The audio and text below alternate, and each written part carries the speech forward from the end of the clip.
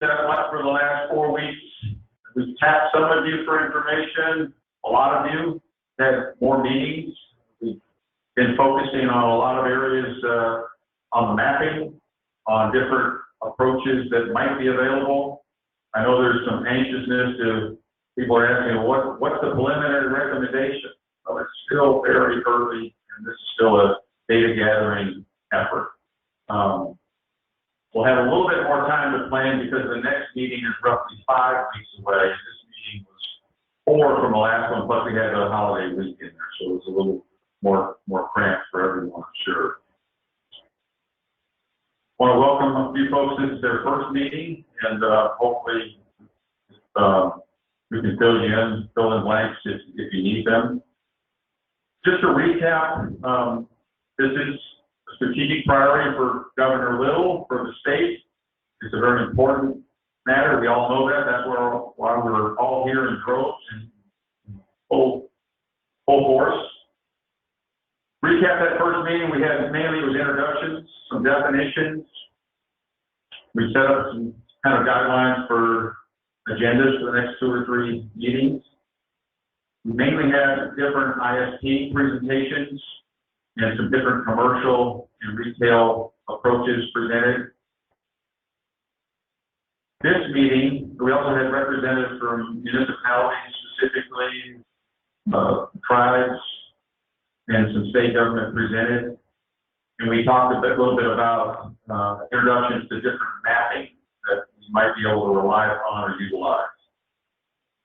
Well, since that time, we've again developed how do we structure this agenda to get more background information about perhaps networks or sources of supply of broadband that aren't necessarily captured by broadband now, aren't captured as their retail opportunities. So we're going to have presentations today by different state agencies or sources like cities and counties present what they have, what they're doing with their broadband resources. So we appreciate jumping into this meeting, looking at the agenda, have city perspectives, and we have different citizen or community perspectives from the Association of Cities and Counties, Port of Lewiston. Then we'll jump into, hopefully, General Ritchie will be here to talk about the fund case and also to moderate the state programs that are existing. Last time we talked about permitting and access, so we've got a section on the transmission and right-of-way options presented by different utilities. And then we'll try to cover the latest on our mapping, primarily relying upon Broadband Now as our source. And I know we've circulated, Jake Reynolds is here as well, and our team, I'll introduce them in a second again, but we circulated our source, which is Broadband Now, which is my zip code, for your feedback to help us make certain that it's reliable enough for our purposes, and if not, how do we improve upon it? And then you'll also see some analysis that we've done with that data to present some of the largest gaps in the state with respect to underserved communities. First, I'd like to introduce our team. Jake Reynolds is at the end of this counter here, or this set of tables, and we appreciate Jake. And where's Matt? Matt Board back here from our team at Commerce. We have James Harner helping us. He's somewhere back here. And then we have Maggie, who's joined us recently in Commerce. So they have helped assemble and put together and done analysis to help with this effort on meeting number 2. And they'll be involved with meeting number 3 and 4. Also, would like to introduce our guests. Will be introduced as they come forward. And why don't we, if you don't mind, we'll just kick it off with the Idaho City's overview. And Jake, are we going to use the presentation or our podium or from the, you can carry this? A little bit of housekeeping. We're kind of having this old school style, this type of work. So if you have questions, please keep me in the mic so the audience can hear us. sure that all questions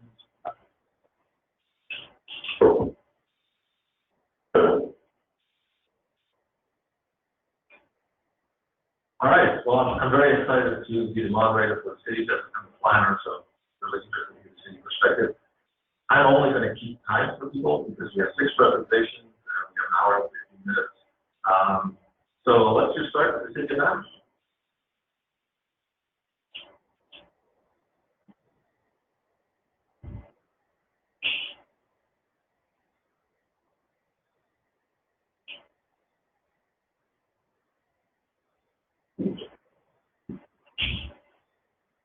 Morning, everybody. I want to start by, first of all, thanking the Department of Commerce and the state for the opportunity to be here and talk a little bit about our experience. But I also want to start with introducing some people that are here with me in the room, if they're aware of who's here. First of all, City Administrator for the and Mike Austin is here. Right next to him is Robert Peterson. Robert has consulted with the city, what we're going to discuss here. We have Jeff Christensen, Internet Networks. They build a software platform that we use for our marketplace. Greg Warner, back there. He's the director for the Bonneville County Emergency Communication Center, who we support. We have 2 of our providers that are available on the CVAM network. We have Jared Stoll with FiberCom and Quinn Whipple with QuickNet. So they're here. They can answer questions specific to things. Again, appreciate the opportunity. It seems like there tends to be some misinformation that circulates about AM. I welcome the opportunity to try and clarify. So I'm going to try and just take this in the order of the questions that I've been given. That's okay. First question we had was, what's your city currently doing to increase connectivity in your city? So, simplest thing I can tell you is we have internet packages to the residents. 15 megs is where it starts. $16.50 a month. We have 1 gig packages for $26. So that's what we're doing. We're affecting the price and choice of the residents. Then the next question we were asked is, what steps do we take? So I realize that based on this environment, we can't see that. But we can make this presentation available to you. There's links, news articles, and other things to support what we've got here. But I'll just bullet point you a few of these. We started in 2009, resolution where we said broadband connectivity is an essential service for us. As an essential service, we felt that it could be met, that essential service could be met with municipal utility. Then we created an ordinance that basically spelled out what that utility would look like, fiber infrastructure. And then we spelled out in that ordinance, the order of which we would do first anchor tenant, CNN, connected all of our facilities. Second thing we said we would support public safety. Then we said we'd support public entities and anchored consumers like the local schools. Then we said we support businesses. Finally, we said it could be used to support the residents. As if you follow the path that we've done since 2000, follow that same agenda spelled out. So a couple of things that we accomplished. We started leasing dark fiber to carriers in 2011.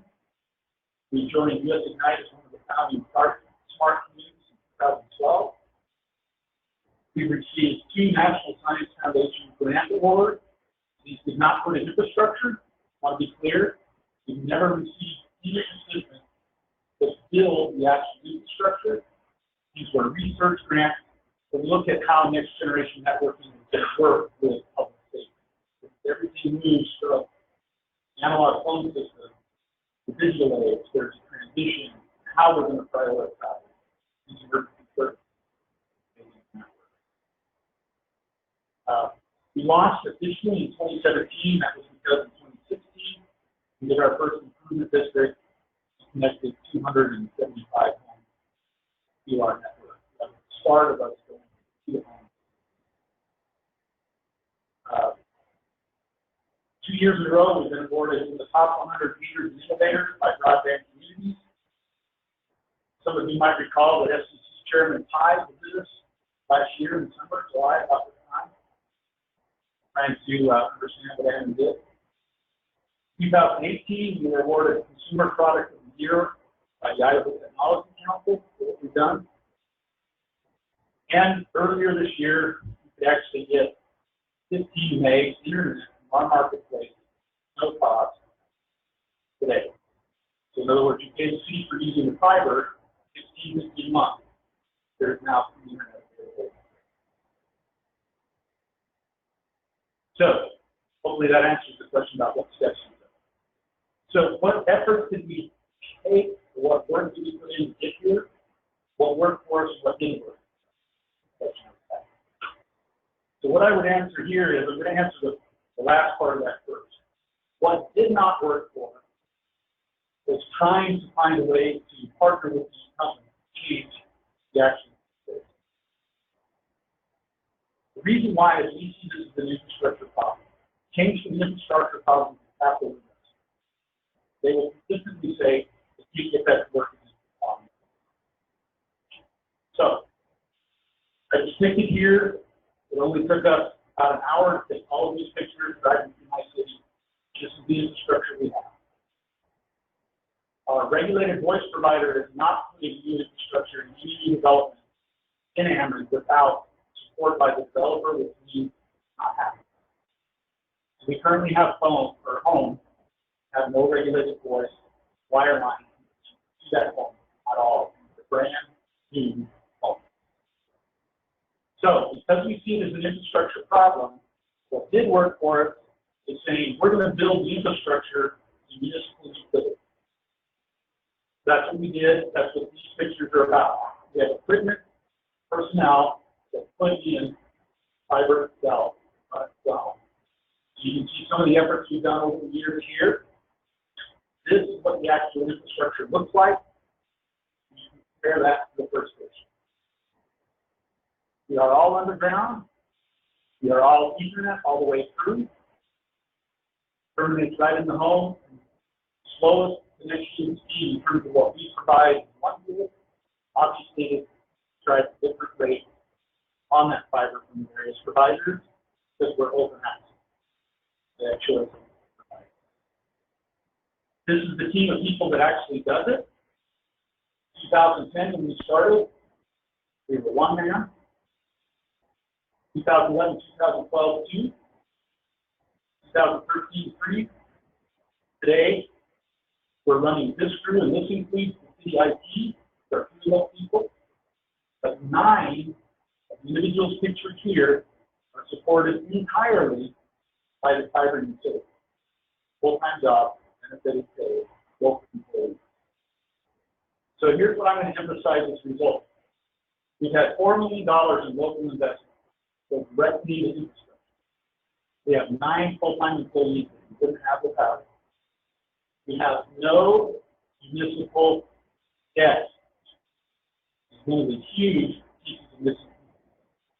Ameren has no debt. Use a local improvement district. The property owners voluntarily say, yes, I want it. We use that improvement district mechanism in municipal bonds to attach to the property, not to the owner. And pay for that over time. So we're talking long time periods of time and low interest rates to keep the price down monthly for the resident. They get a state-of-the-art infrastructure. We've created an open marketplace. We've seen 1 gig internet go from $99, $10 a month, in a period of about 18 months. Property owner results. It increases their property value. You have residents that can't sell their home because they didn't sign up to get fiber, sell the home, they come in and pay the city, install it, add it to the price of the home, because the buyer won't buy it. Decreases their monthly expenses. It provides them choice in service providers. Gives them access to previously unavailable services. And their participation is optional. Our last satisfaction survey shows over 85% of the people that participated in an improvement district and have city fiber would strongly, not just recommend, strongly recommend their neighbors to do the same. So our recommendation based on our experience is to focus on the infrastructure. Focus on the infrastructure. States to create a framework that will support the transition we're seeing, which is that all the services are abstracted from the infrastructure. The infrastructure is a national monopoly, so you need to build it once, open it up to all services. Final thing I'll say is, encourage local investment. The state does not have enough money to fix this problem. Federal government does not have enough money. But our experience demonstrates that local property owners are more than willing to invest and change the outcome if they receive the benefit of that investment. So that would be our recommendation. Thank you very much.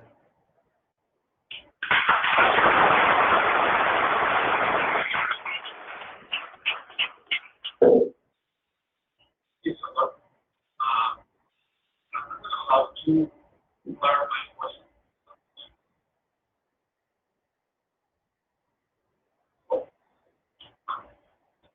Thank you for the presentation. Talk a little bit more about mentioned long-term nature and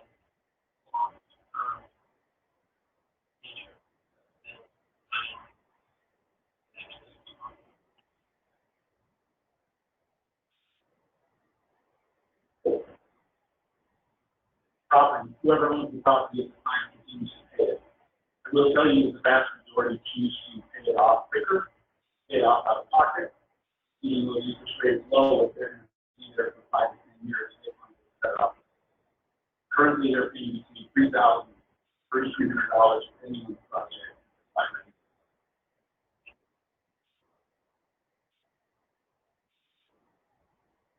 Any other questions? Sure. We have 600, will be just under 1,000 by the end of this year.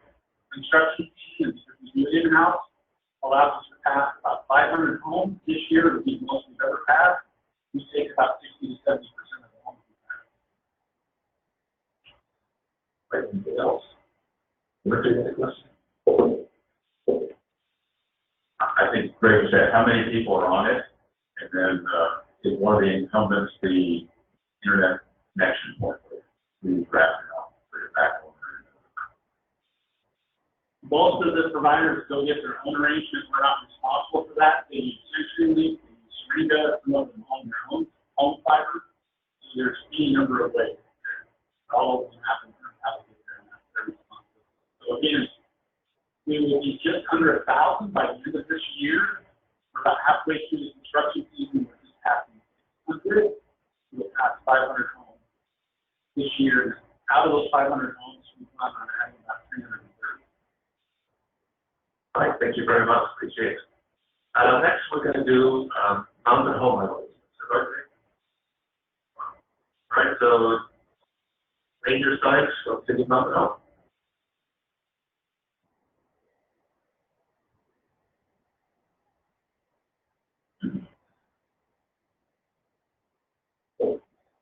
Well, good morning, everybody. I'm Mayor Sykes, Mountain Home. What a great day to be in Idaho. What a fantastic day to be at Twin Falls, right? Man, you guys are quiet. So, I'm Mayor Sykes, Mountain Home, and what we've done is we have followed GM and modern. Modern communication networks are now the fundamental life of the 21st century. Mountain Home's leadership believes the fundamental reasons why cities need to own, control, and deploy open network infrastructure is that municipalities are aligned to implement networks for the benefit of consumers. Additionally, we will keep networks open to foster opportunity, economic growth. All other network operators seek to close the proprietary systems designed to serve the subscribers just enough to make the maximize profit. Mountain Home fiber utilities will provide systems profit just enough to provide the maximum service. Enabling open broadband infrastructure is one of the most powerful ways Mountain Home can enable the platform of innovation for the things that are vital to the future of the city and its residents, including schools, libraries, economic development, public safety, connectivity, connected transportation, healthcare, emergency communications, and smart city applications. As of probably, I think this week, we will be the second city in Idaho to make that a utility in our county. We went out for judicial confirmation. We were awarded judicial confirmation, and we're just following up the last 42 days of. But this week, I think, will be the last of it.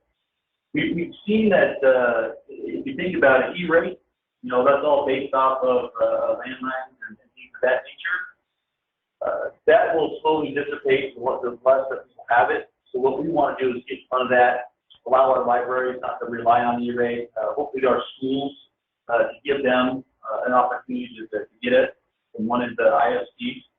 And literally, we truly believe that the citizens own the infrastructure, just like their water lines, just like their sewer lines.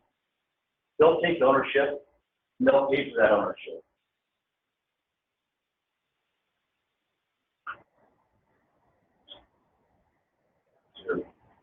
And we've always believed that whoever owns the infrastructure controls the infrastructure. We would rather have our citizens own that infrastructure. And to me, I would rather pay for something that I'm going to own. I don't want to rent. In our citizens, they own the water lines, they own the sewer lines. Why not the fiber lines? We're allowing every single ISP to jump on.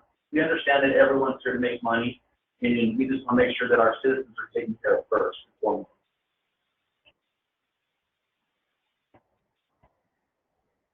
I guess in closing, first off, I want to thank Director Healy and Chase for having this forum and this platform for all of us to get on there and to express how we feel. Since I took office 3 years ago, I've emailed probably, I had my assistants, but all the senators, congressmen, representatives on there. Idaho is land rich. Power for Idaho is very less expensive. Why aren't we going after tech companies? Why aren't we building that infrastructure? Yeah, we're an ag state, but why can't we be technology as well? And that's in my platform. I've asked my representatives questions, and I want to know why we aren't doing that. Not home. We're primed. We're primed for technology. We're primed for a new area of Boise is 35 minutes away. We're essentially located between Seattle, Washington, and or Salt Lake City. So we're ready, and that's been our mission. That's why we've done this side office program. Thanks to Bruce and Robert and Jeff Christensen for allowing us to have the opportunity to make our own destiny. That's why I'm here today to speak on that behalf. I'm sure you guys have questions. First thing I'll say is right now what we're doing is we're only putting fiber optics to our utility water, wastewater, city municipality buildings right now. Once we get further down the road, we have been awarded that opportunity to do an LID with our conditional confirmation. And once we do our DPAP, we'll go out and see who wants it. And the best thing about it, if you don't want it, you don't have to have it.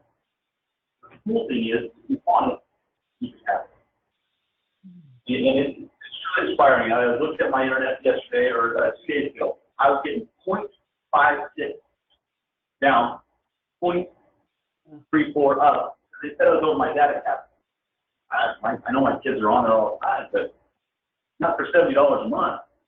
That's wrong. I just want to be able to stream a movie with my wife, and I want to watch a movie. I don't want to have it. I want to switch to death every time you see something. That's not right. If I pay for a service, I will pay fairly. I have no problem paying for it.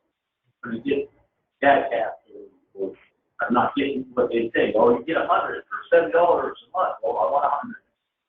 Tell me, give me 100. As a mayor, it's frustrating. We did a survey, and one of the number one things in Mount Home was internet. And as their mayor, I can't look them in the eye and say, hey, I wish I could help you out. You got to call your ISP provider. I want to be able to tell my, hey, yeah, we're not going to get you between 8 and 4. We'll get you in an hour. That's what I'm going to be able to tell my citizens about home. I'm going to give you an hour. When you call City Hall, we'll dispatch our people, and they'll be there in an hour. Not between 8 and 4, because a lot of us, we have a side job or whatnot, and we can't take day off to have our fiber up or internet up or our TVs or satellite. And people's time's worth something. I think at the end of the day, we owe this to our citizens of Idaho. Thank you, guys.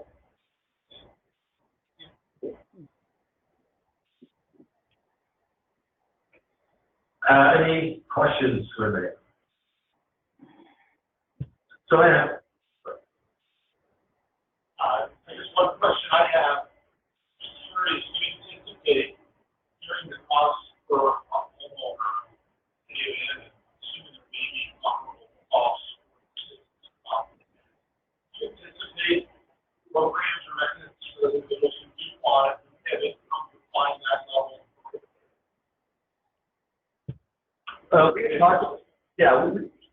There are certain areas in Mountain Home that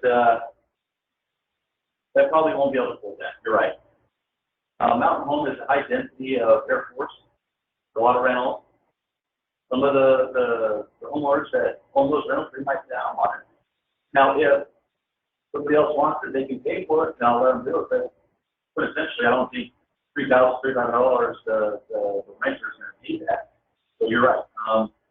But that's what we'll do the heat map. Whatever heat map hits the most, is the first 300, 350 people, that's where it goes first. And if we go to another area, I already know that there's 4 quadrants in my town right now that want it. And they want it yesterday. And I've told them it's going to be a year, 2, 3 years before we can get them. So there's a demographic there that can't afford it. But I was just talking to Robert back there, and that is amazing that for $16 a month, 15 minutes. That is, I would say 15 at my house. That's 100 in a farm. 75, but yeah, I feel you. I hear you. Not home. The Air Force Base is super ecstatic. Not home doing it. We have a meeting with them. Hopefully, here in the next couple of weeks, go out there and talk about fiber. We've already got our fiber building. We've already ordered all of our fiber equipment. We already have our people boring fiber, conduit, all that. Sure. So, yeah.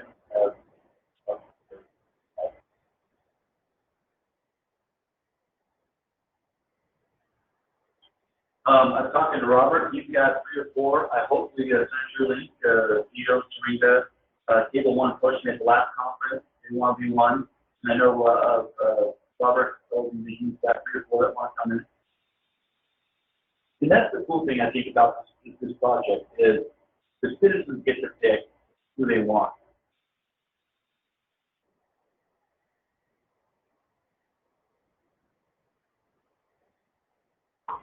There, I think in that judicial confirmation, it talks about you're not getting into the retail side. That's open to others to present for the end point access. Director Tom, you're absolutely correct. The city does not want to be in that world. The ISPs do it right. They know how to test their world. It's not the city's world. Like I said, we just want to be the freeway. We want our ISPs to be the on-ramp. That's not the city's role. The city's role is to fix the freeway at the break, but definitely not be the on-ramp. All right, any other questions? So I have one question, Mayor. So what is your time frame? What do you think, how long do you think it will be? Very good question. We hired our first fiber optic guy, promised me he could have me hooked up in a year. It's been 8 months, and I think I've gone 3 miles. So he is no longer with us, and looking for a fiber guy here. We have come to about home. You can work with this guy at least for hopefully another 11 more months, or at least November. Honestly, we've been telling everybody, let us put our 3 municipality buildings up first. Let's get the heat map going. And then, so right now, the city is paying for the buildings itself. The LED will pay for the new crew that comes on, the put it in their home. But honestly, maybe a year and a half. I will say that Bruce has been doing this 10, 15 years. We've done it in 8 months, thanks to them being the catalyst, them being not reinventing the wheel. We've gone down there. Really quick, true story. We went down there to meet with them, to tell us how they were doing it. We walked into, we're in Idaho Falls. We walked in, they're like, who are you? I'm like, oh, I'm the mayor, not home. And they're like, oh, what are you doing here? Like, oh, we're looking at the fiber. And the lady goes, oh, I love it. I get to pick what I want. She doesn't even live in Hammond. Or she lives in Hammond, but works in Idaho Falls. So my husband and I, we definitely want to stay in Hammond. We like, I want. But they were staunch supporters of the current high-speed fiber once they got on the end. Fiber optic. It's crazy to hear the citizens talk about this very project that Hammond's doing. You can see that they're just so happy, you know, and when you're paying for a service, you get that service. Your citizens love it. Amazing stuff. All right, thank you very much.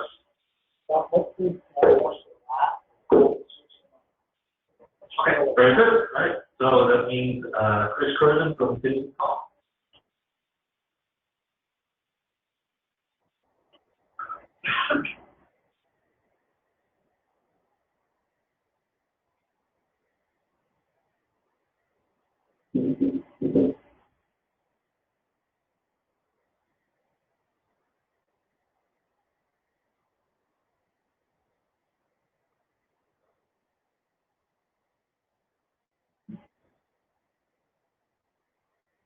Just wanted to show you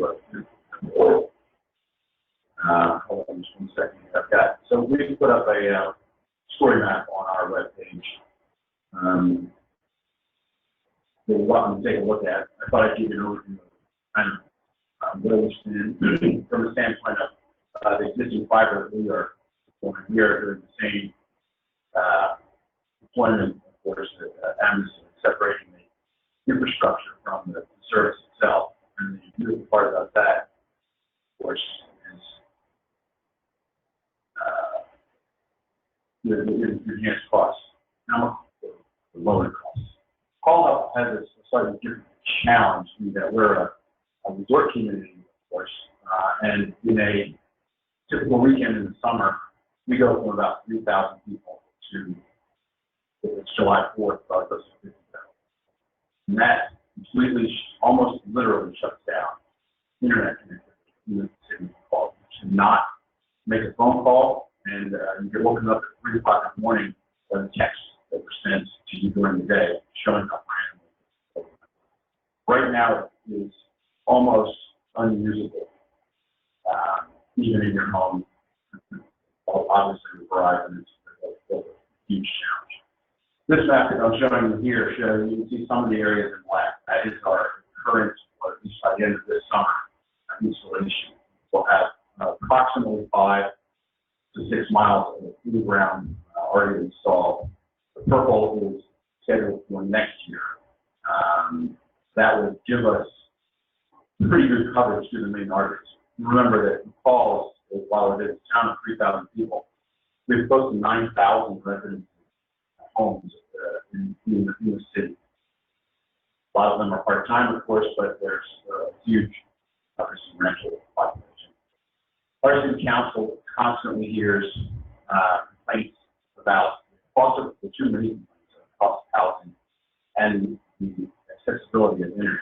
We also are struggling with, we have one true CLEC in town, as well as one cable provider. That's our entirety of selection criteria. Currently, we get about 100 by 15 off the cable provider, and that costs you around $60 a month. We're relatively new to the whole project. I stepped into the role as IT director here just under about 8 months ago. We started working on this project last year ago. We're hoping to, at the end of next year, deploy our first some trial homes. We're going to do a small trial first. Our biggest challenge right now, of course, is the mile. We are 100 miles in any direction from anything resembling a city bigger than us. So getting the middle mile for us is a true challenge. Small town, small world.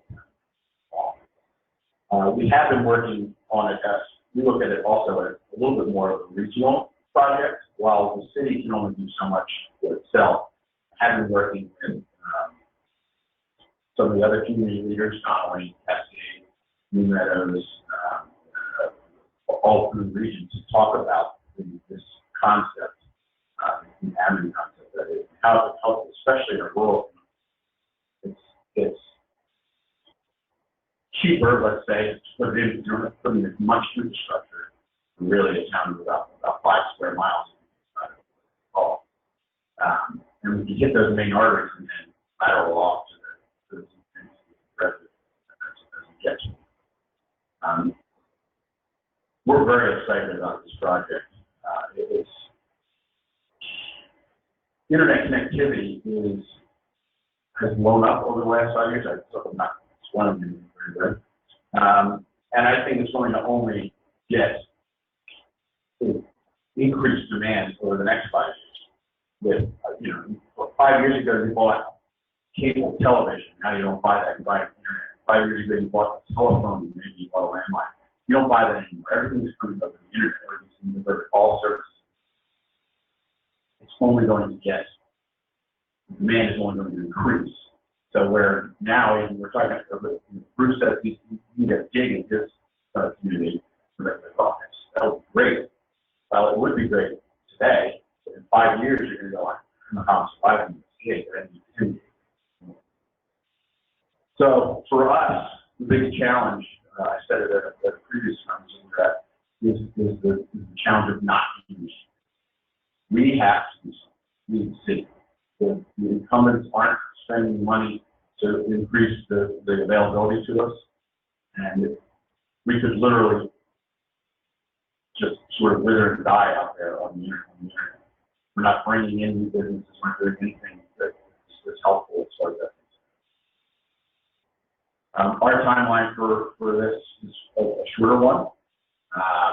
Like I said, we started about a year ago to deploy my first trial connections next summer.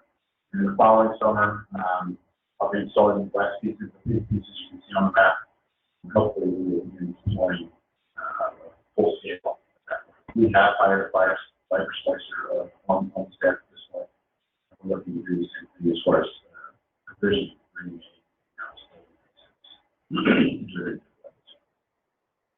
Anybody have any questions?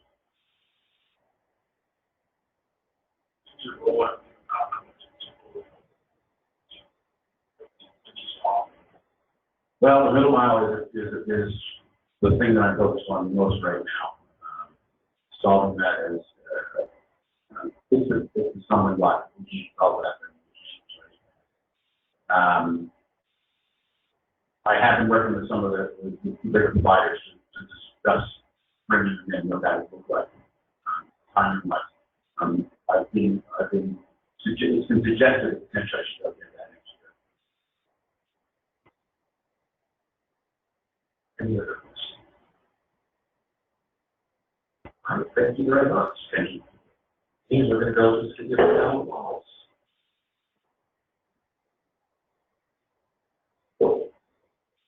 Okay.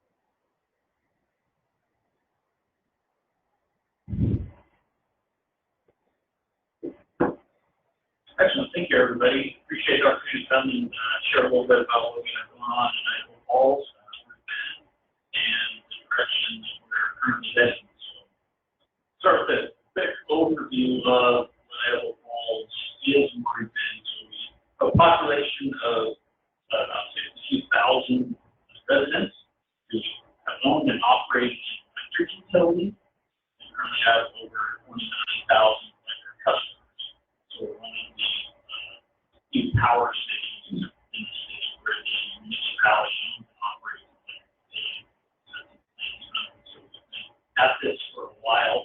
also an operating fiber project, and uniquely situated with that. We first built fiber connection in 1999, and that was for some limited city and county buildings. It was successful, and we're also connected to substations, currently also electric infrastructure.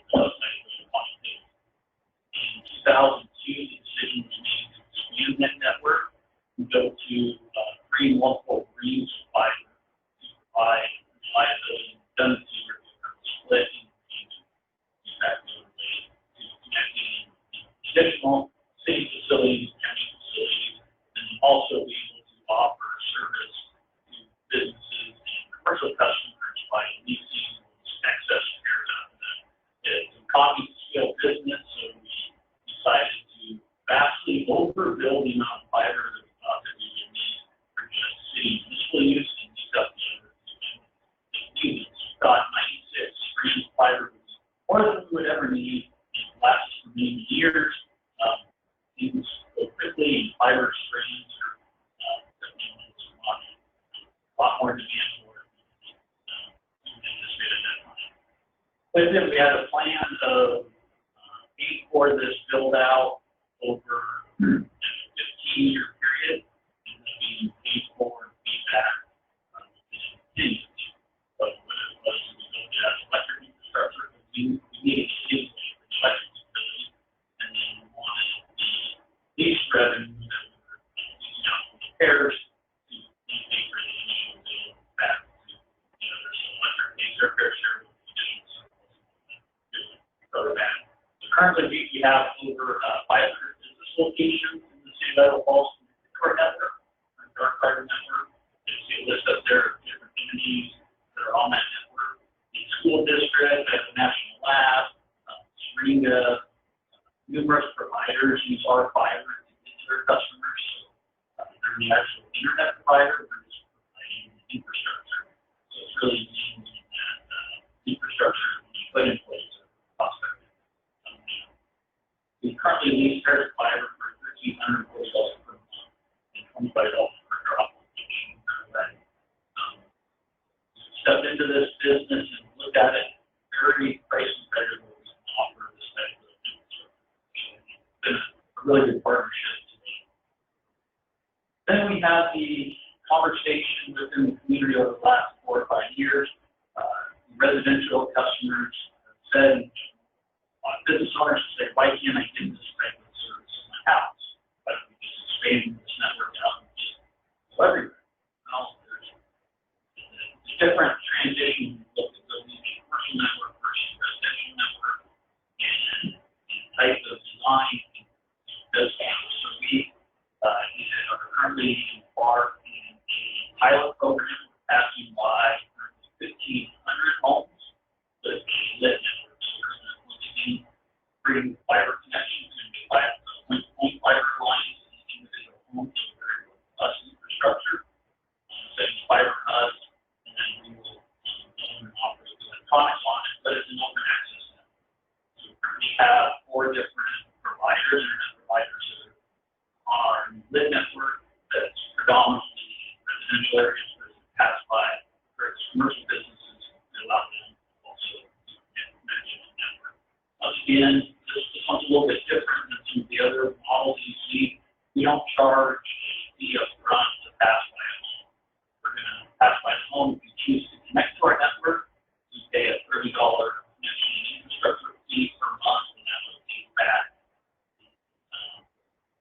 Idaho Falls Fiber for the infrastructure connection, and then we'll go out to the internet provider to provide that internet service, and then through that, there's a recovery mechanism that internet pays to pay for all down operation. So the broad principle for our motivation was people in the community saying we need better access, we want the ability to work from home, the ability to graphic designers, you want to live in this older area of town, you some of the newer areas of town, you get the broadband access, and looking to do that. We felt that we could find a way to drive down the cost of electric utility. Pretty good at putting stuff, poles, and stuff in the yard here at access points. We're really finding ways to drive down these costs. Our principles that we stay with us expanding to residential areas is focusing on that public-private partnership.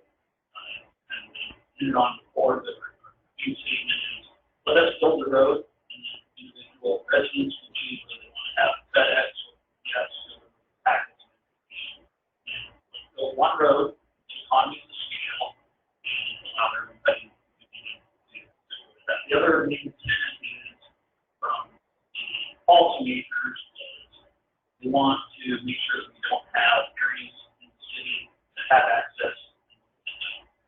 So the goal and expectation is if we report past this pilot residential area, see like the network is expanding that everywhere throughout the city is used to that and go try and drive down that cost where it's but there's not areas that can afford it versus not afford it that past pilot happened.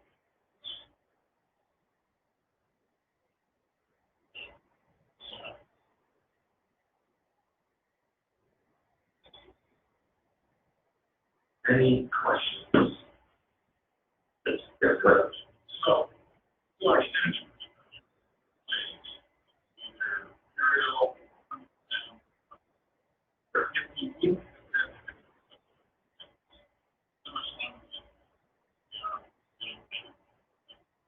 Right. It's a tough question because I didn't look at the other supposed to case. I think for us, what we found is to be able to use our existing overhead power infrastructure to get through certain corridors. We can build that out in a matter of months, whereas if you're doing virtual boring, you're looking at 8 years. So we can accomplish for footage in a couple months. It's a lot longer. You're in like 3, 4, 5 times.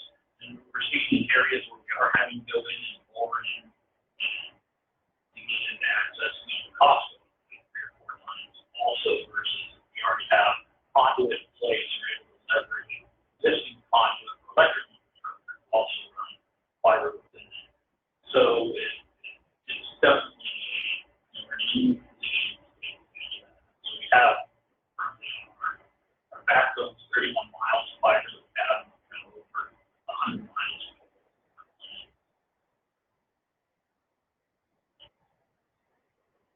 There, if you could just talk a little bit about, you'll make the connection to that household, and they start paying all the dollars a month. So you're in essence putting that investment somehow front for them, for that cost, and getting back. Right. That's an investment, sort of the operating surplus. Existing infrastructure that's already been paid off. Correct. And then we also have a strategic vision where it's coupled with our electric utility. We're going to keep vital pulse fiber within the electric utility because as the electric grid is work, we have a connection to our ability to connect all the home residents in the area, which is strategic for us to do home automation, next generation metering.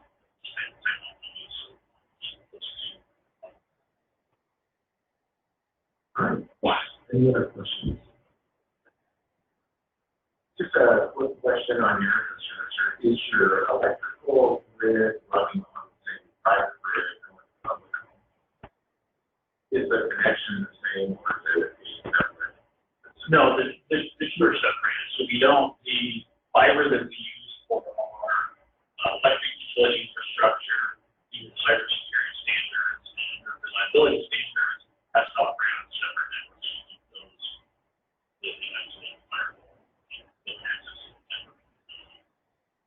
Right. Thank you very much. That means we're going to the city of Emmett. Hello, everybody. Thank you for having us today. My name is Mike Smith.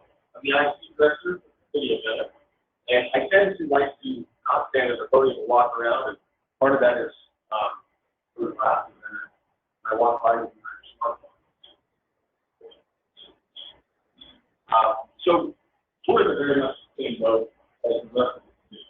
I'm not going to spend a ton of time talking about KT Waterford, right? But we'll talk about a little bit of where we're at, where we come from, where we're going.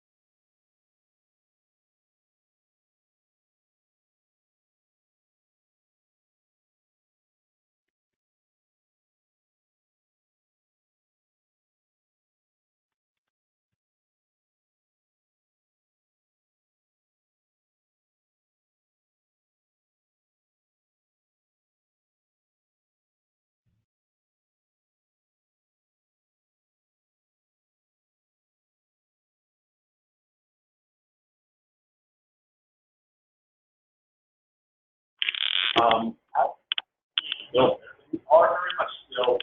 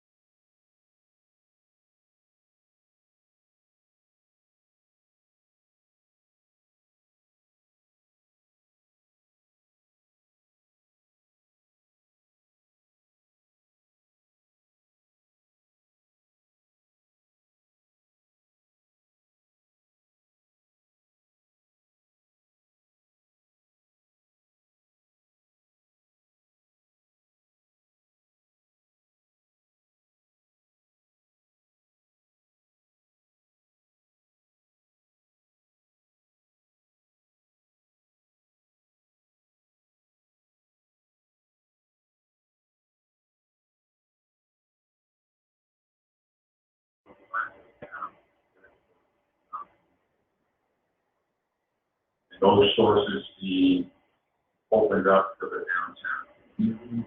There's infrastructure like falls over the No, it's that you would be open to, like I said, we're following a lot of the exact same models that you've heard of. We build the infrastructure, do all that,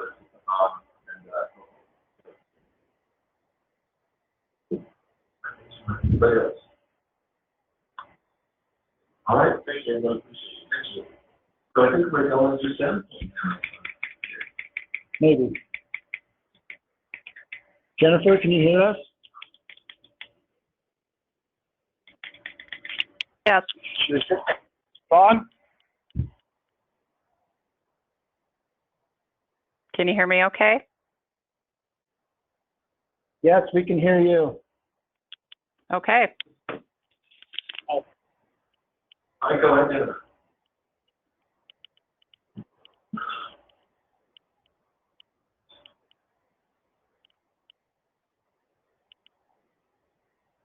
Jennifer, can you hear us? Yes. Are you ready? Yeah, go for it, Jennifer. I'm going to try to show my screen and hopefully does my screen come up okay? I believe so. Yep. Okay, perfect. Good morning. I'm Jennifer Stapleton. I'm the city administrator up at City of Sandpoint. And we began implementation of our fiber build out in Sandpoint approximately 4 years ago. And I think the best way to describe our model up here is in a very broad sense. I would call it a partnership model. It originally started as a partnership between governments, specifically in our case, the city and the county, where we were looking at working together to build a dark fiber infrastructure to provide improved connectivity both between our entities and to our entities. And along with building that infrastructure, we made the determination at that time on the city side that we would also simultaneously build a dark fiber infrastructure to support economic development, to try to attract new providers to our area and to increase competition to bring higher level of services as well as to bring our costs down. Our model, in terms of the broad sense of partnership, I would say has since expanded, and our partners really in our broad efforts include now we've done partnership working back and forth with infrastructure builds, dark fiber connectivity, which included economic development connectivity with ITD, and we've expanded to partnerships with the school district, the other kind of our quad cities around us, private entities, service providers, and also Avista utilities. In terms of the business model that we've used at Sandpoint, there's really in essence two different business models for fiber. There's been a lot of discussion this morning about more of a municipal retail model. Others have used a wholesale infrastructure model where it's municipal owned infrastructure that then is leased out and built upon by service providers. And that's the model that we've used in Sandpoint for a couple of different reasons. This was a bootstrapped effort on our part. We were funding our fiber build out with our general fund dollars. And so we were looking to keep our public costs down for the infrastructure build out. And also we didn't want to get into the business where we would be competing with any private providers. So we have both in our area the direct service providers, but we've got other providers who really, they specialize in building out infrastructure, and the backbone of their business is leasing it to the service providers. So we did not want to, as much as possible, be in competition with them. In terms of our model, where we start to get a bit complicated and I think tend to be different than many other entities is our build out of our wholesale infrastructure includes our initial approach, our phase one, which was a dark fiber approach, which then we ended up moving into another model that we've got through many of our areas of town, which is a conduit leasing model. And in that model, we have Maxell sleeves that are pulled through the conduit. And essentially what we do with service providers is lease them a sleeve. So they pull their own fiber through a sleeve, and they're using our conduit to keep their construction costs down. And we are moving into now a third phase with build out as part of our downtown revitalization efforts and construction efforts downtown, where we're using a multi-path conduit, which will have then their microducts, and we'll have the microfiber pulled throughout our downtown core, both to provide us the capacity that we anticipate will be needed in our community for the future. We're trying to build out at least a 50-year model, but then also will keep us from having, once we've got our construction complete, our roads torn up. So in our areas where we have, in our prime downtown core where we have our multi-path conduit, we are not allowing any new providers to build out their own infrastructure in that area. So we are not issuing encroachment permits. They've got to use the city-owned multi-path conduit in our downtown core area. We've developed rates for each of our different leasing models, whether it's IRU or an annual lease on our dark fiber. We only do it on a lease basis with our conduits, both our conduit sleeve as well as our multi-path conduit. Early on, when we started building this, we were doing it through the dark fiber build out. I joined the city actually about 6 months into the start of that occurring. And one of the challenges that we ran into pretty quickly when we were looking at how we were going to maintain M&O and what we were going to do in terms of developing rates for our model, it became clear pretty early on that we needed to engage the services of an independent consultant that had experience with rural fiber, rural connectivity build-outs. So we issued an RFP and ultimately ended up contracting with Design 9. And their role really has been to help us develop our business plan and also our rates.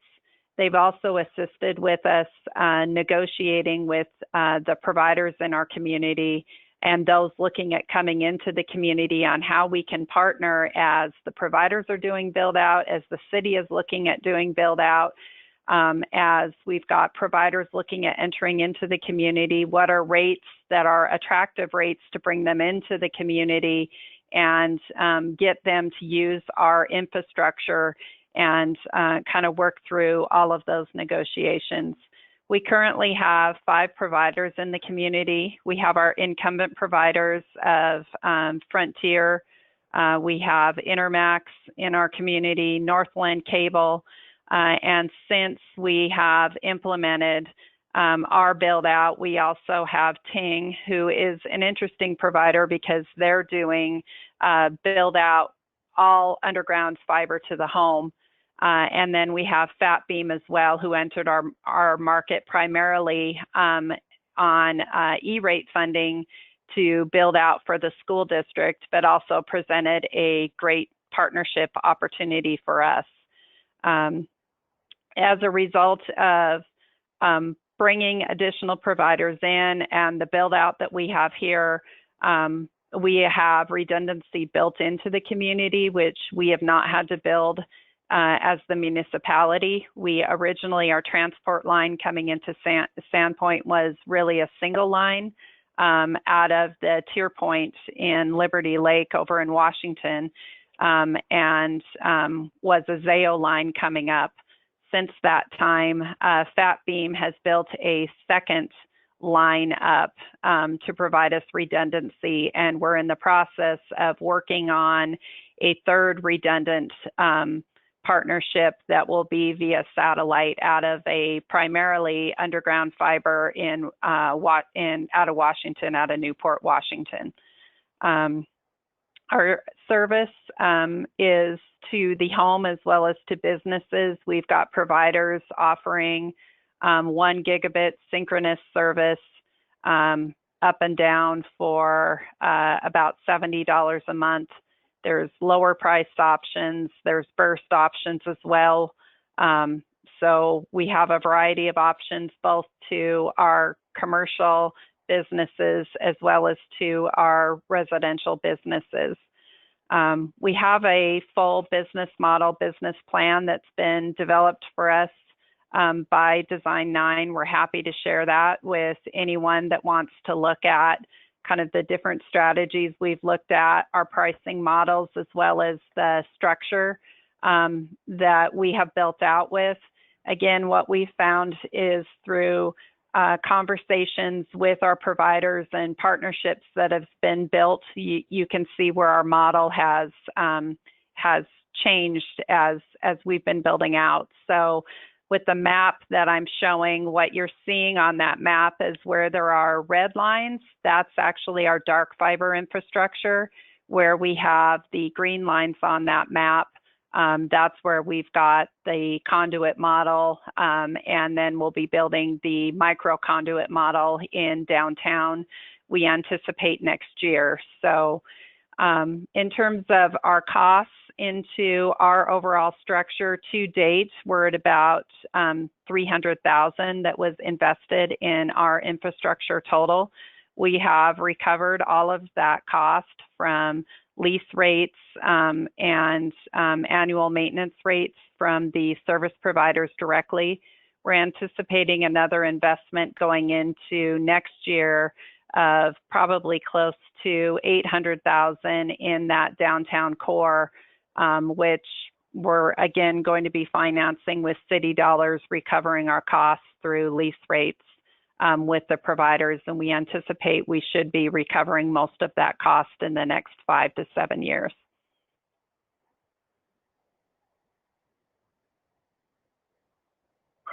Thank you very much, Jennifer. Anybody, any questions? Jennifer, this is Tom Keeley. Good to hear your voice again. I know when Jake Reynolds and I were up in Sandpoint a few months ago and listened to you describe your development in this process. Just again, started out with almost no debt, no LID, no judicial confirmation that I'm aware of, multiple providers. You basically started from scratch, I guess. So this represents, again, a different model and an additional view at how to build out. Can you give a sense of how many people will come on the system, consumer, retail, not consumer, citizens, retail, businesses, over where it was 2 or 3 years ago versus today and within a couple of years, just the size of this expansion?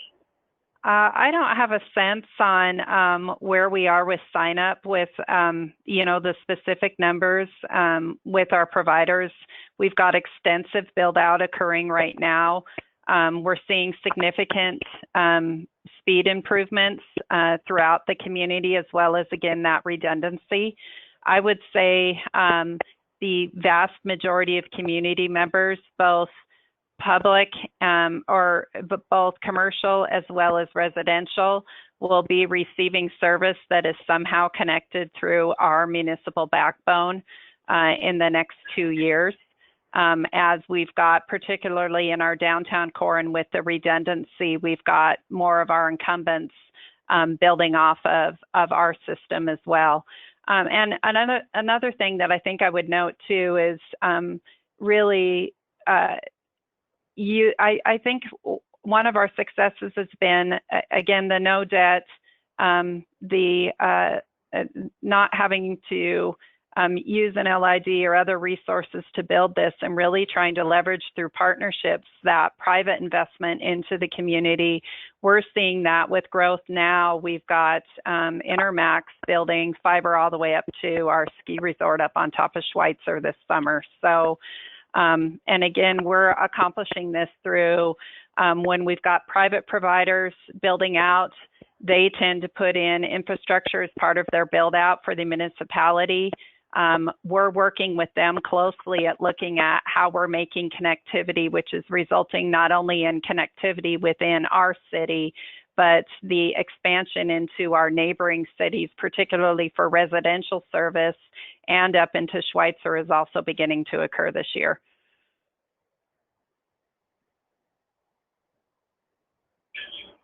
Thank you. Any other questions? All right, thanks, Jennifer. Thank you. Thank you for the opportunity. So I thought my biggest challenge was going to be to keep everybody on time. Okay, so I made a couple of notes. So I think what I've learned is that there's different business and finance models, but they all use some kind of partnership. I heard a lot of it's out clear, separate infrastructure from service. Need to prepare for future needs is what the mayor said. I think that's one. And then the last one, I think, that takes care of the middle mile. I was really interested because just to post that. I think we have one other question to people that are here. What would you do differently? What was your biggest challenge? Is there something that you would do?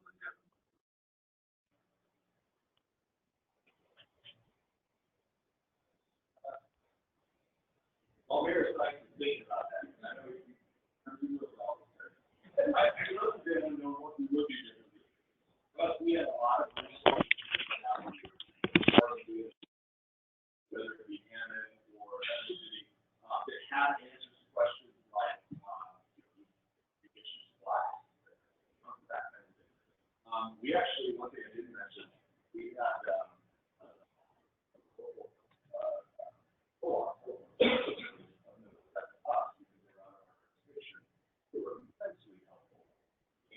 asking those very questions. What have you guys learned along all the years? So fortunately, we have some moves along the way when you're first getting into the construction of it. But I don't know that that's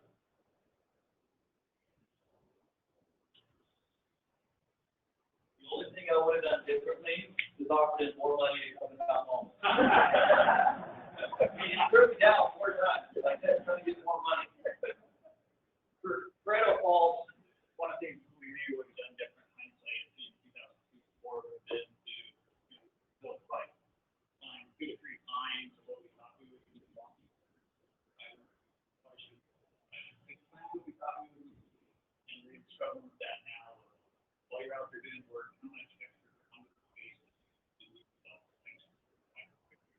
Start looking at IT deployment.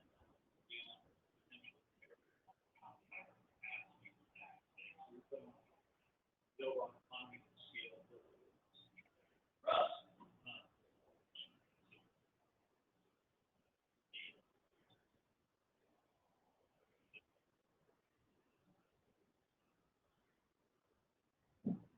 All right, thank you very much. Anybody, any other questions? Well, that means that I think we have 5 minutes for a break.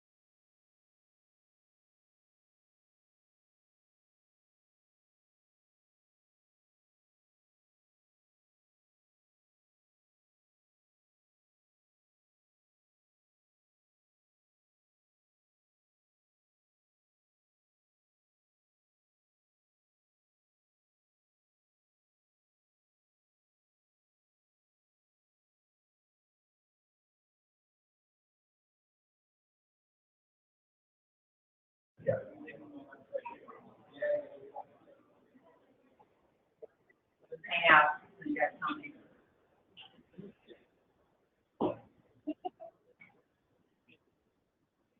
Just give a moment here for Director Keith.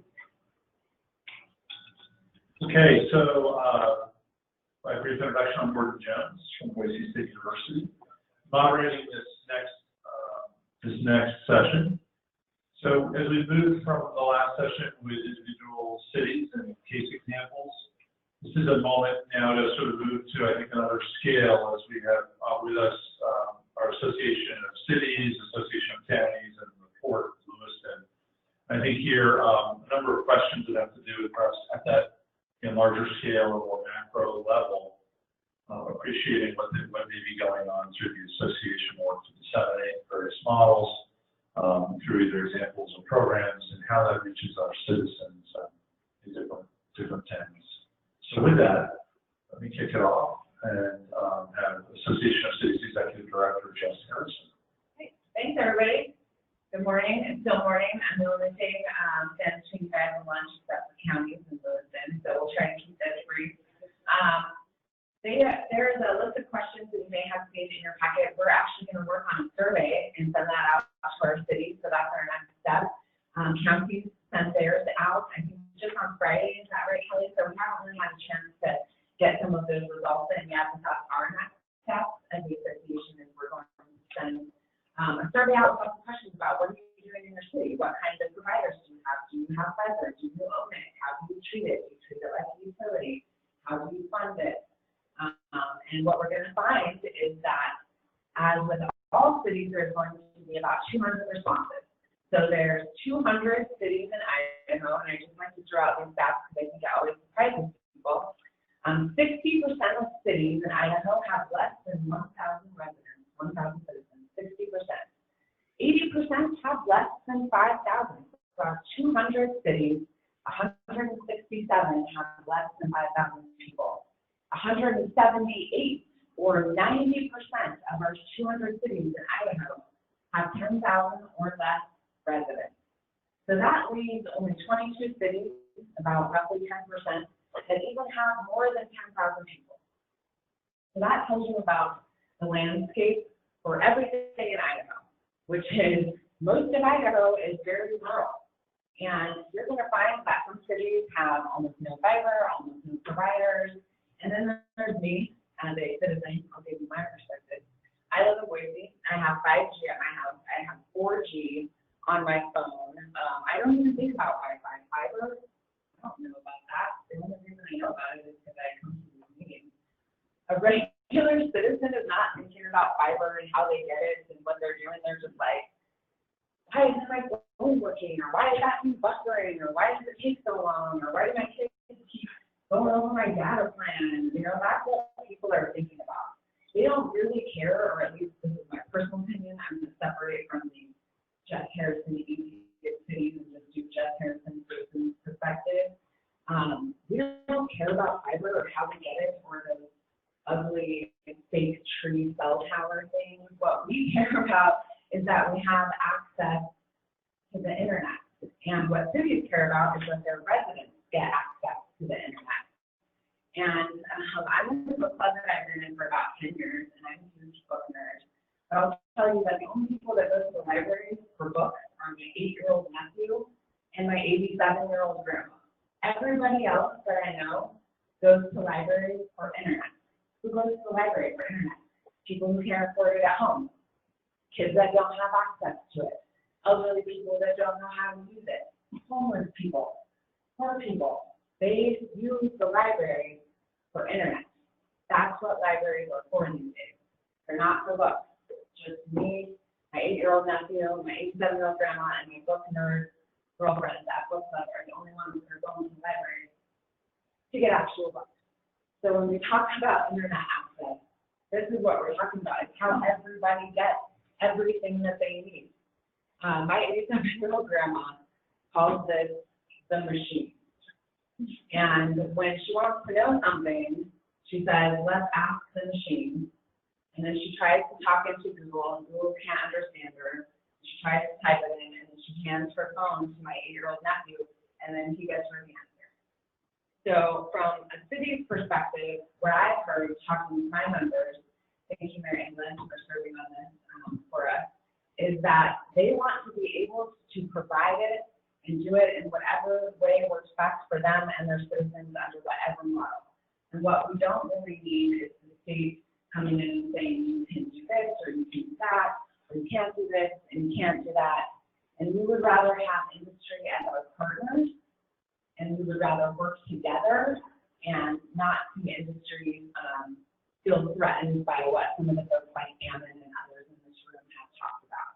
Because what you see working there, at least what I heard from the presentations before, is that what works is public-private partnerships. What works is using local resources, leveraging local dollars, and then maybe getting some assistance on the funding side. So that's kind of what I had to say, and I'm happy to take questions or anything like that. Any questions? All right. Kelly. Oh. Other than are there more cities working?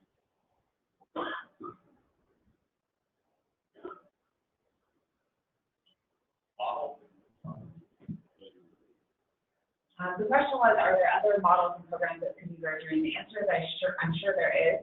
And so once we finalize the survey questions, because we want it to be detailed, like how are you funding it? You heard some use LID, some use property tax dollars, some use other things, standpoint. So what we're going to try to do is create a not too long, because no one likes to take long surveys, but a reasonable length survey that will ask about that, about do you have programs, do you have providers? Because we're going to have some cities that are like, we don't have programs, we don't have providers, we have nothing, we're super rural. And when Kelly talks about counties, I think that's also a real challenge for them. We're going to share with Jake and the entire task force the results of our survey directive.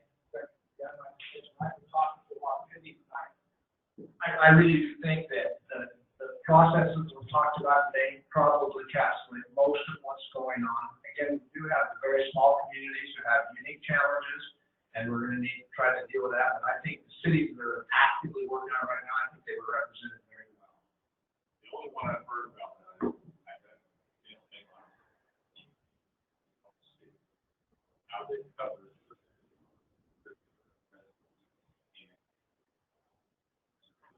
All right, I will ask for them.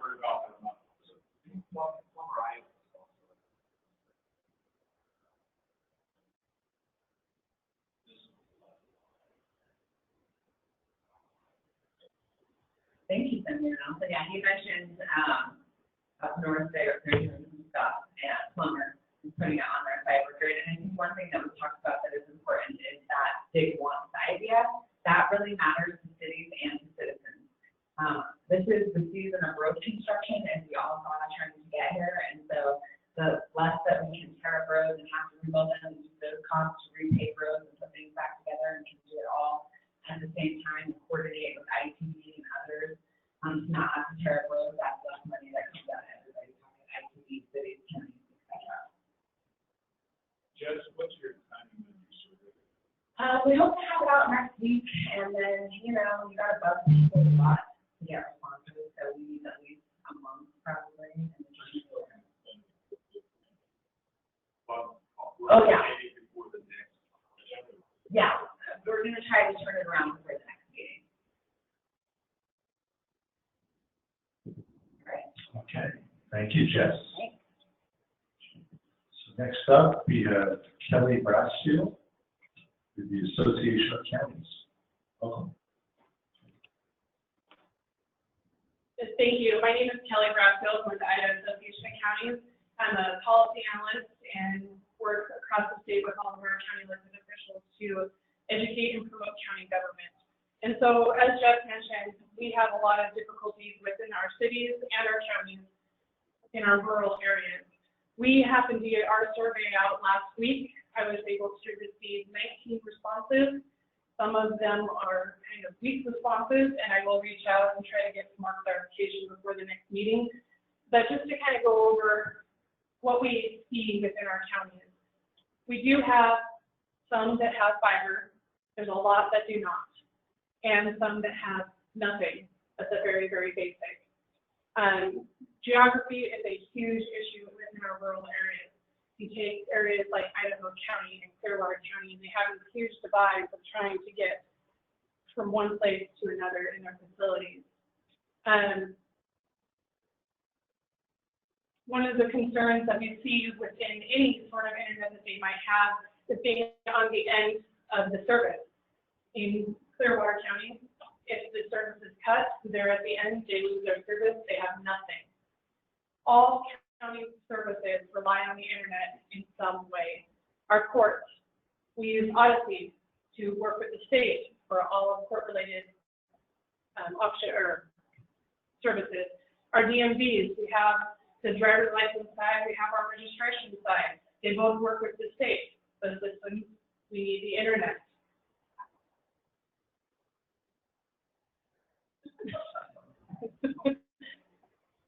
Our attorneys, the Public Defense Commission is working on a reporting system that they will have to use. That'll be a team for data research. Our law enforcement, we have interstate programs where our law enforcement accesses it for looking to see if individuals have felonies or misdemeanors or just their background in general. So you can see that all county services utilize the internet in some way. Costs. In our rural counties and all counties across the board, unlike cities, we have levy caps. So our services, a lot of our services are capped at what we are able to spend at this point. So talking to cities are leveraging funds to put in the infrastructure and getting that money back. We don't have that capacity. So looking at resources to utilize in a system like Ammon, we would have to look for outside funding unless something changes at the state level. A couple of successes that we've seen. FatBeam was able to utilize the state funding to put in fiber off the middle line through the Boundary County School District. Huge success up there. Another success I would call, not quite done yet, but in District 2, one of my more proactive districts, they have an interoperability group. And it encompasses all of their counties, and it's their IT directors, emergency communication people. And so they're working to find ways to leverage current resources to get all of their counties connected. And what they do is they talk about point of presence. So in each of the counties having a point of presence, and it's usually a sheriff's office or emergency communication center, and working from there to partner with health, state agencies, and other resources to leverage those resources in getting fiber in the ground to connect their different respective areas. When we look towards the future, I believe that District 2 for us is a great example. In listening this morning, I can tell you that counties at the association level, I've been here for 3 years, we're behind the curve on all of this. We have not talked about it in our association meetings as much as we should, and there is great opportunity for education on what is out there and the models that are being used right now. So that is something that I will take back to our association is future meetings, being educated on the models that are available, bringing in our city partners, because we partner a lot as locals to make sure we get things done, and see if we can't utilize their models and extending out. A couple of other items that we can look at is future legislation for allowing either tax credits or grants or other than just school districts. The Broadband Infrastructure Improvement Grant Fund is for education uses. There used to be a clause in there that would allow other services or contracts to tap into that fiber. That was removed as a security issue, understandable, but this is something that we can look at for future. I'm new to broadband, so that is all I have for you today. I will definitely have more results and nitpick at my counties to get more information on what they actually have and what their needs are, and if they have any models to share. Kelly, questions for Kelly?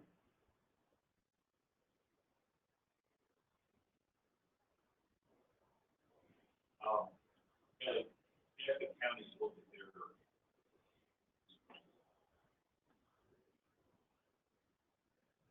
they giving them opportunities to tap into the source for restriction? Each city, each county is different. As far as tapping into existing resources for, you know, the schools and like the hospitals and libraries and that kind of stuff, it really hasn't been talked about yet. As part of that survey that we're working on. Like I said, the majority of the 19 responses I got were one-word answers. So I have to go back and pull teeth. So there's probably a lot more information out there than what was gathered over the weekend and for today's presentation. Doug? I'm just curious on the surveys, was there coordination between the association state and the association county? So I believe that there is something between the questions. I actually didn't put the survey together and received it from Jake, the director. I added a few into it, trying to just kind of clarify a little bit, but the questions I'm guessing are probably very similar to what the cities are going to find out. The base was the same. Kelly, let me ask you a question. I heard you mention here, and I want to make sure maybe you unpack it. Think about the counties, the posture of the counties. Are they as focused or as educated? You said they weren't as focused or educated or priority. Was it on connectivity, or was it more about the options and the models that are out there, or something else? Could you unpack that a little bit? I would say probably all the way around. In my 3 years, I got an email here a couple weeks ago about broadband. I mean, I heard about broadband and, that it's an issue across the state, but as far as an association goes, I would say we're lacking on all fronts for education and what those models are. And they're not, as far as the responses I got, I don't know that they're necessarily talking to each other to share what they've already done. So we have a great opportunity as an association to bring back models like Ammons and the others to see if we can't extend those into our county services. Can you explain to this group, I don't think everybody might understand how cities and counties have their annual meetings, who goes to those, what kind of breakout sessions you have, maybe how broadband can be a part of that, maybe guys who want to come to. Sure. So you asked about how our structure for our association works for our education. We have 2 conferences a year. We have affiliate conferences in between, but as an association, we have our annual in September, and then we have our midwinter conference in February. The annual conference really is to move forward our resolutions, which will be in our legislation later. But between both of these conferences, we have a lot of workshops. We have general session workshops, and then we have breakouts as well. And we could do a full general session with all of our county elected officials, so it encompasses everybody in the county. And then we can also do our breakouts for those that are really truly interested in the issue, and it will put forth more time to finding solutions. Yes, Mike. For those who don't know me, I'm Mike Fitzgerald, Service Chair, the IAC District. But I can follow up on with respect to how we meet. This District 1 is one of the tightest knit groups. We have weekly legislative calls and legislative session. We also do meet quarterly. We initiate quite a few key ones to folks as they affect us. With respect to broadband, no, it has not been. Yes, with it not being a major topic, knowledge. However, we do recognize that through a lot of the statements of the programs that require broadband security. So the dialogue and conversation has elevated to the point where I see recommend we sit on this so that we communicate to the larger groups. So to say what's going on is starting to become part of it. If I could just follow up on that. One of the other educational pieces is what you mentioned is our IAC districts. We have 6 districts across the state.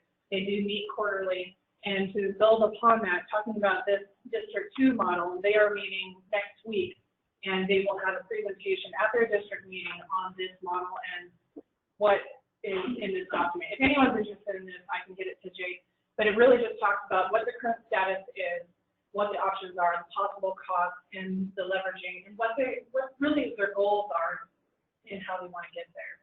So this is something that we can take to each of our districts and say, hey, here's a base model for what you can look at and build relationships within your own district. Great, thanks, Kelly. Jake? I don't think it was hit on really with the Association of Cities and Counties, but with those district meetings and at that level, do you guys get involved with any permitting aspects or any right-of-way discussions with policy teams or commissioners and counties and city representatives that are issues with right-of-way issues? So you mean in like a general discussion type of? Does that stuff come up? It Does does. the association helping with those things? It does. So we do have general discussion within our IAC district meetings, but this last year we've implemented, and our county elected officials really like having 2 hours set aside during each of our conferences for roundtable discussion. And a lot of those we bring back whoever the moderator is, which is a county elected official, will take notes and bring back the highlights to us, and we will try to implement those topics as workshops in future meetings. Sorry, Jake.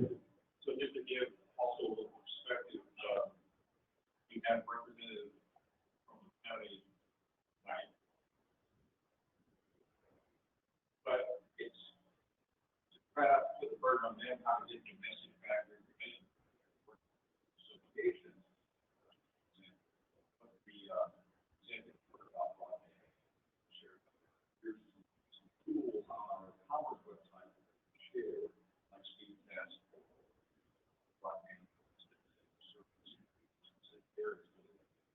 Leverage this task force through the association out to the cities.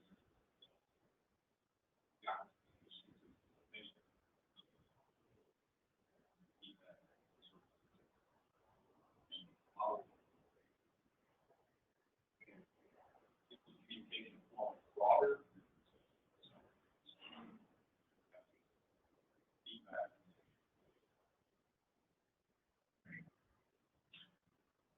Sure. Kelly, Tara Tui with AT&T. My question was along the line of what Jake brought up about right-of-way, and hearing you describe the process with the association meetings for setting aside discussion for workshops and then trying to take it back as best practices. And I think that's a really great process that you have, and wondering along the lines of, things that this group has been talking about. I think permitting and right-of-way issues for broadband providers are very important, and as we are talking about rolling out 5G and also with just about this in the past. But those issues are, going to get more pronounced, I think, as we're moving forward with 5G deployment, for example. And so I think there would be a lot of interest from the wireless industry in working with you to try to talk about permitting and small cell issues, especially related to right-of-way and sort of best practices we've seen in other places. And if that's something that's of interest to you, we'd be happy to work with you on that. Absolutely. Any providers that have come across our county, we run into issues all the time. It doesn't matter which department of the county it is. I mean, a great example is, Land and Title Association. We often see that we have very inconsistent processes in our county clerk's offices for recording. We had to fix that. So if there is something that we can do to help make it more consistent across the state, we're definitely willing to sit down at the table, figure out what the problem is, and see where we can go. Okay, thank you. That's good. One more question. And then I'll answer the next statement. Willing from that perspective, might even help out. I think that Carol was talking about the service provider. Maybe there's some things to see if you want to go outside. Perfect. Thank you. move on. I'm going to invite up Shady Events, Fort Lewis.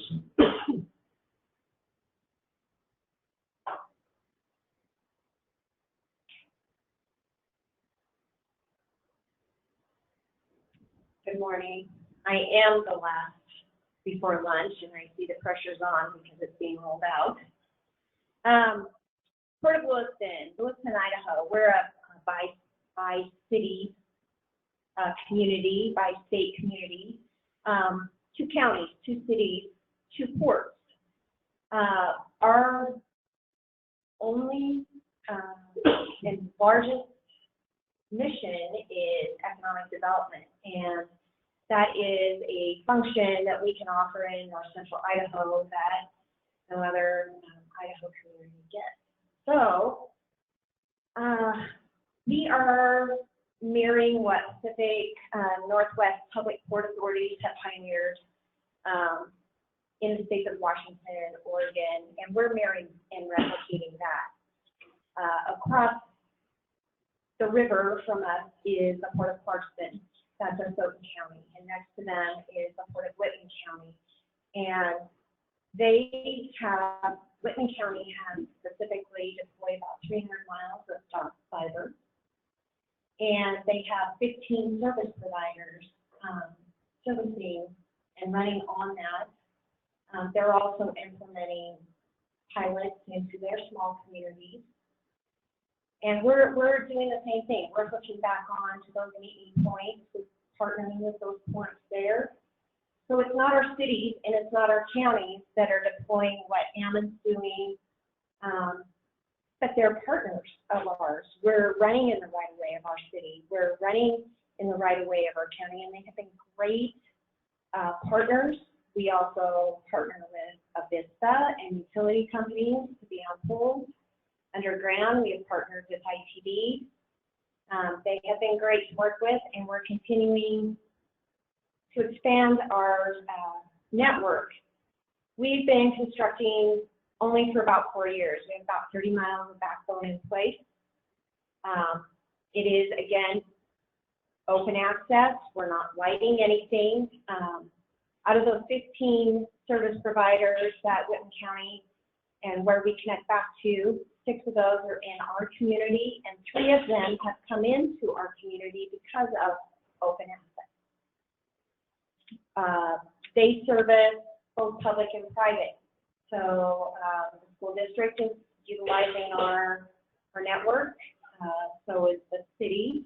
So is private businesses.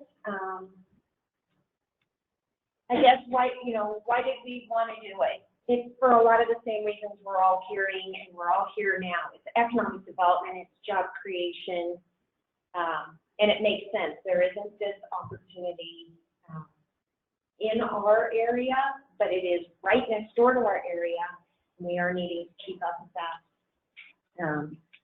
Some of the people that you've heard from today and last meeting, Idaho Force Group, you're in our area.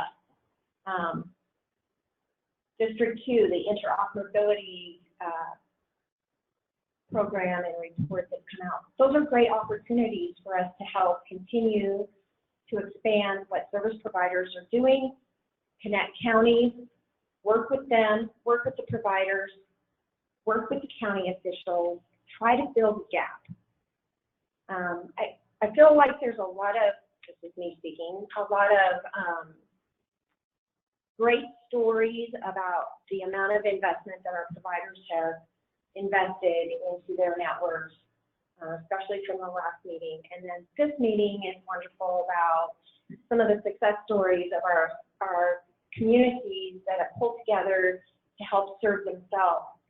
I guess the gap that we're all seemingly coming back to is that middle mile gap.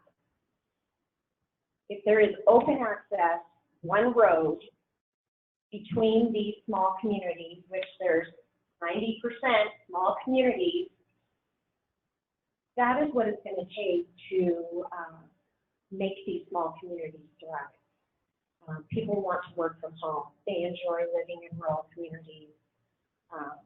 And if they fail, then the next size up in communities are going to start families too. We feel that's where our role is.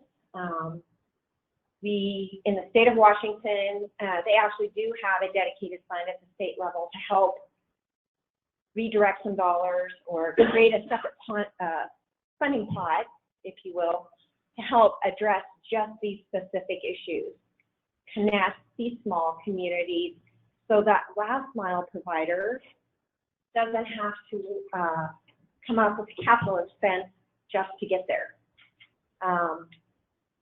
It will have a, you know, we understand what service providers are up against as far as short-term return on investment issues. You know, if the public sector could do open access and connect these communities, I think there's a lot of providers that are willing to help serve these smaller communities, whether it's wired or wireless, depending on topography. And I guess that is really all I'm going to say at this point. I feel like it's all been kind of hashed out right now. So if there are opportunities where we can help work with you statewide, in District 2, at the Lewiston level, we are looking for partners. We will visit with you, and I think it's the best flexible solution for public dollar impact. Thank you. Thank you, Jamie. Any questions for me?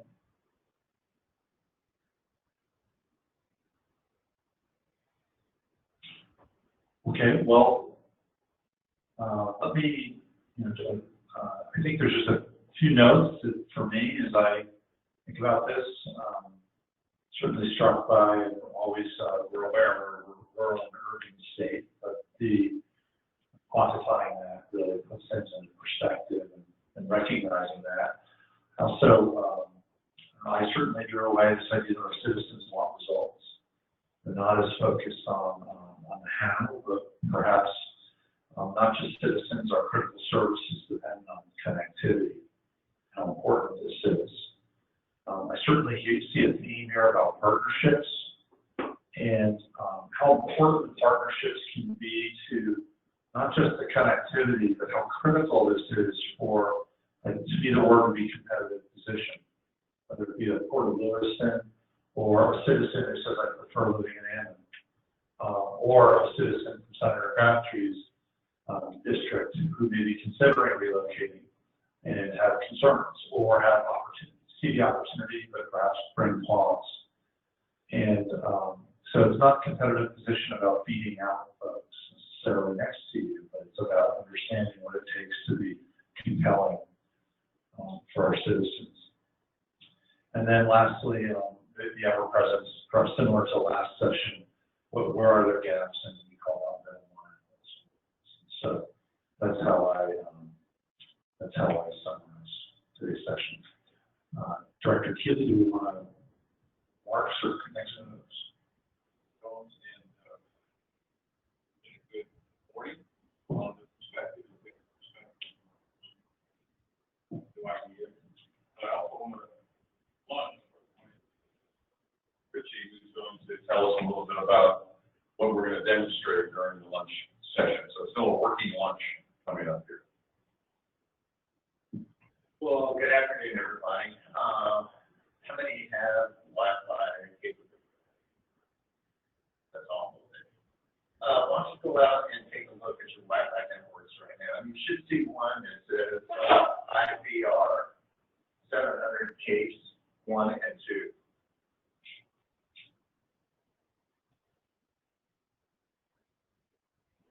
You see that? Okay, so the password is ASDF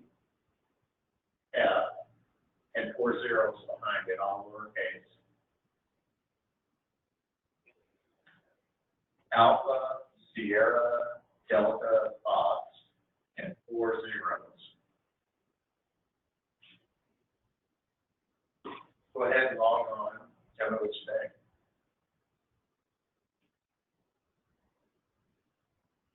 As you can see, the signal strength of the case Well, there's two different cases. There's the 2.4 and there's the 5.0.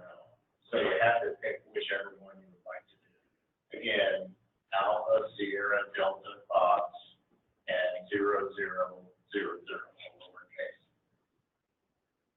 So working for the governor, working for your counties, working for your cities as the state emergency manager, you need to be able to communicate across the state in any given location, in any place. Having problems? Anybody having problems with that? I'm on the governor's computer today. Shouldn't have an issue. So I'll just kind of show you the case here real quick. If you know anything about broadband and you got it available to you, so it holds up to 120 people can get on and log in. You got 2.5 or like let's say 2.4, 5.0. It's got a dual cradle point router in there. It's got AT&T and Verizon. It takes a look and evaluates the best signals out there, generates a Wi-Fi capability for each and every one of you to be in this room, to be on a broadband capable system. It uses the cell towers that are out there.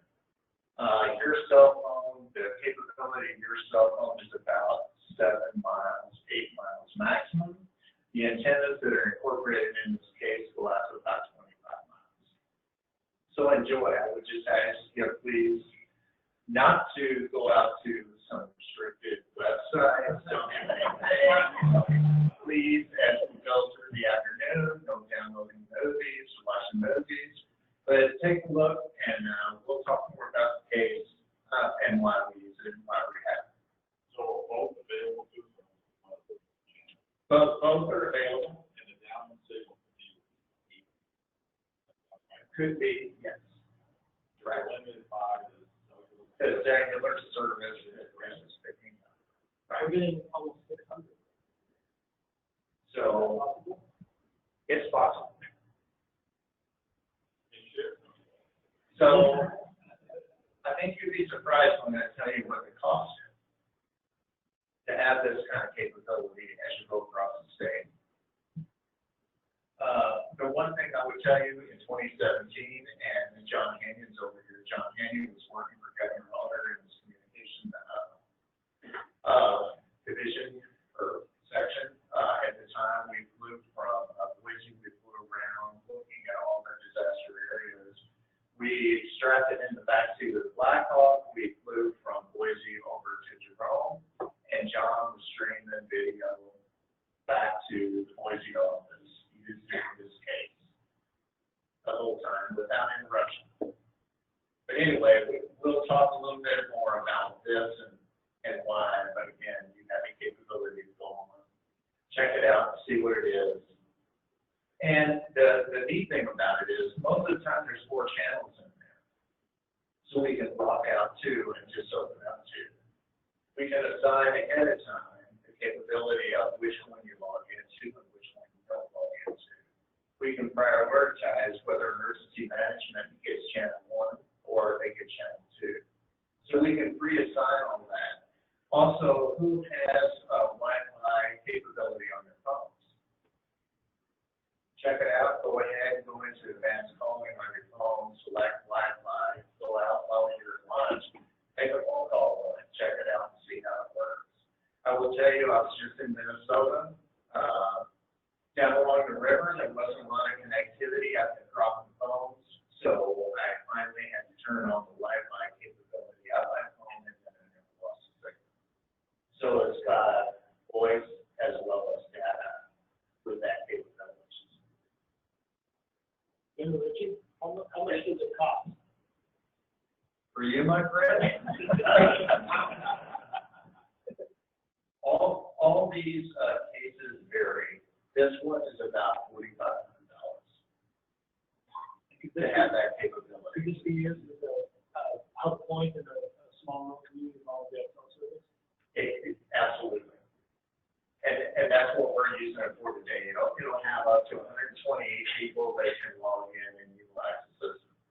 Again, when you start looking at what you can do with it, if it has the 4 channels, then you can prioritize. You can have 1 for internal capability, one for individuals logging in here with no password on it at all. You can do all that with this. And again, Great Point, local Idaho company that provides a lot of the backbone. So, like I say, it's got AT&T and it's got Verizon in there, and it takes a look at it to say, well, it's not going to tell you which one to choose, and we can look at it and tell that we can get the best signal for the area and be able to do what we need. Yes, yes. It does, the new ones do.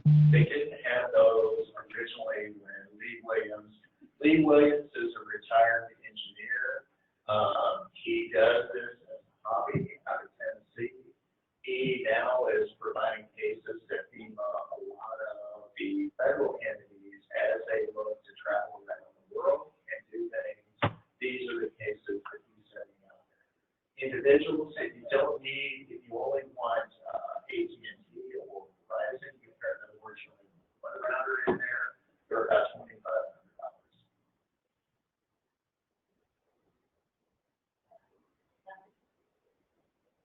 Same thing. I will tell you, 2017, during the class, went over to Eastern Idaho. We went out at the base of Mount Laura in that area in a pasture. So there was a rancher over there willing to let us take in a satellite backhaul, a case, and everything where there's no cellular coverage on our normal phones. Parked in this field, and we utilized the one-click case to send Governor Auger at the time, and Lieutenant Governor Little at the time, all daily updates, all the sit reps, and being able to communicate to them from some ranchers' pasture over next to that. So, again, I just demonstrated as something that we realize that in order to protect and provide emergency services to every citizen in the state of Idaho. Now, the one thing I can tell you, I sent a guy a text. He's got a cabin up in Atlanta. Doesn't work in Atlanta. So there's a lot of cases where even though it's got a 25-mile capability with the engine, it's still not going to work and provide that service unless there's a cellular signal strong enough to do that. I will also talk a little bit about in another presentation about FirstNet. FirstNet has a priority in Band 14 to be able to put in a Band 14 card, which gives emergency managers and first responders priority preemption. In McCall, individuals talk today about all the people in McCall that overwhelmed the service on July 4th. Doesn't matter. Under the AT&T Band 14 FirstNet capability, they will still be able to communicate and be able to have service for first responders, emergency managers, and I wish that was approved. The whole city is one person. Well, so are you on FirstNet or AT&T? Because if they don't have the Band 14 repeaters in the area, then you won't have Band 14. Correct. Yes. So, and I know exactly what you mean. Well, my wife and my daughter were out there trying to stream movies, asking me, where's the case, what happened? I can't talk to you, it's not working. I will just tell you that only AT&T will have the Band 14 since they won the award from FirstNet to provide the service nationwide. So unfortunately, priority preemption on Verizon, and I don't want to take anything away from Verizon because I know they're a strong provider in the state of Idaho. But Band 14 is going to give that capability to our responders, and I'll show you that later, where Band 14 is already put in place in Idaho. Now, you could be an AT&T customer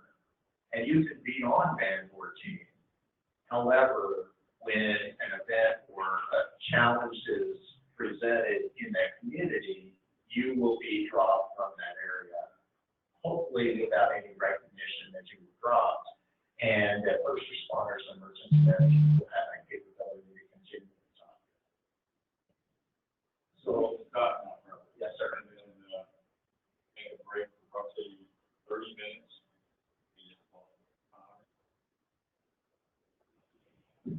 Yes, look forward to it. Lunch is in the back. Where's it? Right. Back. We let the task force members go first, so we can make sure we get them. The task force sit down now on this side, you guys want to go first?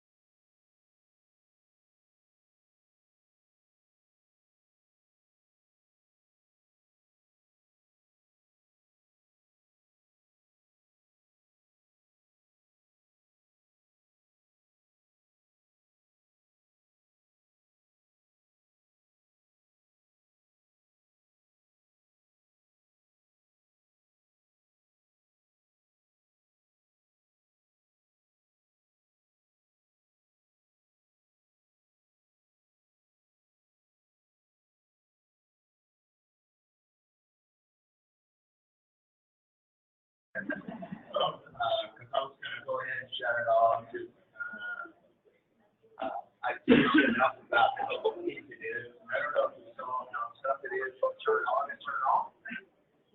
But I'll show you that one real quick too.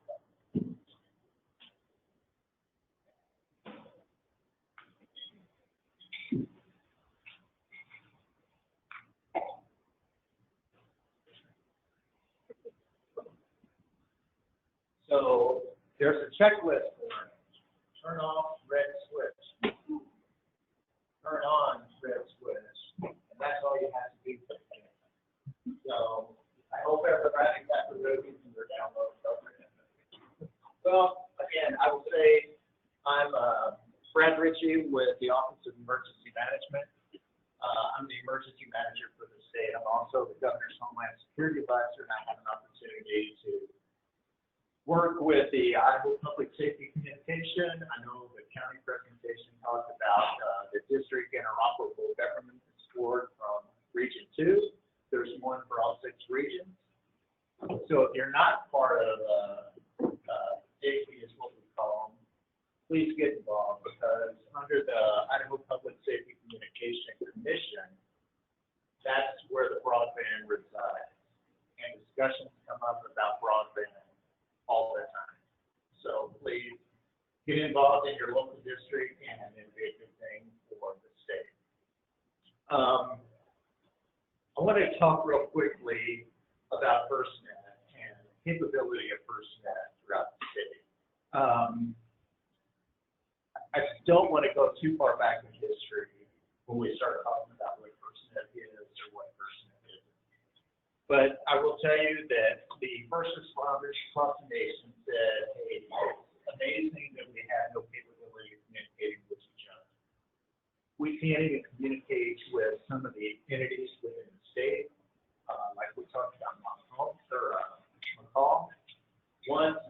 And if you think about 80,000 people at the Garth Brooks concert this weekend, the challenge of communicating during those events. So in times of a disaster, in times of an emergency, being able to communicate is critical. So FirstNet was given the authority to create a nationwide broadband system for every state and territory under the U.S. government. So I'm going to kind of show you a few things on what FirstNet has said they will do for Idaho. If you take a look at my little blue square up in the upper right left-hand corner, based on where you're sitting in the room, left or right, that's the cell coverage that we currently have across the state. At a very high perspective, some is stronger, some is not so strong, and any area you see white, there is no coverage in those areas. So we'll go through this, and I'm not trying to tell you anything that you don't know about lack of, okay, just this.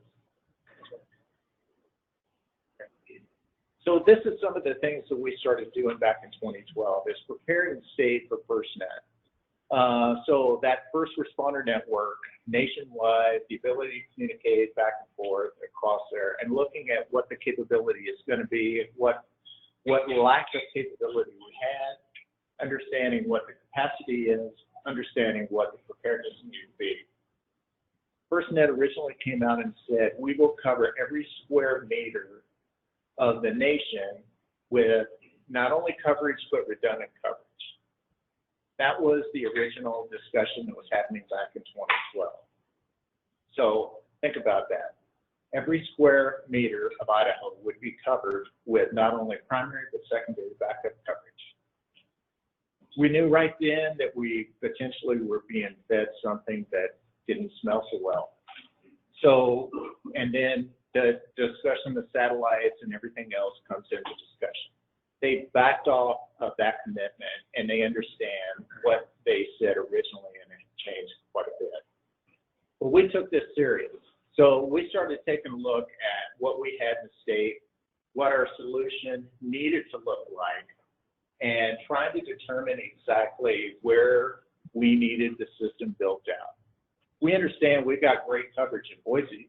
We've got great coverage in Twin Falls. We've got good coverage at Pocatello, Lewiston. So you can go around the state and you can say, yeah, we've got a lot of populated areas. We know we're going to have fairly decent coverage in those areas. However, when you look at that being a very small section of the state, what is a wireless broadband system that's capable of large amount of data being downloaded at a time in an emergency, in a crisis? So what did they want us to do? What did they want to provide? Keep forgetting about the projector there. They wanted to be able to provide the footprint of a hotel room, like the Red Lion here in Twin Falls. They want to know where the fire was before they arrived. They want to know what floors were occupied, which floors were not occupied, so that they could develop a plan on how they would address the fire in this hotel prior to arriving on stage. They also want to be able to provide some kind of immediate medical service with the local hospital as well. So if they know they have a patient down, they can connect that person to the leads, feed that information to the hospital. The hospital can respond with a doctor or whoever to help provide immediate assistance to the individual that may be injured. So how do you do that? How do you get the coverage? So some of the things we started doing in order to provide not only land mobile radio, but data for public safety applications, as well as a wireless broadband system across the network. How do you take all that and blend it into one service? And it's going to be a challenge. It will always be a challenge, but it's something that we as the state of Idaho have worked very hard and very closely with AT&T now, as well as FirstNet to address those issues. We looked and surveyed every hazardous material event that we had in the state. We looked at every 911 call that happened in a county. We got 47 public safety answering points across the state. How do you address all those issues associated with 911 calls across the state with this type of system? We looked at all the hospitals. We looked at all the routes. We looked at the major transportation routes. We looked at all the spills that we had. You know, and you may not think that a truck overturning that's got a bunch of frozen fish patties that gets into a stream is really a hazard material, unless you're an endangered species. And having frozen patties floating down the river is not necessarily the best thing to feed those endangered species.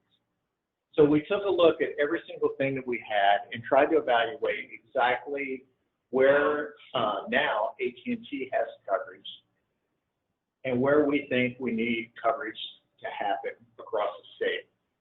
But as they developed it, we started looking at the population base. So we know and understand we're not going to cover every square meter. There's going to have to be all kinds of different technologies that's utilized out there to ensure that we get the major areas covered. So if you're in a dense, you can see the small cells there. Also, you can think about that as 5G. You're going to have small cells in buildings. You're going to have small cells all over the place in a dense urban and even an urban interface. You can see all the different microcells that they have and what the coverage is, the boomer sites that they're looking to put on mountaintops, and then the satellite capability in certain areas, especially under an emergency. And then the systems on board vehicles that are out there.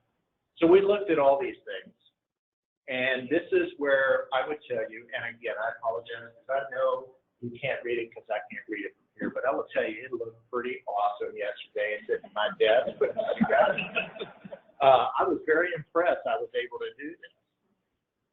But you can see in certain areas, they will have certain capabilities that will enhance the capability across the state. And I'll just go to this one right here. If you look at the light blue, that's the Band 14 capability AT&T has in the state right now.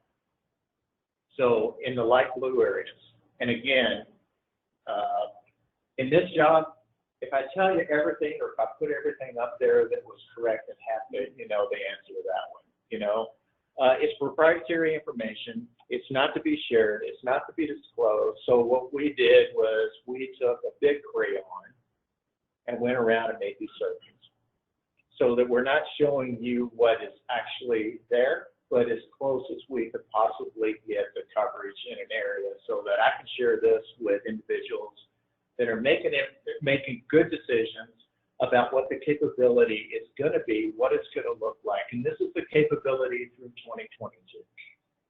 So if you look at the green, that's the build out between what they have now and 2022. You can see the highlights, the gray roads and things in the back, the little dots on the map. That's all the infrastructure. Those are the 911 calls that we've had in the past. That's the coverage that we need. But as you can tell, over time, AT&T's got 25 years to build out. They're adding 22 additional sites across the state of Idaho, which was up from the proposed original 13 because of the input based on the information we've provided them. So this is a great start. This is a great opportunity from, even though AT&T hasn't been the #1 vendor necessarily in the state, this is what they've come in, this is what they've committed to, and this is how the build is going to 2022. The rest of the presentations are going to talk about this. As you can tell, with the emergency management position I have to be able to reach out to the governor, your county emergency managers. We, in the past, have had a broadband system in every county. We've had one computer in every county, and that was through an old grant to update a microwave system that provided broadband capability to every single county across the state. It was a $5 million grant. We put it in, but I will tell you as it is today, technology's changed, things have changed, and we don't have the capability that we've had. Shoshone, the city of Wallace, was the biggest challenge, and I don't know that we've ever got over some of the hurdles that we faced in Wallace to try to get the connectivity that we needed in there. We want every single county to be able to talk to us in times of crisis. You let us know what you have, whether it's snow, whether it's an earthquake, whether it's flooding, whether it's a cyber event, whatever it is, we like to know to be able to help and support the communities. So that has always been our goal. That's the reason why you see a box, because no matter where we go or what we do, we have to be able to communicate and talk to somebody. And working off a cell phone isn't necessarily the greatest thing we can do, but as long as we can communicate back to the governor, back to your elected officials or elected officials, that's our entire goal, so that there is decisions that can be made, people that can be responded to, and people that can be brought in to respond to the needs of the community. So with that, I think unless you have any questions for me directly, I can take a few questions and then we'll get into the rest of the state presentation. So I had the opportunity to talk just before lunch and the first one after lunch. So Dylan Baker, consultant with Idaho Libraries.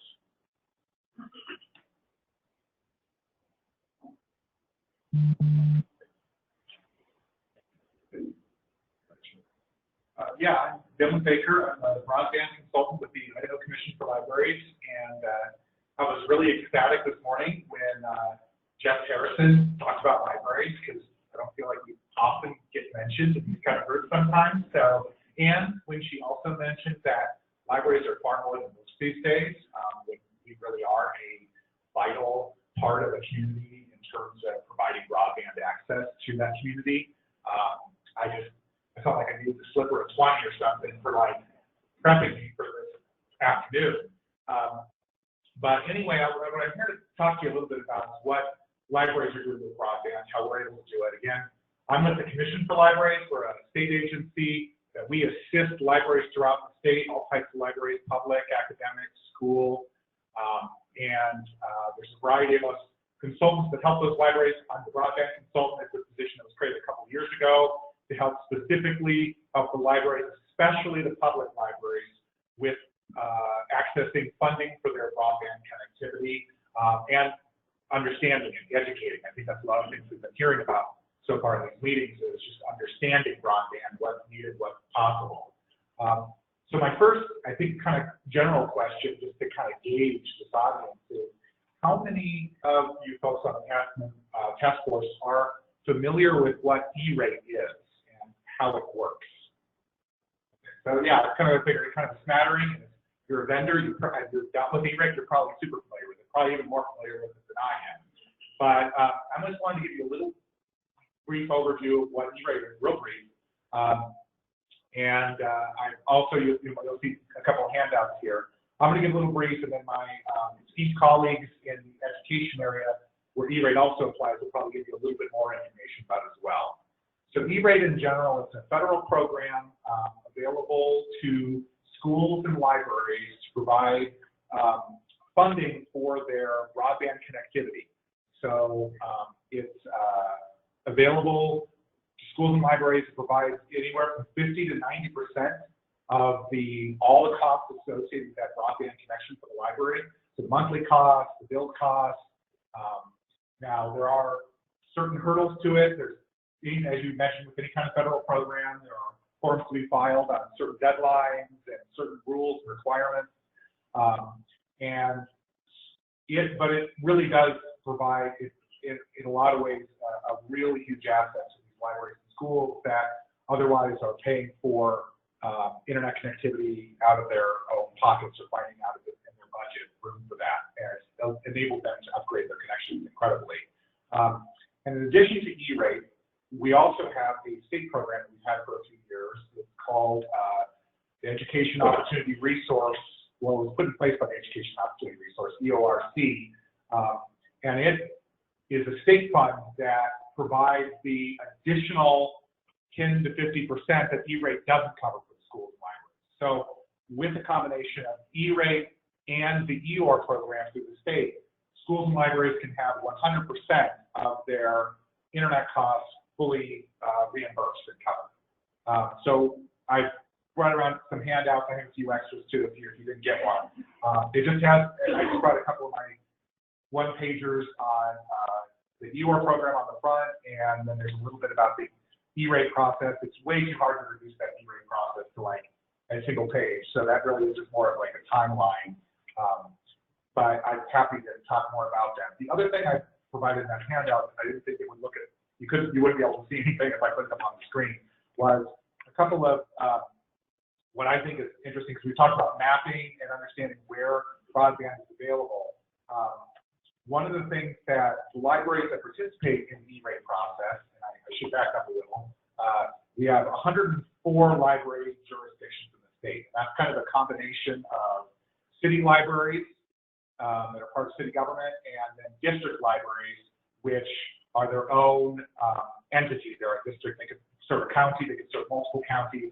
So we have 104 of those jurisdictions. In total, there's a little over 160 library buildings throughout those branches serving various cities. So many of our communities are being served by a library.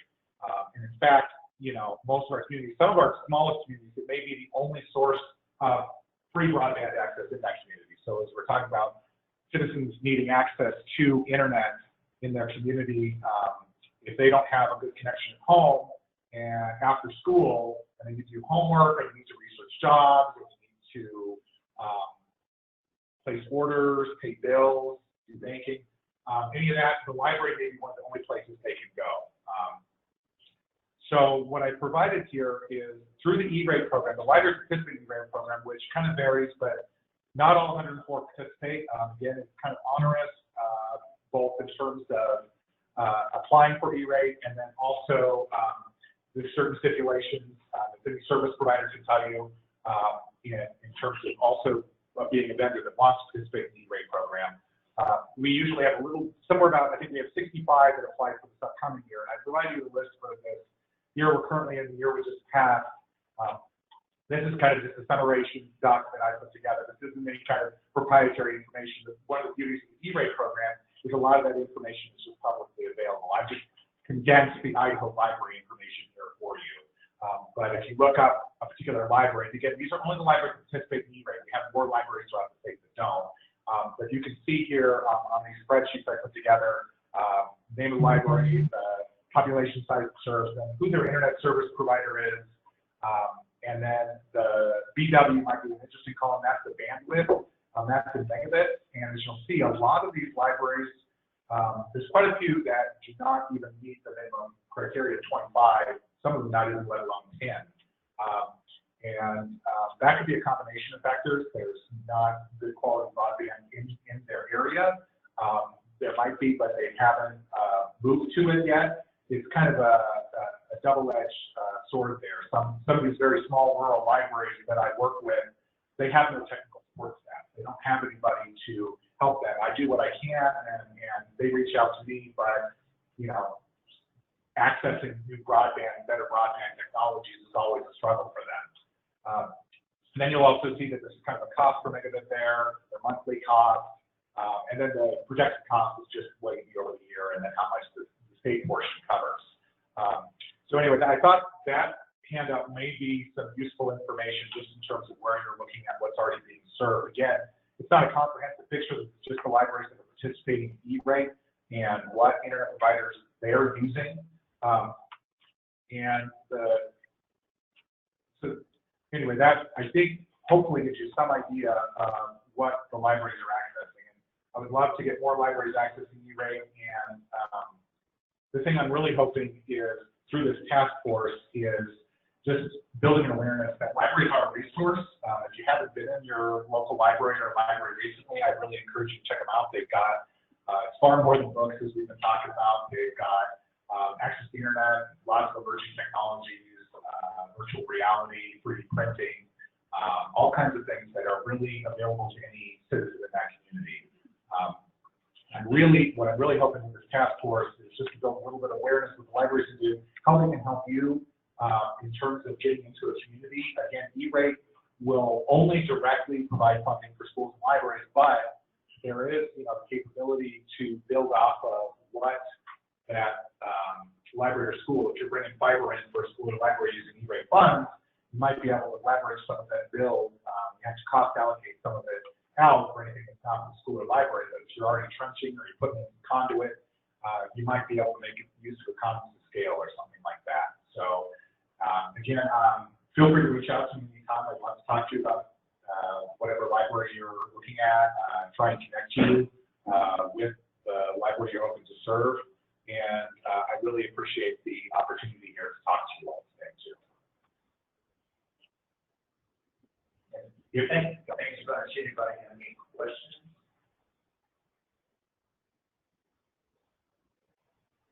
All right. Well, thank you. Yeah.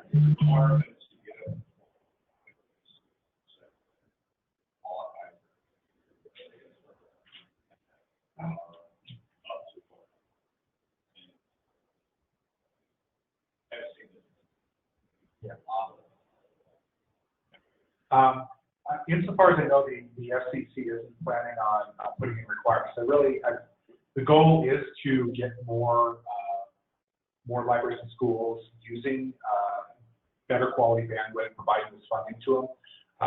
But they haven't put any restrictions in place yet, which is a little bit surprising. But again, for some communities, they can't. There isn't 25 megabits in their community yet. So yeah. What we're seeing here is nominal. Possibly, yeah. I can't say for certain. It may just be what that library has gotten, and they might be locked into a multi-year contract that they've been stuck with for a while, or they haven't looked for more. So it may not be the maximum available in that community, but it might be a good kind of sense of what's available. Well, thank you. If you do have more questions about E-rate or the state broadband reimbursement, my colleagues in schools that are also going to be presenting to you here are going to cover some other areas about that I didn't. Thank you. Great, thank you. Next up is Chris Vickery from Idaho Broadband Task Force. Good afternoon.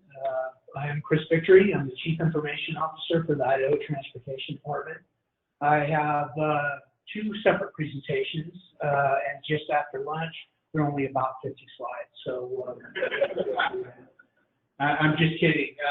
I've got a few short slides to kind of give you some visual information that might be helpful. So the Idaho Transportation Department has a lot going on. Just to give you a little insight into our infrastructure, we have 3 separate divisions.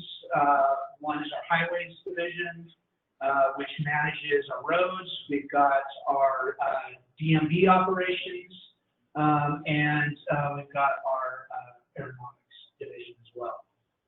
Naturally, the highways, we have the sheds at each location throughout the transportation network infrastructure, and we provide connectivity to each one of those sheds wherever possible. Also within the Department of Motor Vehicles, I heard Kelly talk a little bit about the counties. We provide connections to each of the assessor offices and the sheriff's offices to provide DMV system services to those locations. And then also our aeronautics division manages a lot of the rural airports. We provide services out to those locations in order to be able to pinpoint down aircraft with better accuracy to be able to try to get first responder services in the case of a downed aircraft.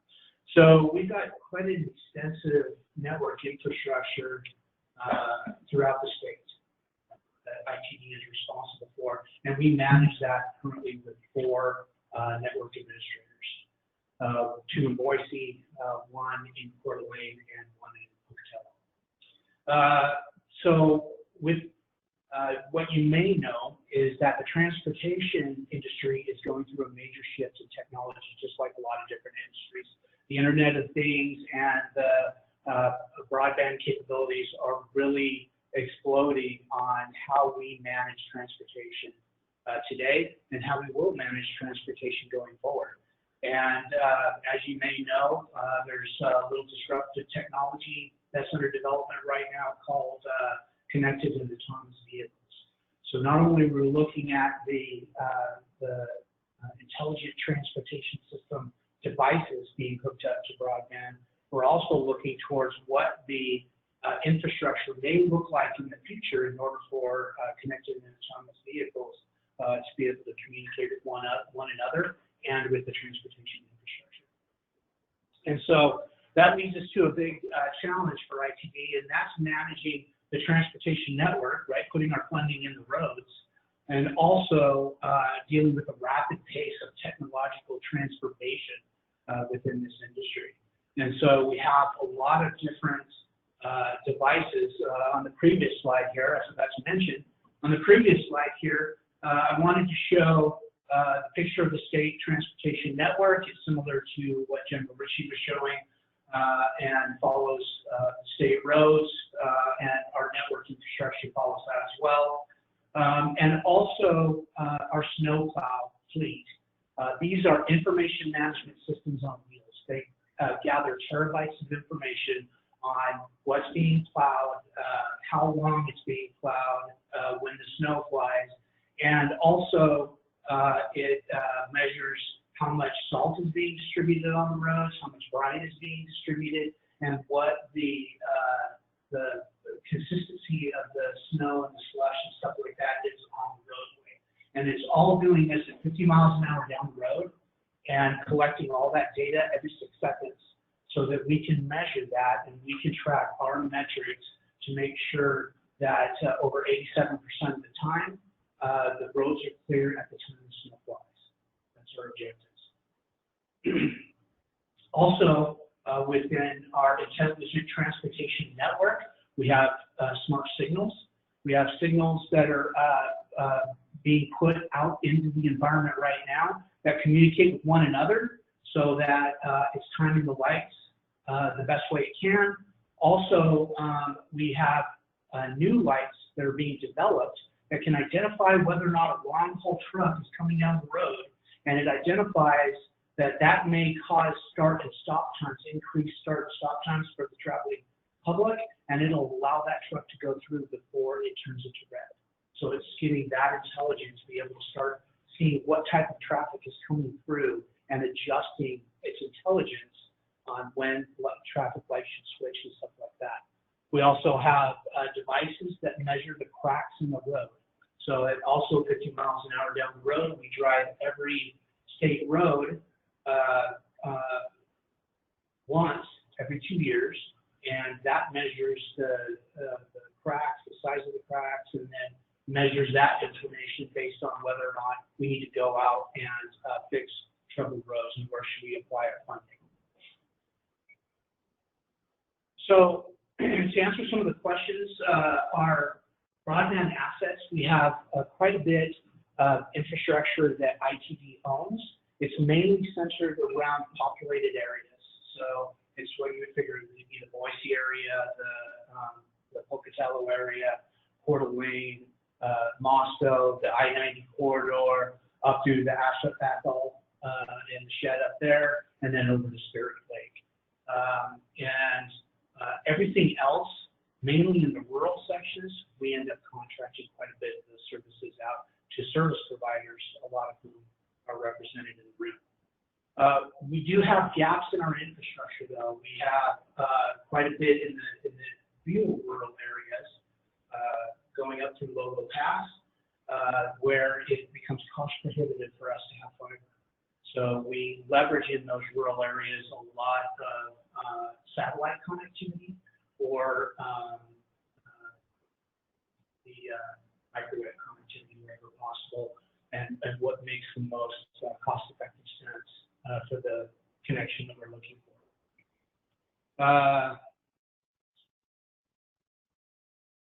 Currently, this infrastructure is utilized solely for ITD's purposes, and mainly it's for the safety of the traveling public and the mobility aspects of it, as well as the security of protecting the DMV information, because we have quite a bit of confidential information in there. So we don't currently utilize or provide services to anybody else. We only use it for ITD needs.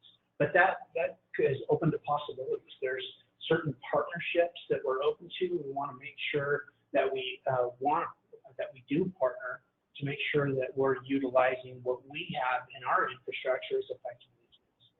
And we have had some conversations in that area.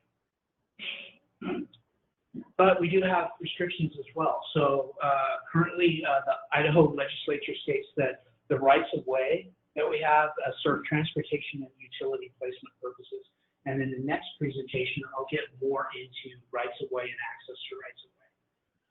ITD cannot pay for the relocation of any utility in its rights of way, even if ITD needs to move it or mandates that it needs to be moved. That's going to be on whoever has access into the right of way. They're going to have to pay for the cost of movement. And we have had situations where that's occurred, where we've gone out to replace broken railing and stuff like that, and we've uncovered fiber optic cables and stuff like that that need to be moved in order for us to work on that. In fact, I was talking to my right-of-way folks who know a lot more about this than I do, and asking them about some of the challenges that they face. They've gone out to replace those broken items and found fiber optic cable in the ground, not wanting to disturb it. They've kind of created little bridging mechanisms so they don't have to replace that particular post. It just bridges to the next post. So if you're driving by and you see some guard railing with missing posts, that might be something that has caused that. And then the law here says that the right-of-way for traveling utility placement, the needs of the traveling public take precedence. So that goes back to the safety aspect of it and the mobility. And to that end, ITD prioritizes those things first. So if you want to run fiber down the middle of the road and ITD says you can't do that, there's a good reason for it. It's about the safety of the traveling public. So, our current practices where we try to work with service providers to provide service, we will. If service is available and they offer that. If they don't, we have gone into master shared resource agreements where we will provide right-of-way access And dig first has been brought up. We do practice that wherever practically possible. We will put empty conduit along the side of the road when we're digging, and allow service providers to access that. And we do that in exchange for fiber cables, so that we can expand our growth for our devices as well within the network. And then this practice has been employed at some of our ITD right-of-way locations. I've got some mentioned here. We've gone into agreement with Fat Beam in Coeur d'Alene, as well as with the Nez Perce tribe in Lewiston or near Lewiston, and with Optics in Pocatello. That's the next presentation. So I'll stand for questions related to our program.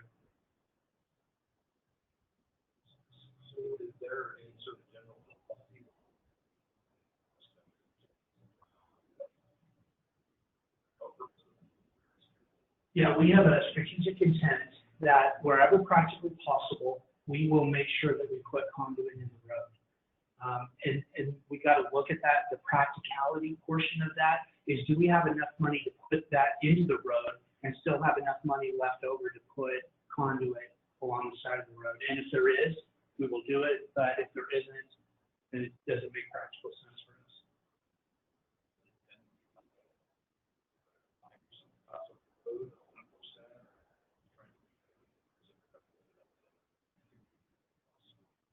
That's a good question. I like to say that the difference between a good question and a great question is I know the answer to the great question. The good question, I can get that information for you. I know we know it. I just don't have it with me right now on how much it costs to run empty conduit.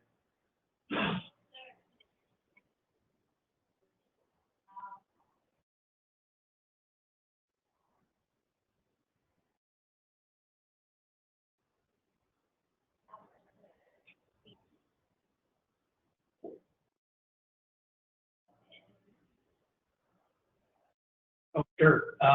And that's a good question. That's a great question, actually, because we do post on our website all the construction projects that we've got going throughout the year, throughout the construction season. So that information is available and communicated through our website. And it's basically our transportation investment program where that information is accessed.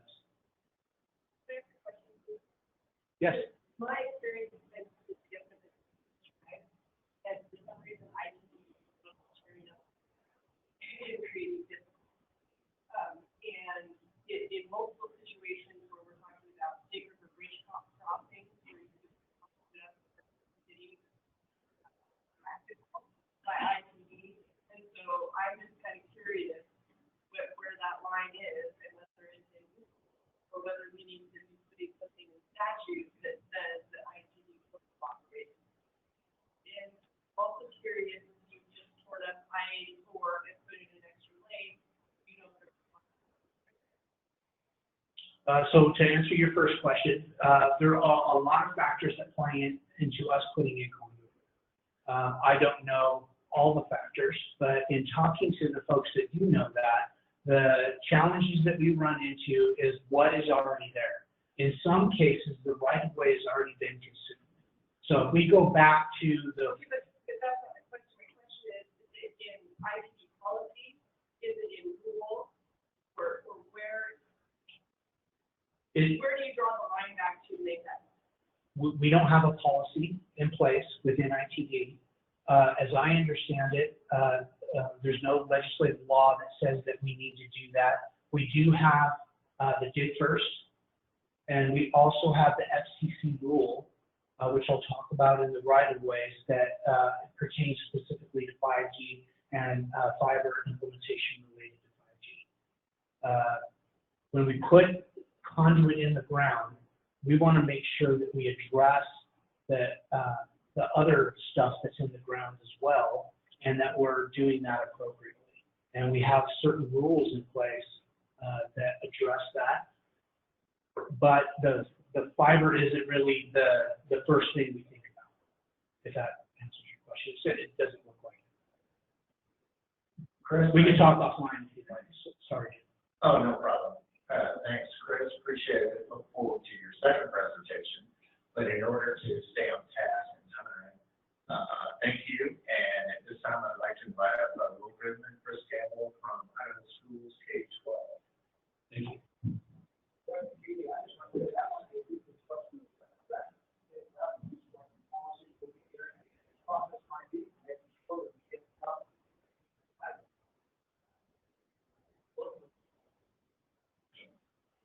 Good point. That extension on right of way.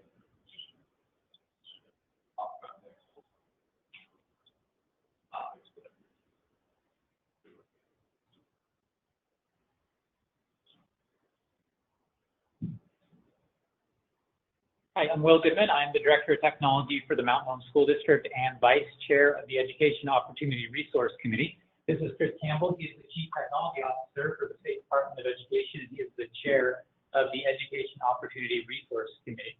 We're going to talk a little bit about school internet and what schools have done over the last about 6 years as far as internet goes. So just a little bit of history without going into a ton of detail. From 2008 to 2015, schools were on a network called the IEN, which provided internet to high school students around the state.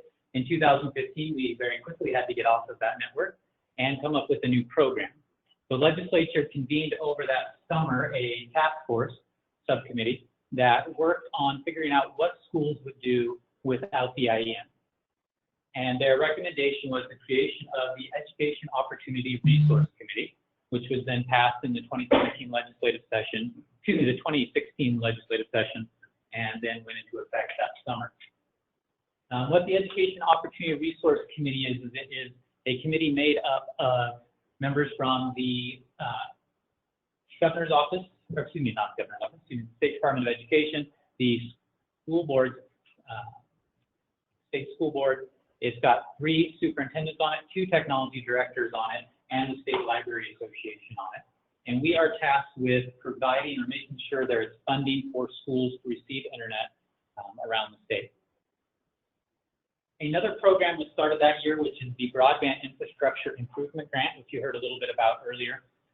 That program Chris is going to talk about in detail coming up, but that is one that helps provide connectivity to schools that cannot get better connectivity with the current service provider or the current infrastructure that the service provider has in place.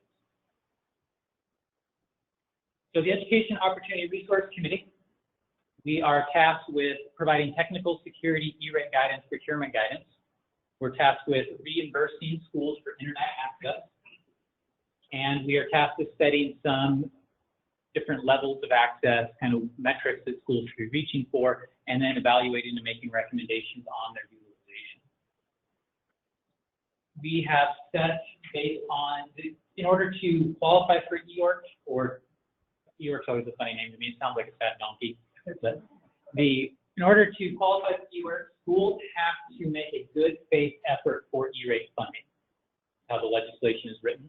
By a good faith effort, what they're saying is schools need to go out and apply for E-rate. E-rate is, again, you heard earlier, an FCC program that reimburses schools, libraries, and hospitals for internet access. With that program, depending on a school's poverty level, the FCC will reimburse schools up to a certain percentage of their internet costs. The actual percentage that gets reimbursed is not equal to the poverty level, which is based on free and reduced lunch usually. So if a district, say, has a 50% free and reduced lunch, they may have a 70% reimbursement on their internet. That's an example from Mountain Home. So the FCC, through their Universal Services Program, will pay for 70% of our internet, for example. And then EORC, because we applied for internet and received it, will pay the other 30%. We went ahead and set some metrics for school districts. We set what we thought districts should be reaching for as far as internet goes, and we based those metrics off of the FCC's recommendations for schools. The FCC recommends that schools reach for it's 1 gig per 1,000 students, or basically a mega student, is what they're looking for. That recommendation was pushed forward by the FCC in their Modernization Act. moving forward with that, we set that for schools, and that's what we allow schools to reach up to and get without any questions. It's what we push them towards. If they exceed that number, they just need to justify why they've exceeded it. If they have a justified reason for exceeding that, then we can also reimburse them for that. The most common reason being it was cheaper. A lot of times, just going up to a gig is cheaper than buying 300, 400, 500 meg, depending on the connectivity. So that's the most common reason you'll see for that. This program also reimburses for WAN, which is the connection between schools. So we'll provide internet up to a aggregation point in the district, maybe a district office, a high school, something along that line. And then the district will use a WAN, wide area network, which connects all the buildings together to share the internet out to their other sites. That way we only have to pay for one connection per district and go from there. A little bit on E-rates. Again, discounts for schools, libraries, and there's also a hospital piece. Requires competitive bidding. Very important part of this is providers must have a SPIN number. We do have issues with this where there are providers that want to provide internet to schools, and they will not go out and get a SPIN number from the FCC. If they do not get the SPIN number, they can't participate in the E-rate program. We do have a couple of districts that have providers that do not have SPIN numbers, mostly cities or counties. They do not have SPIN numbers, and so the school cannot be reimbursed for that cost. It does have an exclusive use provision, which Chris will talk about. This is kind of a little graph here. I know that's easy hard to see. But as you look at it, the red line that's dropping down, that is the cost per meg that Idaho has been paying since 2014. The blue line are the megabits per second that schools have been receiving since, again, 2015. So you can see we went from, if you can't read up there, 5 gigabits for the entire state, as far as what schools are receiving, up to 100 gigabit at this point. And then our cost per meg drops, you can see, pretty drastically.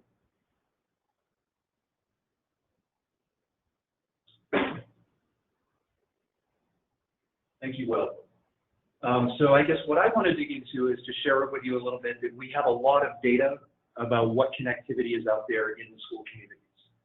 As part of this program, in order to participate in this program, we collect a lot of data from the school districts about their connectivity. We collect their contracts, we peruse their E-rate filings, we validate and verify all those things against each other, and we actually collect invoices before reimbursing. So we know how much bandwidth those districts are receiving. I know this is probably a little washed out on the screen. This is a map of the 167 connections that we're currently reimbursing. So we have 167 school connections that we're reimbursing. As Will stated, we do have some schools that have either opted out because their local provider is giving them free service. We have a couple of situations where they don't have a valid SPIN provider, so they're not able to participate. But we're in a situation where 167 connections being reimbursed, 111 of those are fiber Ethernet connections. So we are in a good place as far as that goes. Will did mention that we get to an aggregation point. In addition to these internet connections, we do also reimburse for those WAN connections. So we're talking about connectivity to approximately 900 buildings when you look at the other buildings within school districts for each individual school, as well as bus barns and other facilities. Of those 167 connections, 143 of those connections are greater than or equal to 100 megabit. So we've come a long way in the last couple of years. 41 of those connections are greater than or equal to 1 gigabit. So we are reaching a point where it's become a lot easier for us to get gigabit connections to schools. And as Will did state, it's become cheaper for us to do gig connections in a lot of places than those 600 and 700 meg type connections. We have 5 connections that we're currently reimbursing that do not meet that current standard of broadband that are less than 25 megabits. Each of those is either a small one-room school or it's an ancillary building that's attached to a school district, for example, maybe a bus barn that only has one user in it. So we do have a couple of those situations. Most of those are either wireless or DSL situations. We do collect this map. We collect all of that data. We know who the provider is. We know what the speed is. We have their contract begin and end dates. So we do have some data available as we look towards some of that mapping information that we can share some of that with you. As Will stated, in order to get the reimbursement, we actually do bandwidth utilization monitoring. This is a little chart. We are actually monitoring at a 5-minute intervals connectivity on those connections. So we know if somebody's not getting the connectivity that they're expecting to get. So we do have a lot of data around those pieces. We are currently in the 18-19 school year, working with 33 different internet providers to the schools. To be clear, we do not write those contracts. The school districts handle those contracts.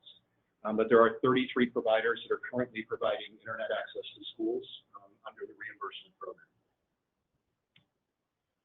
On the WAN side, there are 23 WAN providers that are currently providing that connectivity as well. A lot of those overlap, but there are some folks providing WAN connectivity that are not providing internet or vice versa. I'll try and use the remainder of my time here around the Broadband Infrastructure Improvement Grant. This is a piece, and I do want to clarify a comment that was made earlier today. When this legislation was initially put in, there were some attempts to try and allow it to be as flexible as possible to allow people to kind of tag onto those connections. It was not pulled out for security reasons. We worked for a year with the FCC trying to get that provision through. The FCC attorneys told us that that would violate E-rate rules. The way that the E-rate discounts work, that it was not permissible for us to have that open-ended language because they felt they would be paying for other people's connections. The E-rate was not designed to pay for. So they did not permit us to participate in state matching with that provision. When that provision was removed the following year, the FCC approved our program and we were able to begin matching. To this point, for those of you who aren't familiar, this is a matching program. They can receive their initial discount. We're able to contribute matching money, and if we're matching a portion of that, the FCC will then match our match dollars. So it's an example of a project. I'll talk about one that's on the next slide, the Avery School District. If any of you have ever been there, the school is located in Calder, Idaho. That connection was filed this year, and we very happily got that approved, and there's a fiber build currently being prepared for the Avery School District. So we're talking about fiber being built through St. Mary's all the way to Calder. The Avery School District is a 90% discount. They automatically get 90% of that paid for under the E-rate program. By contributing 5% at the state level, the FCC and USAC match that 5%. So 100% of that cost is paid. So it's actually a phenomenal way to leverage those dollars and get that built out. We have worked on 19 projects to date, impacting 58 schools. A lot of these are still in process. 58 schools that are getting fiber or fiber equivalent services. $10.5 million worth of fiber build, about $885,000 worth of state.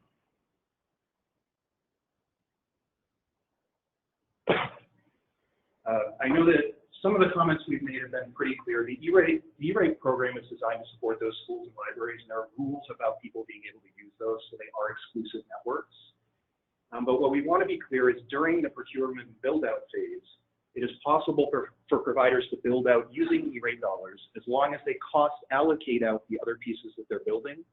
They're able to build additional infrastructure during that process that can be leveraged in the community. So here are a couple of examples that we've seen just over the last couple of years. I'm very happy to say that in Idaho City, we were limited to TDM circuits in Idaho City until about 2 months ago. We just got fiber Ethernet lit up in Idaho City. And so the school district in Idaho City went from their DS3 to a 300 megabit Ethernet connection. We are very excited about that. The Middleton School District went out for a WAN. When their new WAN provider came in, that WAN provider is now building fiber to the home.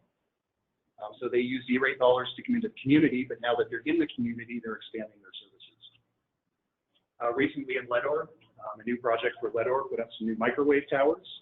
That provider is now providing wireless internet service to folks at home. Last two here, and I'll relinquish my time. The Clark Fork up in Sandpoint, Lake Ponderay School District, just got fiber laid across to Clark Fork. And portions of that fiber actually go across the lake. It's an exciting project as well, and I just mentioned Avery. With that, I know that I'm out of time. I think I hit all of the key points, but would stand for any questions. I think what we're going to do going forward is we're going to bypass all the questions. So we'll have Chris and everybody after Chris come back up towards the end if we have any time for questions. So we get all the presentations here. So Chris and Will, thank you so much for that. So at this time, Stacy with Idaho Hospitals.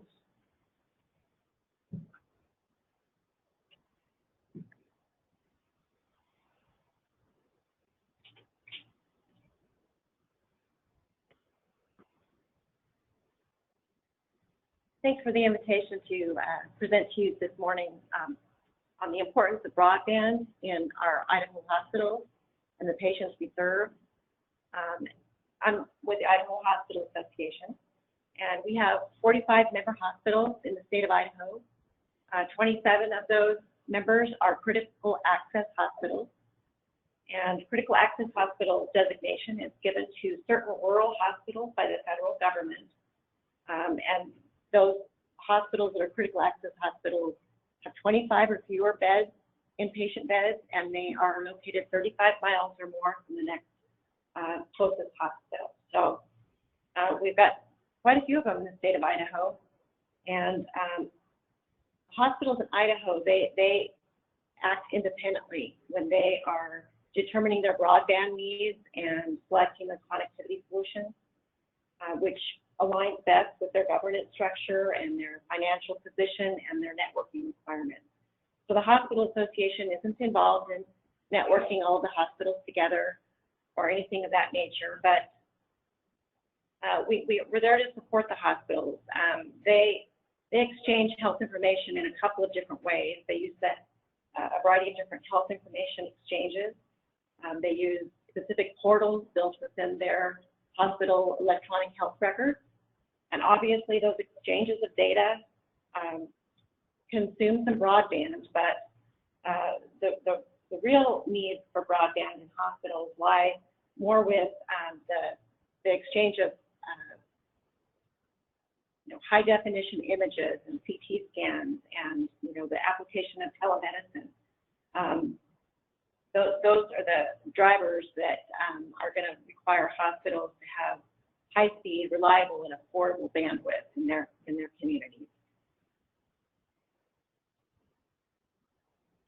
So many rural communities across the nation, they don't have access to internet connection speeds that support the effective transmission of data that is needed for the telehealth services, and particularly when those connections are between the healthcare provider and the patient. So treatment that's limited to the confines of a brick and mortar hospital does very little in communities where patients are many miles or many hours away from their healthcare provider.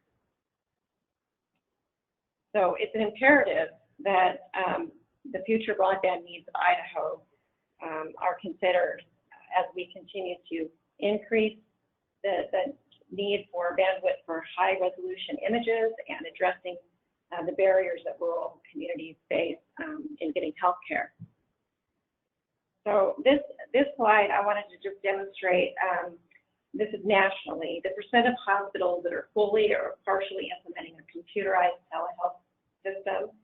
And it has increased from 35% in the year 2010 to 76% in 2017, and it continues to increase each year. There's a lot of reasons behind this. Increasing the access to physicians and specialists with telehealth, it helps ensure that patients are receiving the right care at the right place in the right time. And it also helps increase healthcare value and affordability. Virtual care technology serves patients by saving them time and money and reducing the patient's need for transfers or emergency room visits. And the list goes on. I think in Idaho, I know that many of our hospitals, including the critical access hospitals, are trying to implement telemedicine. So telehealth services are offered in many different ways. Clinician to clinician is the way traditionally people think when they envision telemedicine. But there's also other forms that are taking place. There's direct to consumer. So the clinician and the patient communicating with each other using two-way audio and video. And then there's a remote patient monitoring.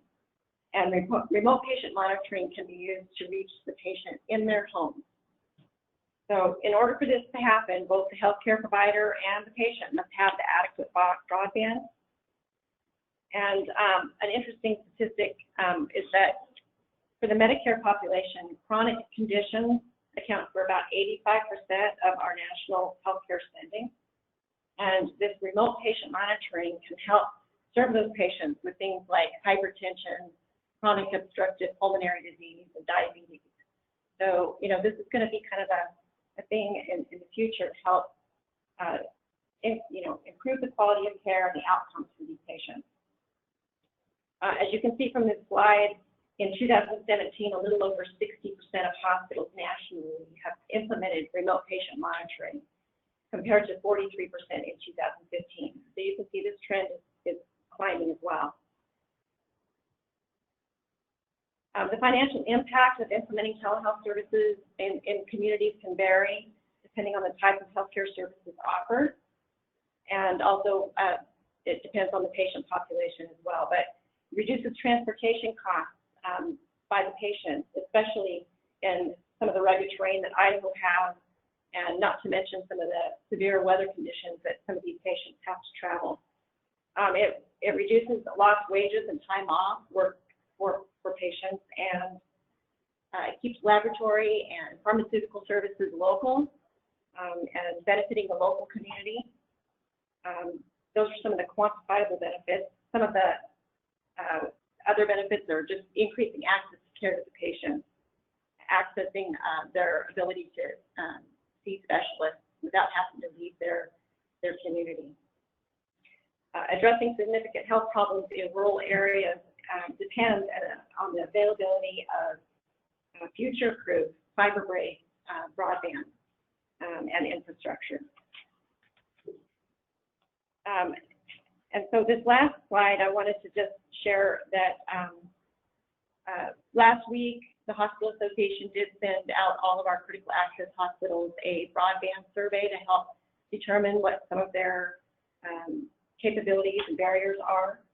And these 27 hospitals are represented geographically on this map in the lavender hospital symbol there. And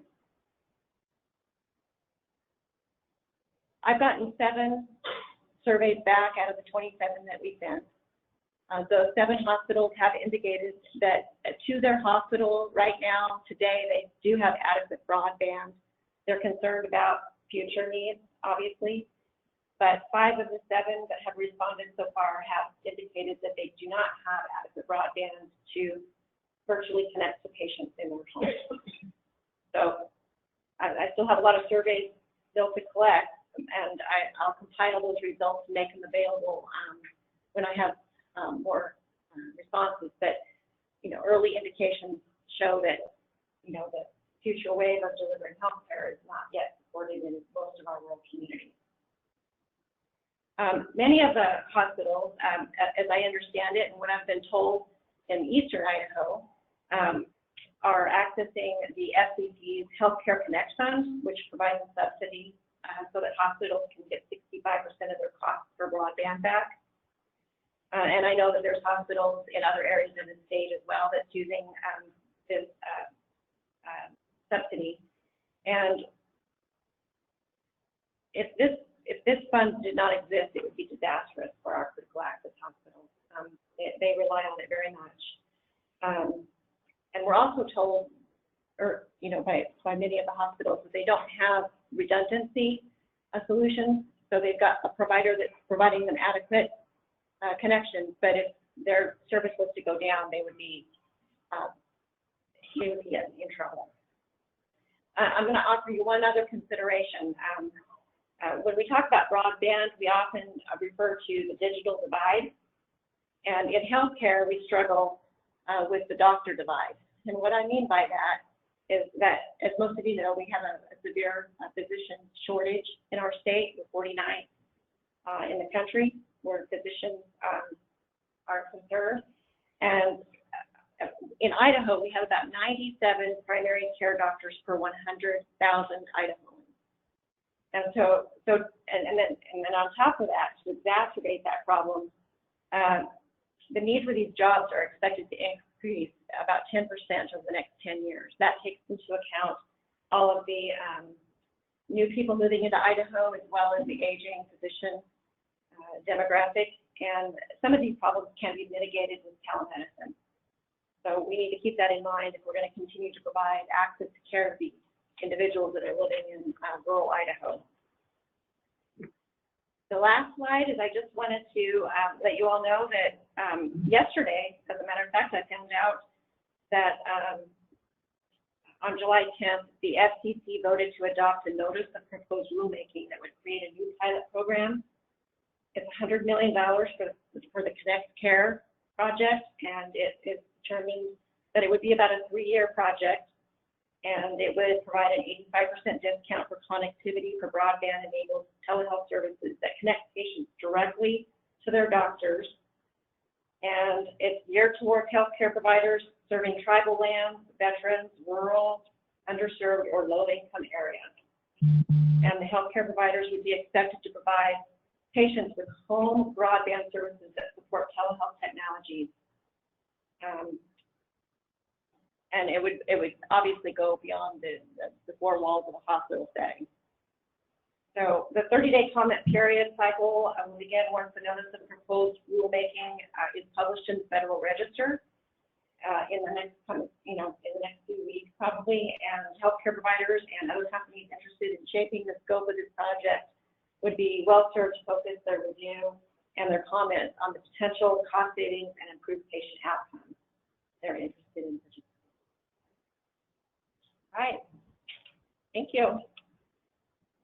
Thanks, Stacy. The next person up is Janae Wilson from Idaho Broadband. And we've got about 30 minutes left, and we've got 40 minutes worth of presentation.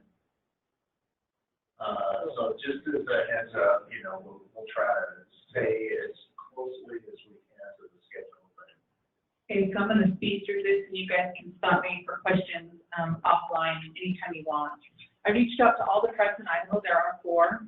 The tribes that responded were Coeur d'Alene, Shoshone-Bannock, and of course, Nez This is Nez Tribe's wireless network. It's really hard to see. This is a microwave tower map. We host co-location with industry partners and emergency services for land mobile radio communications. We partner with federal agencies who use radios for their communications, such as the Forest Service and the fire district. This is an example of our fiber build in the Lapwai area. And I have another map of the Lapwai area I'd like to get to, but when we're building fiber, it's really hard to see on this because it's kind of washed out. When we build fiber, we're building fiber to every point of access. So here, you'll see we have fiber along Highway 95, and every building in what we consider the Lapwai area is getting a fiber connection or has access to a fiber connection. Coeur d'Alene Tribe, this is their fiber map. Again, this is going to be really washed out on the screen up here, but their current area is the pink area. The proposed area for 2019 is the blue area, and you're not going to be able to really see that on that map. But Coeur d'Alene Tribe is deploying fiber in and around their reservation, and through Red Spectrum, and they lease those fiber strands to industry partners, and they're connecting homes. So their network is fairly expansive. It's really hard to tell on there. Shoshone-Bannock actually planned on being here to share my time with me. They had an emergency. He wasn't able to come. So at the next meeting, I'll have his maps with me. But I kind of wanted to go back to this photo here. Oh, shoot. Now we lost it all together. And let me go back to small and see if we can make it come up. The Lapwai Valley, you're not going to be able to see this. So the city limits of Lapwai is fairly small compared to the surface area.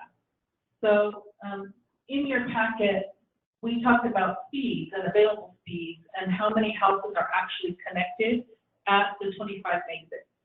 It says 100% or below. Well, that's because you're taking the city limits of Lapwai. The city limits of Lapwai aren't reflective of the Lapwai Valley. The Lapwai Valley goes from Dumbo Flats, which is almost Spalding, to Sundown Heights, which is up the hill, and up all the way to Sweetwater. Not into the little community of Sweetwater, but along the highway there.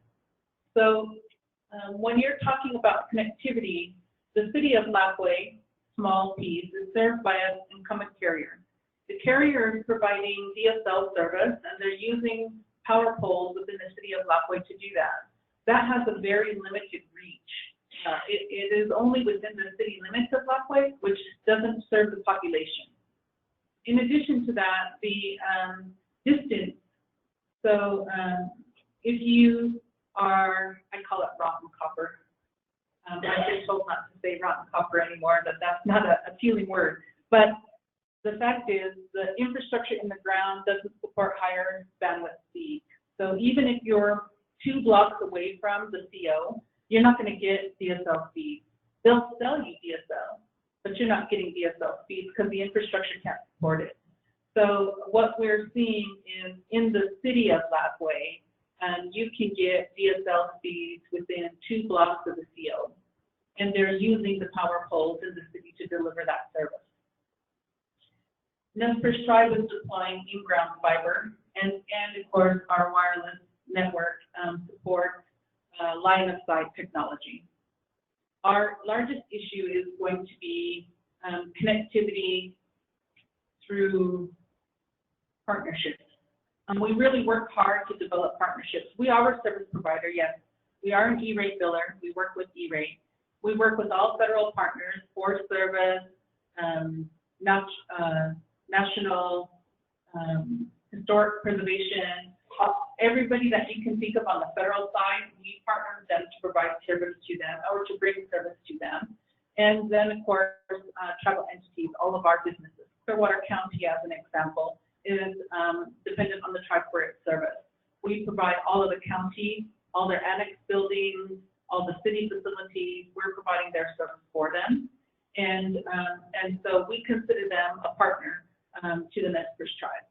We are looking at, our reservation is just about 1,200 acres, square miles, not acres, excuse me, square miles. So if you think about the size of our reservation, we have 4 predominant counties on our reservation, and we have 4 telcos on our reservation. So when we're building out, we're using federal funds, we're using tribal funds, and we're using partnerships to build. Most tribes are in the same boat as us. That are building on their infrastructure. Coeur d'Alene Tribe is putting in fiber, and they initially started under a grant loan program. And Shoshone-Bannock is building out on their reservation. We, as Nez Perce Tribe, we hold seats on FCC, 2 FCC committees. We're constantly lobbying in DC for additional funds and for changes in regulations. E-rate libraries, we heard from them today. It's a true brick and mortar facility, and Idaho can change that. Idaho has the ability to say a community center who's providing library resources is eligible. We can change how we look at eligible funding services. Libraries is one of them. Right now, the rule is it's a brick and mortar building providing only library services. Well, in most of our small communities, it isn't just the library that's the resource center. Sometimes it's your community center that has a library component. That library component isn't E-rate eligible because it's not a standalone facility. Idaho can change that. We can change that within our own state regulations, and we can say that community centers providing library services have an opportunity to be eligible for E-rate. That's a reimbursement program that helps us bring infrastructure. Okay. Other areas where I can see improvement in terms of how we manage our census blocks. Clearwater County is a huge county. So any of you that are familiar with Clearwater County, the city of Orfino, clear down to Sunnyside, almost Protect, is all considered Orfino. Orfino is considered served because there's one or multiple houses in Orfino who meet the minimum qualifications, so you can't get any more federal funding for the rest of that whole census block. I can apply for Sunnyside, I can apply for Peck, I can apply for Lenore. All of those are not even considered in the census because they're part of Clearwater County, and therefore that census block is served. So now we can't get any more money for North Central Idaho. Every time we talk about census blocks, the pot of money that we have available to us diminishes the larger those census blocks are. We talked about this on a federal level as well. Because when I got there, today, in fact, I was asked to be in DC to do a testimony to Congress, and I already have a commitment to Idaho. So I'm here in Idaho. And the issue is, are we going to address our connectivity within our own state? And this census block is massive. All of our census blocks are big, but that census block means I have less money available to deploy in an area that is already considered served. And it's going to flow right over into FirstNet. I have 2 seats on a national level for emergency communications and emergency response. I sit on the chair of the tribal working group for FirstNet. We hold regular meetings once a month, and we're addressing how are we getting connectivity to reservations and how are we bringing that to emergency services for the tribal population. Again, it comes back to, is it an already served area? And if it's an already served area, if the tribe doesn't have a seat on the state level, we happen to, our DIGB, we have a seat on the DIGB, we're participating in the state emergency, that's for tribes. So when you see partnerships, we see additional bills. AT&T is working with Nez Tribe for building the reservation area, which is going to serve all 4 counties. In fact, it's going to serve 5 counties in north central Idaho as an ancillary because they're partnering with the tribe. So it makes a difference in all of these areas. And I don't want to go over my time, so hopefully somebody's keeping the track. But we definitely want to see that these partnerships are expanded. And as an example, northern Idaho to southern Idaho, there's no communication that goes from northern to southern. To get to southern Idaho, you're either taken through Oregon or you're taken through Montana. There's no direct connection. Tribes can impact that. We have the ability to enter into a federal agreement with to go over Whiteburg through the federal land. So that's what's connecting southern to northern. When Idaho had Idaho GEM grant, it was the wishes at that time that we enter into a 3-way partnership through the Idaho GEM to bridge that gap between northern Idaho and southern Idaho. So communications would flow, would connect the city of Whiteburg, the city of Brigham, all the way down, right into McCall. That was the plan at that time. Of course, Idaho GEM doesn't exist anymore. So that was a good opportunity that we didn't capitalize when the money was there. There are real opportunities to do 3-way partnerships where residents, where federal partners, where state partners, and we definitely are opening up our fiber to anybody who wants to lease it. We're going out to bid, Nez Tribe is going out to bid for 21 miles of fiber. That project will be out to bid next month, maybe even next week. I haven't checked my emails today, but we're opening everything that we're doing, open access. Anybody who wants to be on that network can be on that network. We're working with the DIGB to see if we can service their county and the DIGB, the District 2 DIGB, making sure that we're connecting where they feel emergency communications are absolutely necessary.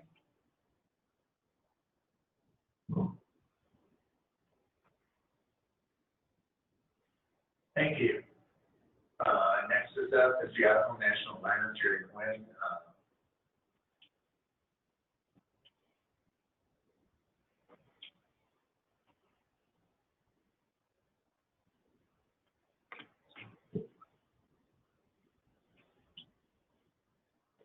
Thank you very much. I thought it would be an interesting little thing to be able to talk about Idaho National Laboratory and tell you, because everybody thinks Idaho National Laboratory, well, what we do is nuclear research. But that's not the only thing that we do there. So let's talk about, just really quickly, what other items we do. So, of course, we do advanced nuclear energy research. We are securing, and I'm not sure how many of you knew this, in modernizing our critical infrastructure.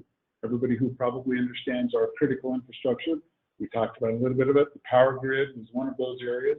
We are also working on enabling clean energy. So things like solar, things like the wind turbines and so forth. One of the things that I like about Idaho National Laboratory is that we're also doing battery research. And so I put it up here because I'm a little bit of a space geek. But you may not have known that Idaho's on the map for like Voyager, Curiosity, Opportunity. The batteries that sit inside those spacecraft were the ones who helped create those. So you have something that you can say, hey, we're millions of miles ahead of ourselves. Not a bad thing to be able to say. We also collaborate with private industry, education. Education is a huge piece for us. In fact, if you read this, you'll see that this is one of our core mission values that we have, is the STEM effort. In fact, we were just up in Senator Crabtree's area, several people from the lab, in Orofino and the Nez Perce area, the Nez Perce Reservation, where we were at the Lapwai Elementary School, helping them out. In fact, this is some of the pictures from when the group was up there doing some work there. Why is that important for Idaho National Laboratory? STEM, well, science, technology, engineering, mathematics, all is dealing with stuff that we do at the laboratory. To have these youth have the opportunity to utilize that different technologies like broadband can give them, that's very important for us because that's our channel to bring in the next generation of scientists, researchers, IT people, and so forth. So it's very important for us. We also do, you probably know, education collaboration research with our different universities in the state. We have a building on campus called the Center for Advanced Energy Studies. That is in collaboration. In fact, Randy and I have sat in meetings up there at times, getting some things working through up there. But Idaho State, University of Idaho, Boise State, the University of Wyoming is also included in that center. And we're opening up 2 other centers up there with the state, the Cyber Core and our Collaborative Computing Center, or as we call it, C3. We're excited about that, but that's going to be some of the pipeline to help us get those people that we need to have come in here. So let's talk about why do we need broadband? Well, if anybody is familiar with high performance computing, INL has a supercomputer on its premise up there. I don't know how many of you are aware, but our supercomputer, one of them that's coming in now, it's got 40,000 cores. For those of you who are geeks, that's quite a few. That puts us up there in the supercomputer world. I think we're right around number 200 in the world of the supercomputers. So Idaho is not a bad place to be. That brings a lot of data about. As you can see, we have to transfer a lot of data to a lot of different places. We do a lot of research and education, as we talk about, and we're going to get into some of that too. Of course, as I've already talked about the critical cyber infrastructure, we do that at Idaho National Laboratory. I had at the bottom there future employment opportunities. The reason I say that is because we have, and I'm not sure how many of you are aware of this, but we have a large percentage of Idaho National Laboratory employees who have this color of hair. We call it the silver tsunami. I see Senator Crabtree smiling because of his color of hair. So it's a great color, isn't it? Senator Nelson's getting there. He's going to be there very soon now that he's in the Senate. We need to replace the good people who are leaving, but who are coming into it as well. And so broadband is going to be a piece of this. Let's talk about INL service then. Where do we currently provide service? We provide service for the lab. We have an 890 square mile laboratory that we have to support, cover, and make sure that the infrastructure is there. What do we use? You can see we use Sparklight, formerly known as Cable One. How do you like that? Sure, I got it there. Yeah, me too. I'm really impressed because Cable One is stuck up here. We utilize iron. We use Syringa. Thank you, Greg, for that. City of Idaho Falls, we utilize their dark fiber as well. And we do own our own fiber and we do our own transport. So we have a myriad of things that we use. What we need, though, is that for us, and we're working with some of our vendors, is to ensure that we have multiple ring services in our fibers so that we can have redundancy. The type of speeds in the lab that we're using, most places would go, oh my goodness, we would love to have that type of speed. We're working with iron and we're working with some of our vendors. We have 100 gig to our places. As you can imagine, We need to have that because of the amounts of data that we either create or consume from other places. Is our service exclusive? I'm afraid it is, because a lot of our services, you can imagine, has national security implications. That makes sense. Because of that, we want to make sure that we have our networks very well defined. And is it exclusive enough? Yes, it's so exclusive that we're probably not going to share it. However, when we get into our land mobile radio for our emergency services, General Ritchie and that talked about Band 14, FirstNet. We're very interested in that because we have a huge protective services and a emergency services team on site. So that'll be something that we're very heavily involved with. Our current ISP providers are Iron gives us an internet connection, and also the Energy Sciences Network, or ESNet. If you're not familiar with ESNet was created for the Department of Energy. It covers the 17 labs. We are part of that. Out of the 17, we're one of those. And so we utilize ESNet to get on there. I'm trying to go through this fairly quick to give some more additional time for anybody else who comes behind me. So I have just some final thoughts. Don't need to go through these much. I'm excited to see how we end up defining what the long-term vision is from this committee for our Idaho broadband. It impacts, I think, all of us. We've heard hospitals, we've heard cities, we've heard counties, we've heard Idaho National Laboratory, we've heard the tribes. All of that, it impacts all of us. So I'm really excited about that. I threw out my little thing because I think this is what I'm taking from what Governor Little is saying. Broadband infrastructure and quality throughout the state. That's going to be difficult. I get it. So how do we determine what the roadblocks are? How do we remove those? I think that's also another thing that we can figure out to help as a committee here too.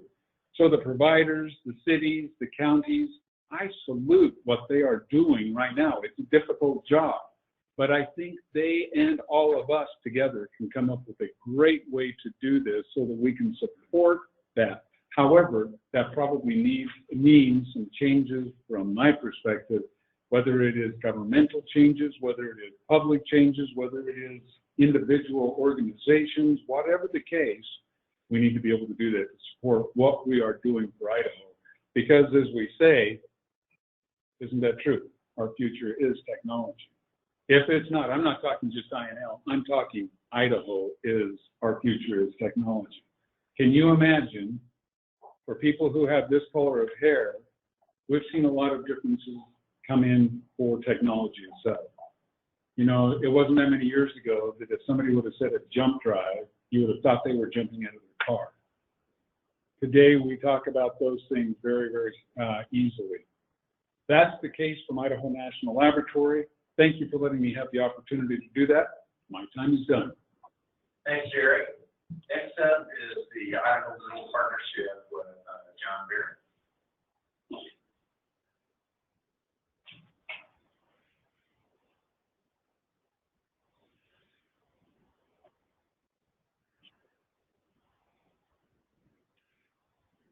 Thank you. I appreciate the opportunity to be here to share some information for you. The broadband assets we bring to the table at Idaho Rural Partnership are two significant broadband planning efforts that have occurred over the last 8 years. And the handout that Jake is helping me circulate kind of give you the high points or the take-home recommendations from those efforts. So that's really what I want to focus on with you here today. The first effort is called Link Idaho. It was a project that occurred from 2010 to 2012, funded with monies from the American Recovery and Reinvestment Act of 2009. Idaho Rural Partnership coordinated this project. It included a 34-member broadband advisory team, and also included regional planning teams that developed actionable recommendations and also identified broadband investment priorities for each of the state's regions. The Link Idaho produced a report called Idaho Broadband Framework, Expanding Statewide Broadband Development and Use, and I've provided that to the Department of Commerce. So that document is available from the department. Just to touch on a couple things I'd like you to know about Link Idaho. You can see there under key points that broadband was just defined a little differently at that point in time, much lower. So that's a note there. The Link Idaho website is not active at this time. It was created by the state. And so that's why I shared the document with the department, because it's not available online. Just to point to a couple of the 13 big ideas or 13 big recommendations from Link Idaho. The first couple have to do with local policy, city, county, planning and zoning, policies related to, for example, tower and trench permitting. And then the rest of the recommendations you can see there having to do with the Public Utilities Commission and developing new language or revising policies there having to do with the Universal Service Fund. And I'm not going to go into detail on all of these recommendations, but I just want you to have them to be able to refer back to them, and I'm happy to speak with anybody after today if you want more information. The back of the first page of this handout, you see there, I included a heading, well, what about a tax credit for broadband investment? As I read through the report, I saw that was a point of conversation during the Link Idaho project. And just to touch on the high points of that conversation, I would say actually when I gave this document a reread in the last 24 hours, and I say here, Link Idaho project expressed reservations and qualifications about this idea of a tax credit for broadband investment. When I reread it now, I think reservations might be a little too strong a word. I think ambivalence might be a better, more accurate word. And qualifications, definitely.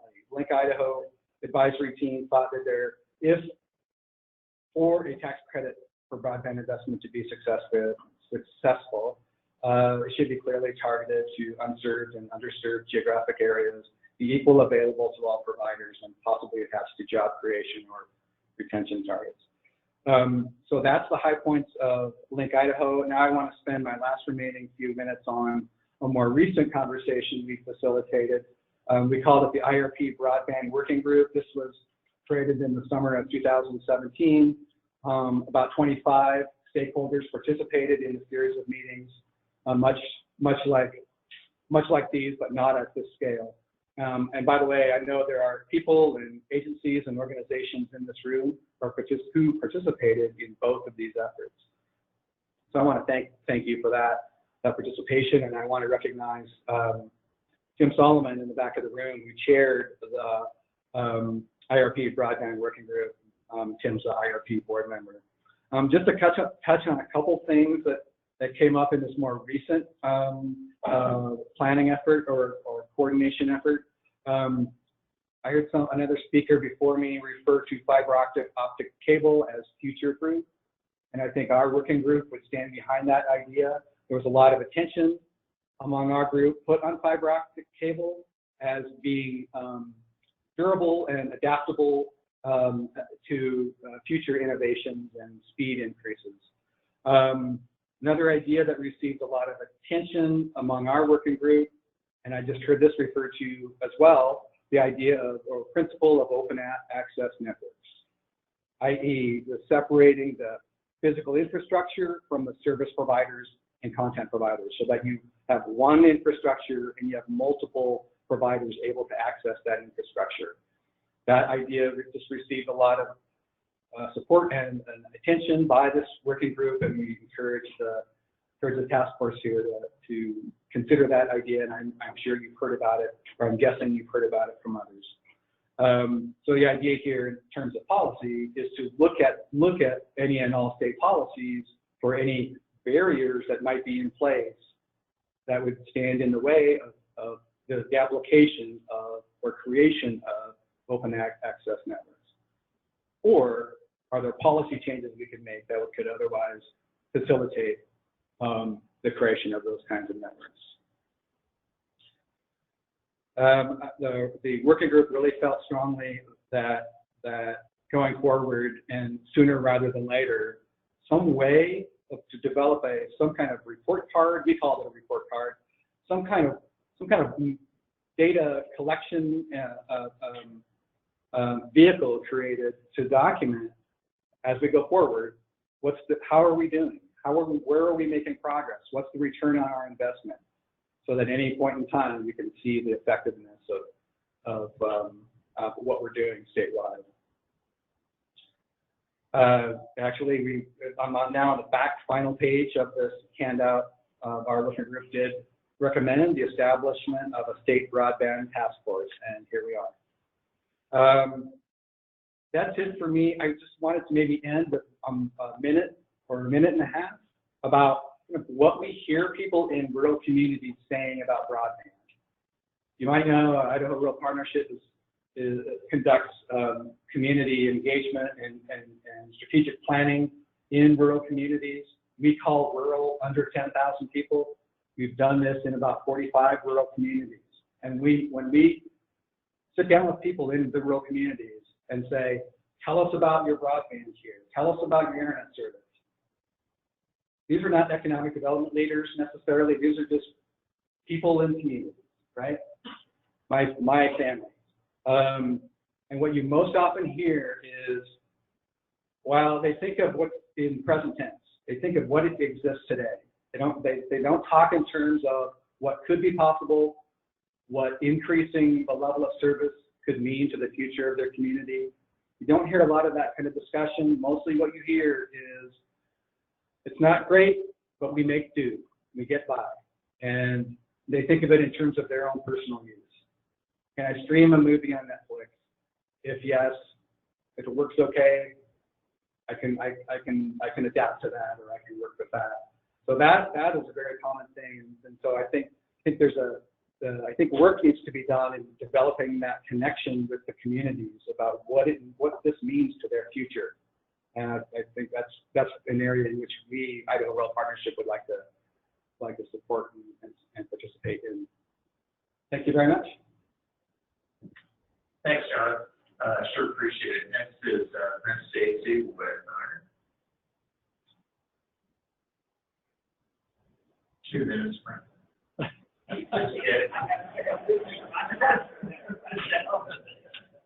Please. Sorry. That's all I've got. Make that any bigger. Sure. There we go. Clicker or the keypad? Can you hear me without this mic? Do I need the mic? Use the mic. All right, good. That's what I was looking for. First, I want to thank Director Keeley for the opportunity. Would you like this mic? You can move around. This will be okay. I'll try to restrict myself. He's seen me present before. I want to thank Director Keeley for the opportunity to come in and share a little bit about iron with this task force. You guys got a tremendously important job associated with the future of Idaho. And I'm happy to be a part of trying to help you work through that. The only thing I would offer is don't look for solutions to meet today's needs. Things are growing with the Internet of Things. You heard about telemedicine and desire for cities and counties and highways. Think about what Idaho is going to need in the next 5 to 10 years. That's going to be critical for this task force, in my opinion. As far as iron is concerned, the Idaho Regional Optical Network, I'd like to share some context on what a regional optical network is to try to help provide perspective on why iron's here and what's unique about iron. Many people know, but many don't know, that across the United States, there is a super digital highway. It covers Internet, Internet 2. How many people have heard of Internet 2? The Internet was created by the education community, universities, to share openly information and do research. That's why the security is so bad. When it was commandeered by the retail industry for procurement and Amazon and Google, etc., the academic community said, we need another education network. And they created something called Internet 2. It was created in 1995 by the National Science Foundation, specifically targeting education and nonprofit. Why is that important? most of the bandwidth that universities need is not what I would call retail scale bandwidth, like you get in your home. They're accessing scientific machines at other national labs. They're exchanging large data sets with other universities and supercomputers. So they needed very high-speed bandwidth. Most of these institutions couldn't afford, at commercial rates, very high-speed bandwidth. That's why regional optical networks were formed. This is a map of the regional optical networks in the United States. Idaho was one of the last states to create a regional optical network. How did we get a regional optical network? Idaho National Lab Director, at that time I was working at the National Lab, came to me and said, I want you to create a supercomputing capability for the lab. Because we were going to get baby supercomputers, no offense, Jerry, we couldn't afford the large machines. And so we needed high-speed connectivity to the ones at Oak Ridge and Argonne National Lab and others. So I mentioned to John Grossenbacher, who was the lab director at that time, I said, well, I can create this for the lab, or I can create it for the state. What would you like to do? He said, we're a community participant. We want to create it for the state. So I created a 501c3 called Idaho Regional Optical Network. At that time, I didn't realize iron was the only ore that's never been mined in Idaho, but hindsight's always better. We were one of the last states to create a regional optical network. What regional optical networks do is they take universities and other educational elements and nonprofits and connect them to the super digital highway at high speed. That's what they do.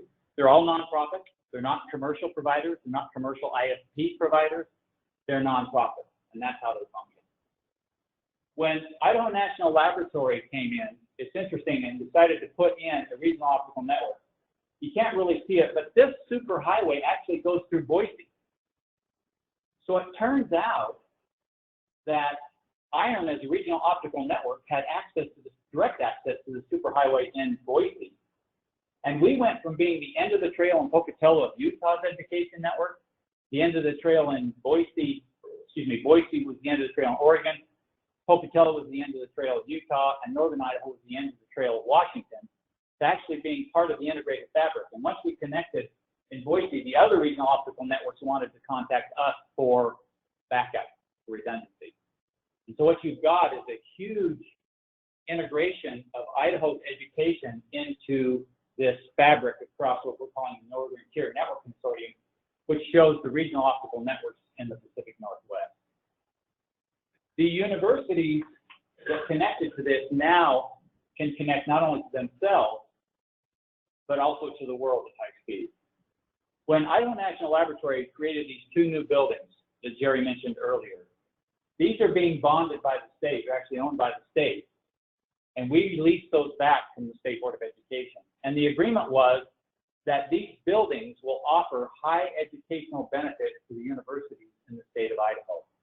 With these buildings and the upgrade of iron to 100 gigabits a second, a student can now come in and in the first 2 weeks come up with an idea on how to address cybersecurity for the grid or do a large visualization project. They can go online and interface with world experts at the lab and other universities.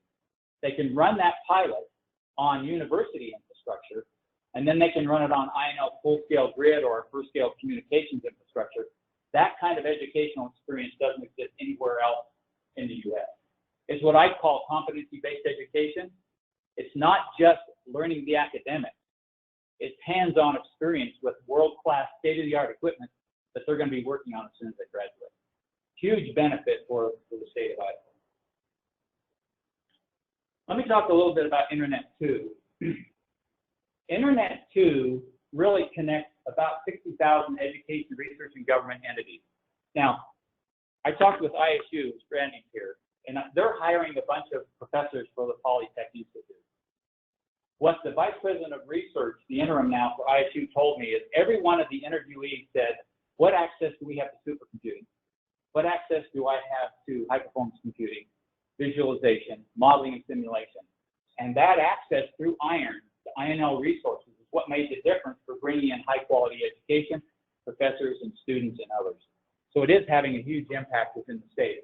What we're seeing with access to Internet 2 and getting NSF grants and other things, we're seeing growth on IRN's backbone increasing about 30% a year. So just like Bear Prairie said about the city of Idaho Falls, they put in as much fiber as they thought they needed, didn't quite have enough. You're seeing this grow dramatically. So if we're behind now, and that's the judgment, then we'll be further behind if we don't target higher than what we think we really need as we move forward. These are the founding members of IRON. So when IRON was formed, I went around to these individuals and asked for $50,000 of operating capital. And I went to Battelle, the mothership of the Idaho National Laboratory, and asked for a $350,000 no interest-bearing line of credit. All that came to fruition. In 2011, Butch Otter sent a letter to IRON giving us the authority to integrate and work with and represent Idaho to the other regional optical networks within the Pacific Northwest. These are all volunteers. The IRON officers are volunteers. The board of directors volunteers. They're in it simply to help Idaho's education cross the digital divide.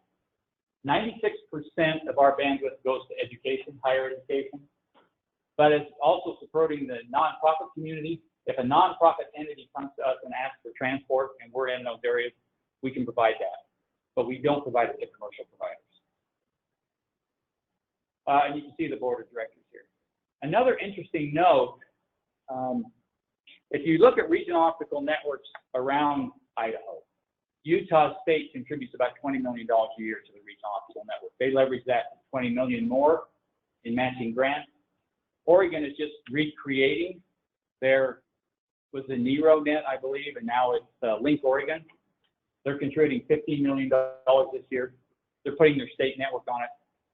While the state of Idaho has been a great supporter of IRON, they use zero bandwidth. They're the only founding member that uses zero bandwidth within the state. This is what our backbone looks like today. With universities, if they're submitting a large job to a supercomputer, and even those 40,000 cores, that thing may run for a weekend or for several days. They can't afford to lose that connectivity halfway through that run. So IRON's network is fully redundant to the university, highly reliable. We rarely have outages. In fact, for the last 6 months, we've had no outages. So it gives you an idea of the kind of reliability. Now, if someone digs up redundant pairs, we do have an impact. Grassroots volunteer, fully operational and reliable, and we see ourselves as the independent networking voice for Idaho. We're not profit motivated. So we have a lot of cities that come to us and just ask for advice. And so we'll share with them what they know, what the options are, even with tribes and others up to Clearwater, et cetera, trying to work through it. Our primary motivation is to help Idaho cross what we're calling the digital divide for education. So that's my story. I'm sticking to it. I'm happy to answer any questions. Just a quick one. If you said it and I missed it, I apologize. Do you have revenue? Where are you getting the money from to sustain the future of the IRON network? Oh, that's good. The charter, the founding members, so this is the way the system works. The founding members in a board meeting come up with what they believe they need for education in the state. They give that to the officers. The officers come up with a strategic plan annually that says, this is how we satisfy this and how much it's going to cost. And then those costs are distributed to the users of IRON, and that's how we collect our revenue. There are a couple of exceptions to that. Sometimes we get grants for infrastructure enhancement. And with the new buildings that came in, the State Board of Education got a request from the university president that was unanimous that they needed to upgrade the backbone of IRON from 10 gigabits to 100 gigabits in order to do the kinds of things I talked about. When that happened, the State Board of Education came in with $800,000, which is about 35% of the operating cost of this enhanced network. And Idaho National Laboratory contributed about $2.2 million in capital investment to take this thing up to the next level. So because we're a nonprofit, we can partner, we can barter, we can go for grants. We have a lot of flexibility into that process. Does that help? It does. Thank you. Yeah. General Ricky, how'd I do? You did awesome. But I can tell you, as the moderator, I feel miserably. So I think we're about 5 minutes over our time. I would ask each of you who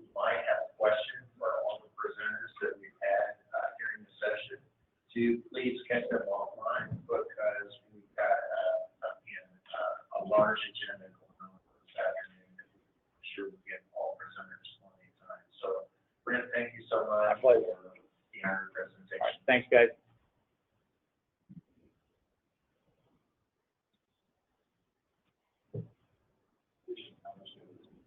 Session, did we break? We okay? Keep going. So let's go ahead into the session, transmission and right of way options, permitting. Our moderator, Paul Lander from the Public Utility Commission.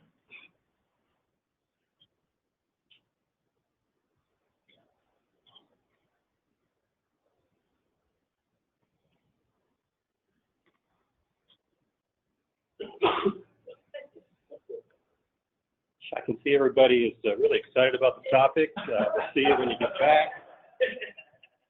I do not have a PowerPoint presentation. I was told that a discussion on pole attachment would lull you into a coma, just the topic itself, so we're set to go.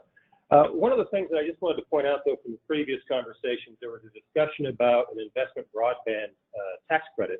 There is one that exists in state statute. It was written quite a while back, but it does exist. Some of the concerns, at least that we've heard over the last few years in discussions, is that perhaps it does need to be updated. When it was written, 2 paper cups and a string would qualify as broadband. And so there is an opportunity to update that. It does not have any kind of reference at all to unserved or underserved. But there is a section of statute that deals with investment broadband tax credits. And the PUC has a very small role in reviewing some of those requests that show up on an annual basis. So, hey, what are we going to cover today on pole attachments? We're going to look at pole attachments. We're going to talk a little bit about the Federal Pole Act. I know a lot of you have just been waiting for that conversation. It's coming. And we're going to talk about a wonderful concept called reverse preemption. And for those of you that do follow the Federal Pole Act, you know what that is.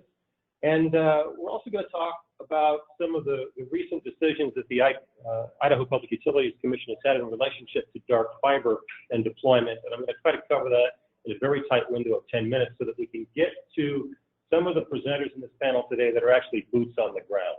We have representatives from the 3 major electric utilities in the state, as well as with the cooperatives. And then we will round that all out too with ICD. And we all have different interests and concerns as it relates to broadband deployment and attachments to facilities. So let me first start with the amazing Federal Pole Act of 1978. It's now almost 50 years old. It was put together during the Carter administration. And what it was designed to do was try to streamline the deployment of cable technology. And through the years, we've seen a lot of things happen well beyond cable. We've seen a ton of things happening in the arena of wireless. We've seen a lot happening with fiber technology, and they're all trying to access some of those facilities, most notably utility facilities. Now, with regards to the state of Idaho, what reverse preemption is that states were allowed to go to the FCC and basically say, we are going to take care of this ourselves. We're going to police that. So we're going to exercise our right for reverse preemption. And then those states in which they did this, which originally were about 20 states, I think there's 21 now, Idaho's among them, state statute then outlined sort of what those details and granularity would be and who actually would exercise the authority for reverse preemption. In the state of Idaho, it's the Public Utilities Commission. But do we have jurisdiction over everybody? No. We have jurisdiction over the investor-owned utilities and any telephone companies that may actually have poles up. So it does not touch on the co-ops and munis. And actually, when you look at the Federal Pole Act of 1978, I just love saying that, co-ops and munis are exempt. So as we look at this thing that's been around for quite a while, and I've been a regulator since 1999, I have never once been asked to resolve a pole dispute. Never once. And it is my desire in the remaining years I have left to never deal with a pole attachment dispute. And why is that? I think we've got players, the utilities, that understand what the importance is, understand what the needs are, understand what their concerns are, which you'll hear about today, and deal with folks fairly reasonably. And as a result, if there have been any concerns or problems, it usually gets resolved well before it ever finds its way into my doorway, which I greatly appreciate. But what that also means is that that technology is being deployed. So that's a good thing. But as we look at the reverse preemption statute today, one of the takeaways I'd like you to have is that because it was put together back in 1988, there was no reference to wireless. So as we look at what's happening with the 5G explosion and everybody trying to get to the top of the polls, if there was a dispute today because wireless couldn't get access to a pole through our reverse preemption statute, and they came to our jurisdiction with that dispute, one of the arguments that could be made is that we don't have jurisdiction specifically laid out in state statute. And if that's the case, we might have to actually follow the law and say we don't have jurisdiction. So what that means to the entity that has a problem? Well, they then go to the FCC. And the FCC says, well, we don't have jurisdiction because Idaho's opted into reverse preemption. So where does it end up? Maybe the courts. So the question is it time to take a look at that statute and maybe consider adding the word wireless? Now, who brought this to my attention? The Wireless Association about 3 years ago. And so anyway, they're aware of it and it's there. So that's one thing at least to consider as an opportunity to alleviate any potential disputes as it relates to wireless, even though, again, we haven't had any issues. So who is it that we regulate with regards to that as far as our ability to resolve this dispute? It's just the utility facilities, not the city-owned ones, and certainly not county ones, and certainly not co-ops and munis, because they're governed by their own independent boards or by the city council in which that they are organized. So that's essentially the quick overview of the Federal Poll Act and the reverse preemption component that the state of Idaho has and where the Public Utilities Commission fits in. What we're seeing around the country in the wireless industry has, of course, an obvious interest, but why do they care? Plain and simple.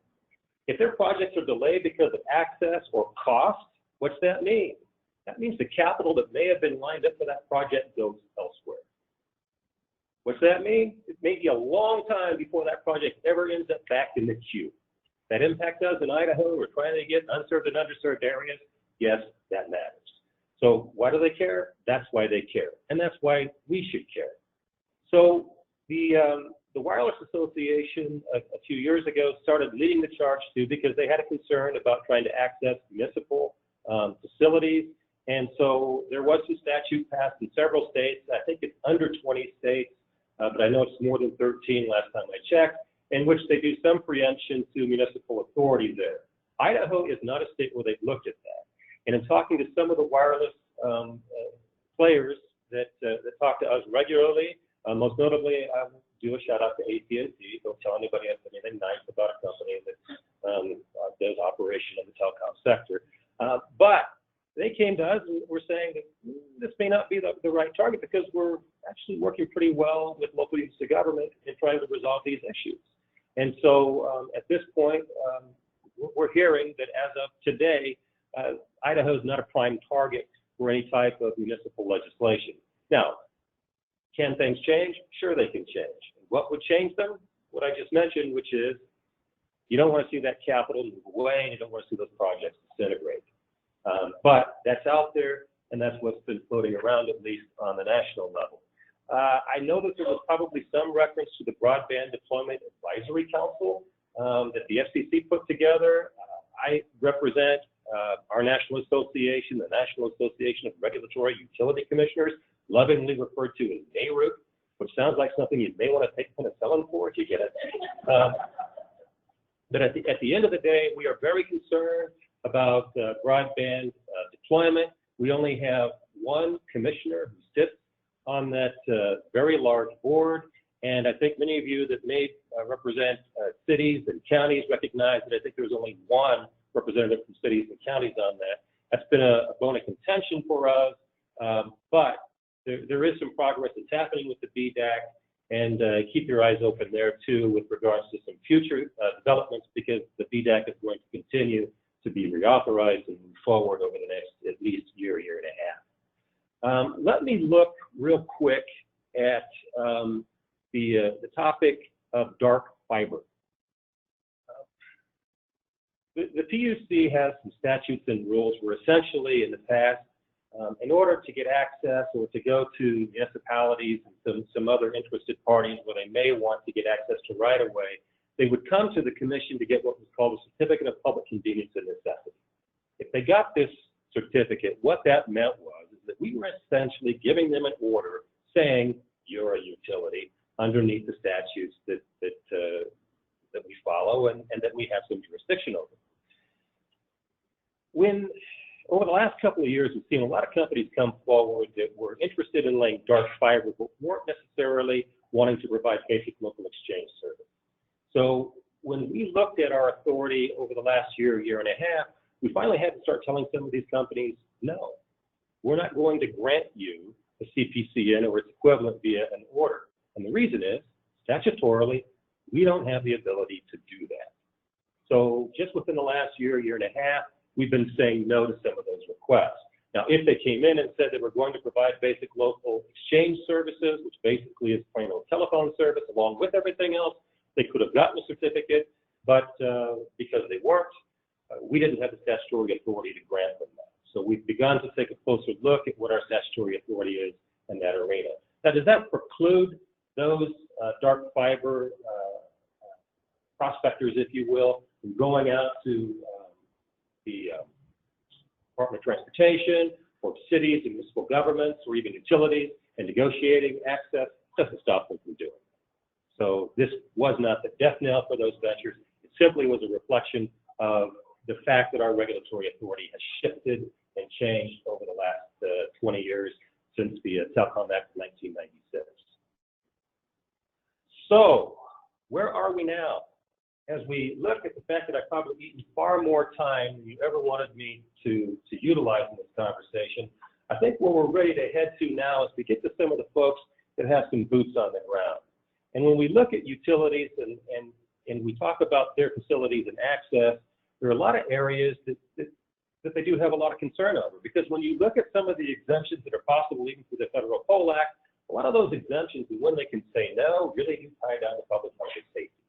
So we're going to have an opportunity to hear from some of the utilities and the co-ops and also ITD. Now, when we get to ITD, and I didn't get a chance to meet, there you are, Chris, nice presentation earlier. They have a much different definition of what a utility is than what I do. And so that changes the landscape for them in terms of right-of-way and who they have to allow in there. And so I think ITD has a very unique perspective and a tougher challenge than a lot of folks as it relates to access to some of their right-of-way. So with that, why don't we jump right into my new best friend, whom I just met moments ago when I asked how to pronounce her last name, and that's Nancy Sear. And Nancy's with Idaho Power. And Nancy, come on up here and thank you very much for what you're talking about. Thank you. Appreciate it. So my name is Nancy Sear. I'm the engineering and operations leader for our communications and regional communications and system protection team. Just to give you a little background, Idaho Power, with Idaho Power Communications, we have our own backbone system. It's for our critical infrastructure. We span southern Idaho and into Oregon, so in Idaho, Pocatello to Payette. And so we have fiber as part of our backbone, as well as I think we're up to about 28 microwave pads that we have. We have some similar issues that I've heard from people today as far as trying to get connectivity to some of our rural areas. Most recently with one of our new environmental areas, we've got 3 employees that are located there. It was going to cost us $70,000 in capital and then $3,000 a month to get some connectivity. So then what do we do to get our employees connectivity as well?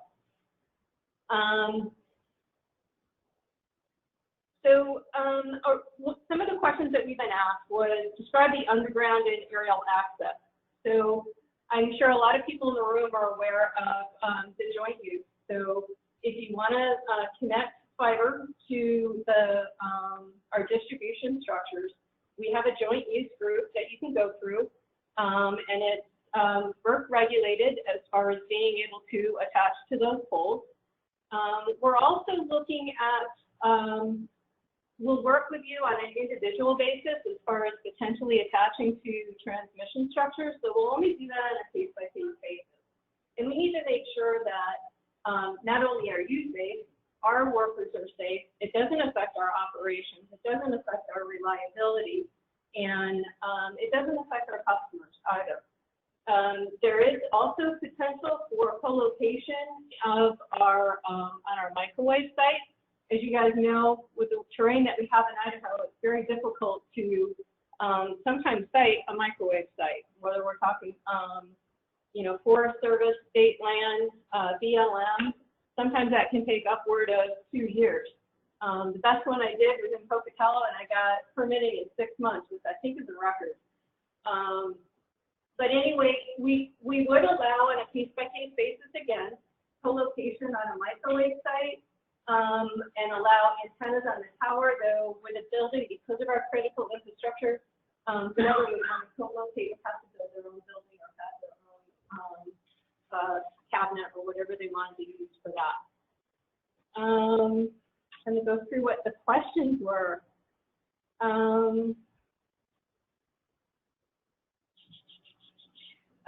Public lands on the right-of-ways, they're typically non-exclusive. So where we have a right-of-way for our transmission line, it's typically non-exclusive, though whoever would want to be also located in there would have to put in their own authorization.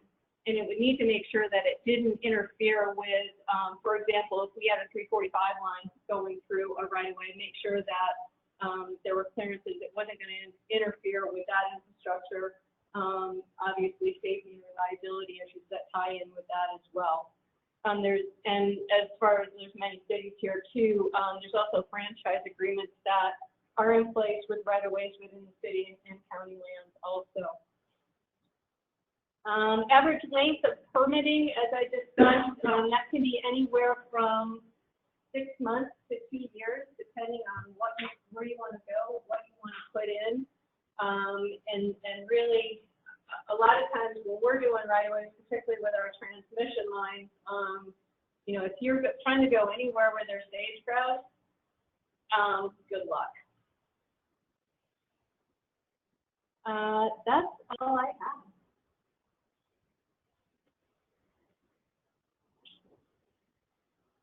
Very much. If we'd have done it was going to be that quick, we could have given the guy on the Iron Throne a little more time. Thank you, Nancy. Jim Solomon from Rocky Mountain Power. Oh, there you are. I'll even wait for you. Tim, I actually knew that they had replaced a guy, Glenn Pond, who was the boots on the ground guy for Rocky Mountain Power years back. And Tim, I got a chance to meet in the back of the room earlier today, and I look forward to your comments. Well, good afternoon, everyone. It's good to be here. I wanted to give you just a little bit of history. I would echo the same things that Idaho Power has said about access, but let me give you a little background about utilities. We're a little bit of an albatross. I would say we're traditional investor-owned utilities are a little bit stuck in the past in many ways. And so when we talk about pole attachments, I think there's a general reticence among investor-owned utilities to even allow people to attach to poles. Now, we do it under federal and state regulations, but there are those within the utilities who would just as soon not have to attach anything to those poles. So when we talk about attachments, understand that that is sort of the bias against attachments. It gets in the way. It makes it expensive to get to things when there's a problem, there's a fault that occurs. It makes it very difficult to get to it. So that bias is real. However, we're getting new leadership within the utilities, younger leadership. We're adapting very, very well, I think. And I want to visit with you for just a minute about a couple of things that we're doing. To give you some statistics, we have 4,000 miles under PacifiCorp of fiber. We have about 16,500 miles of transmission and 64,000 miles of distribution. We are in about every community. There are some folks who tell me, Tim, we're not in every community. But their community is 5 miles, and it's 1 or 2 people, and they're 5 miles from the nearest service point. So when it comes to access, we're there. If I take off my utility hat for just a minute, and I put on my rural Idaho hat, I want to see broadband at an appropriate level in every community in the state. And somebody once said to me, but Tim, that's a pretty ambitious goal. And I said, wouldn't it be terrible if years ago we had said that providing electricity to every home and business in the country was an ambitious goal, and we shouldn't pursue it. So I am of the opinion that we can extend appropriate broadband to every community in this state, if not in the country. So we're there, and we would invite those pole attachments. Now, what are we doing? I mentioned 4,000 miles of fiber. Right now, we are opening up that fiber for access by customers, communities, and service providers. So 4,000 miles of fiber that we're now able to open up to you, where we have never done that before. And in fact, Utopia has the first lease agreement with us, and they have leased a section along the Utah-Idaho border. That's our first try at this, and it's going very, very well. We're very, very excited about that. In addition, when you talk about 5G, we're doing things we've never done before. On September 30th of this year, we'll be kicking off our first, shall we say, 5G initiative, where it will be, we're developing standards now internally. The tariff language is developed. And on September 30th, we'll be able to start granting access, including pole attachment permits. All of the standards and internal processes are in play right now, and they'll be ready. And by the way, this includes streetlight attachments, which we've not done before. So it significantly expands our ability to offer the 5G access by adding streetlights. And people would say, well, how much access is that? Well, there are a lot of streetlights out there that we can access, a whole ton of streetlights. So there are great advancements being made in the utility industry. Let me give you an idea about what it takes. If you already have a pole attachment agreement with PacifiCorp, it would generally take us about 45 days to be able to get everything in place so you could attach. So that's about the time frame. We're trying to get that better, and in most cases, we're able to get underneath the 45 days. I also want to talk about franchise ordinances for just a minute. Our franchise ordinance template defines, I think, very well for the possibility for those communities who pass those ordinances to attach their things to our poles, whether it be emergency communications or even a broadband network that's being propagated by the community. And those franchise ordinances guide that. Those are in place, and they're very well defined. And I think for the utility industry generally, those adaptations are making it very, very easy now for connections to our facilities. I do want to mention that we do have limits in terms of the number of requests in a 30-day period. So the more requests that come in and the more poles that are involved, the more infrastructure involved, it does take a longer permit time. But in general, we're still looking at a 45 to 60-day period. So with that, I think I'll just turn it back. And thank you very much, Tim. We're ready now for Steve Schulte from Vista.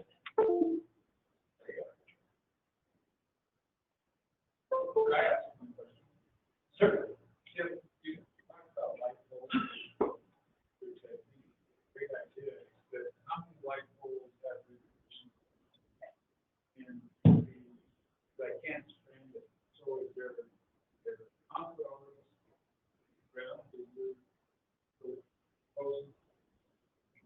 Well, yes and no. It depends on the pole. In some communities, it's underground, some communities it's overhead.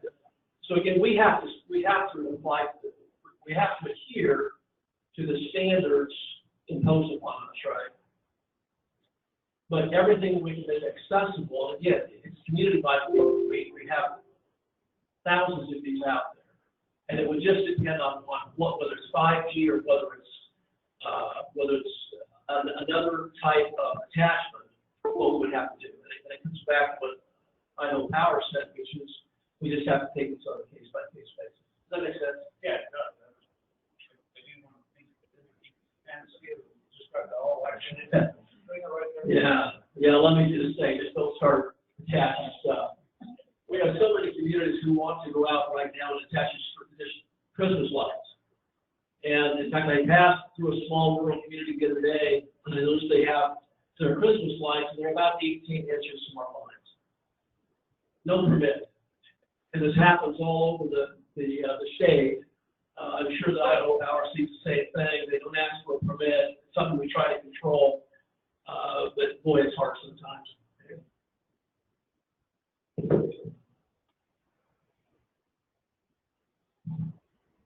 Well, thank you very much for the invitation today to come to speak to you. My name is Steve Schulte. I'm the Joint Use Administrator for Vista Utilities.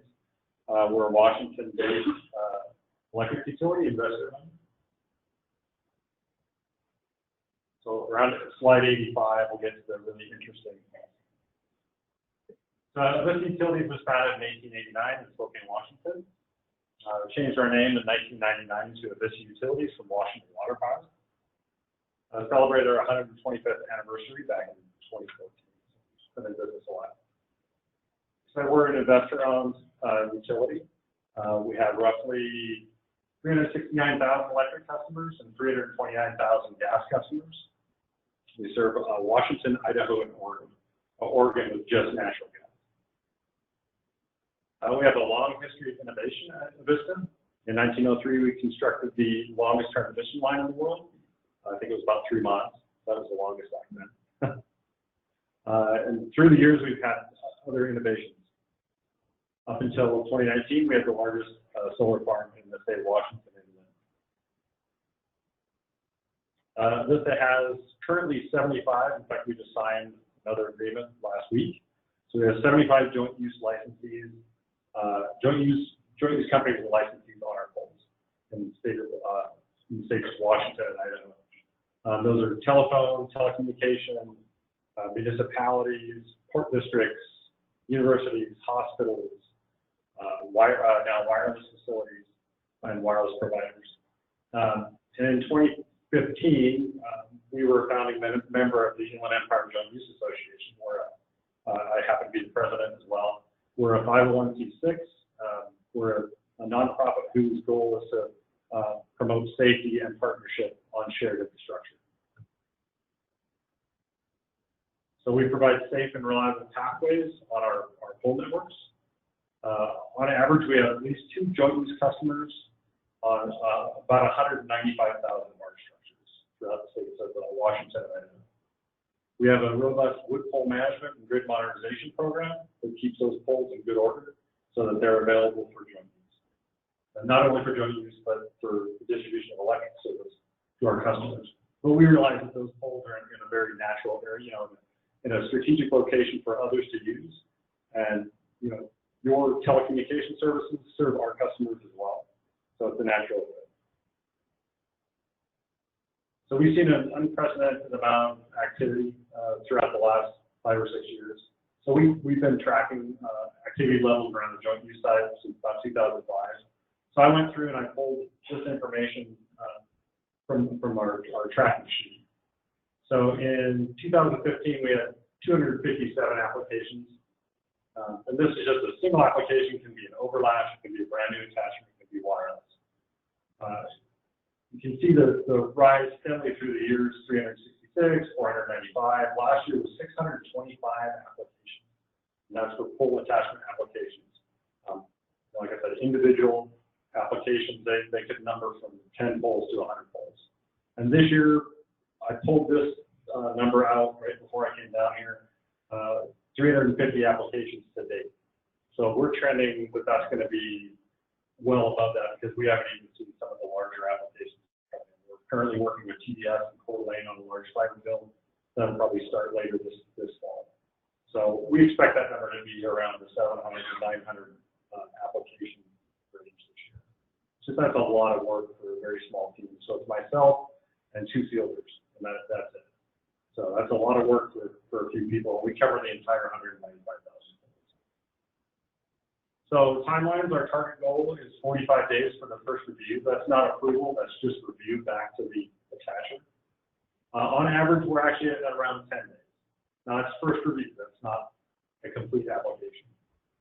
The complexity and accuracy of those designs directly affect the review times. So the better the designs can get, the quicker we can turn around and get that out of construction. Also, some of the things that we have no control over are things like the railroads, Idaho Department of Transportation permits, tribal permits, NEPA and SEPA reviews. Those all also have direct reflection on the timeline of some of the build-outs that we see. You run into one sensitive cultural area, and that may stall your project for quite a while. So there's a dwindling resource pool of experienced human beings that can do this work. I myself started out climbing poles for Cox Cable in 1994, so I've seen both sides of the house. But we're seeing a smaller and smaller number of people that we can pick from to actually review the work, design the work, and actually go build it. So I think we've seen this huge rise in activity levels, but the amount of resources to support that just aren't there. Make-ready work, if you're not familiar with it, is what the electric utility needs to do to make our system ready for that attachment. So pole replacements, pole insets, service changes. We try to get that work done between 60 and 75 days, depending on the complexity. Also for that, there's a very limited resource pool for electric make-ready work. The fires in California really stole a lot of resources from the Northwest. We were having a hard time just finding line crews to fill our needs just for electric work, not including all the work that's going to be driven by the future build-out of wireless and wire technology. So some of those new technologies, 4G, 5G, and CBRS. So we're going from the larger macro sites to the smaller microcells and the small cells. And we currently in our service territory we have about 35 small cells, mostly all pole top. We are going to be permitting some mid-pole designs for a wireless provider really soon. So that mid-pole design will go between the phase wire and the neutral. It'll look like kind of where the transformer goes on the pole. These are two locations in Spokane where it's a 4G small cell site. So there's a pole top antenna up here. Inside that antenna cap, there's a radio, a wireless relay, and the antenna. As we've seen some of the headlines throughout the industry, this is another thing that may slow down some of the build-out is, with the FCC's third report and order, which is currently in the Ninth Circuit Court under review, that may affect some of the timelines that wireless carriers have to put infrastructure in the right way. So regulatory opportunities that we can see, things like one-touch make-ready. Has anyone heard that term, one-touch make-ready? So we try as much as we can to promote that within our industry and within the people that attach to our poles, but we can't enforce that. So that may, from a regulatory perspective, may be something commission if rulemaking is open up, they decide to look at. We have to get rid of two first. What's that? Yeah, that's right. Double wood remediation. Is everybody familiar with that term, double wood? So when the electric utility goes out and we put a new pole in the ground, everybody has to transfer the old pole. A lot of times that old pole never gets pulled. That's what we call double wood. Creates a hazard out in the public. So that's another regulatory issue that might be brought up.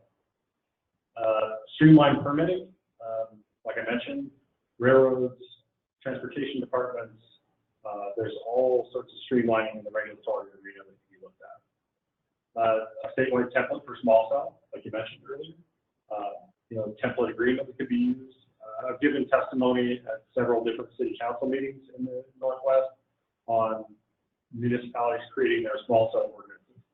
And I think the more that they can be streamlined and look like each other municipality, the easier it would be for the wireless carriers to move into those areas. And National Utility Infrastructure Database, the FCC is looking at this as a national pole mapping program. We're trying to get something similar like that through the Illinois Park Joint Use Association using All in One, which is an online mapping service. And hopefully, get a coalition together and get at least the polls in our area into an online shareable database. That might make permitting quicker as well. Big finish. All I have. Thank you very much. Thank you very much, Steve. And we are on time, so why don't we go ahead and jump in with Will Hart, with Consumer Owned Utilities. Will, welcome.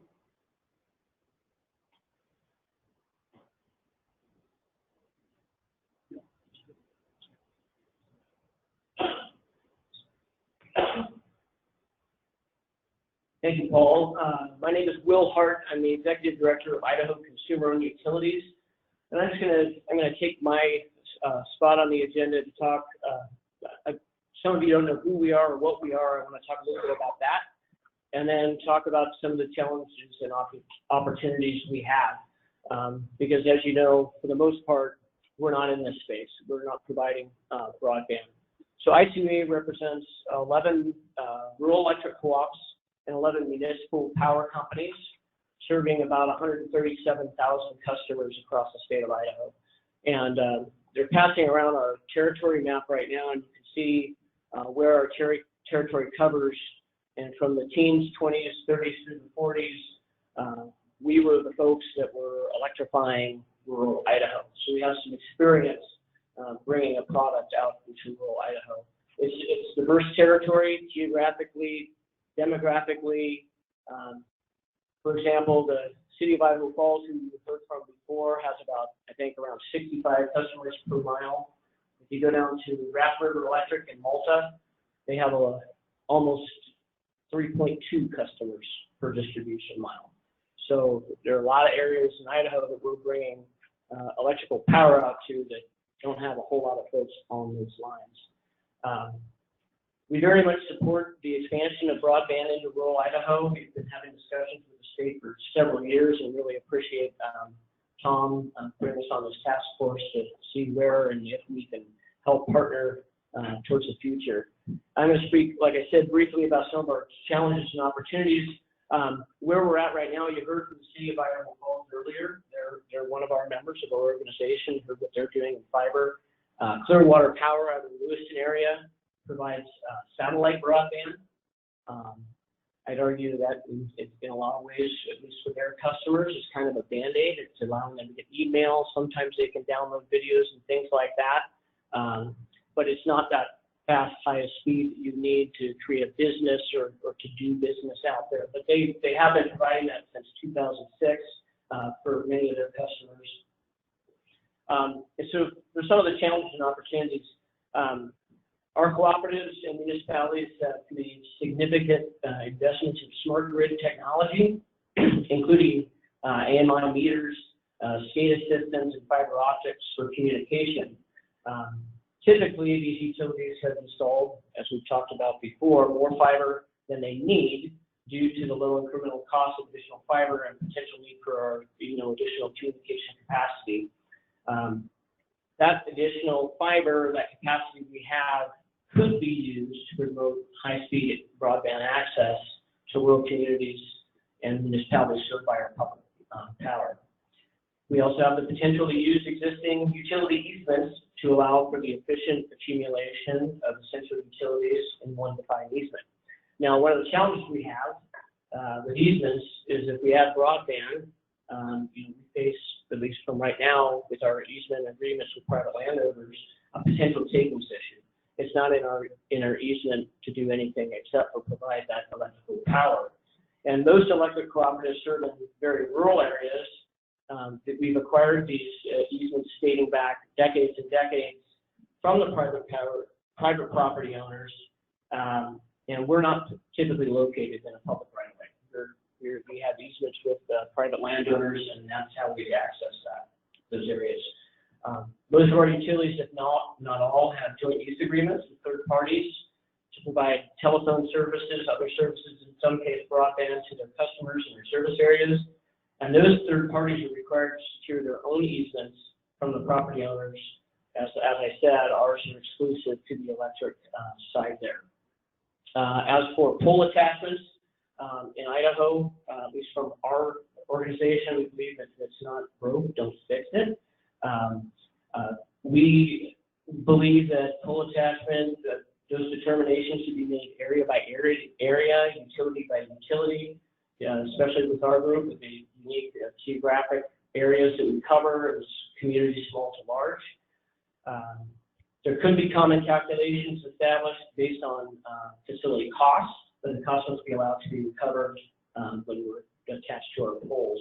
And, you know, I surveyed 100% of my members, and none of my members could come up with an example of a pole attachment ever being denied or one taking an exceedingly long amount of time. In conclusion, promoting and opening access to our dark fiber and our existing utility easements to be used to expand broadband access, we believe is in the best interest of Idaho. We're willing to be a partner. It's not a business that we're jumping in to compete for. That being said, if we do things regulatorily, legislatively, we want to be at the table and be able to participate, because we operate in areas where many of you aren't. We offer access to many areas where many folks are not. And we want what's best for our customers. We've been providing them electricity for decades and decades when they weren't able to access it. So we have some experience in going that, continuing to the last mile. And we want to continue to be at the table and play a really important wherever we can. You've got our map. I also brought with me a bunch of our directories that list all of our utilities.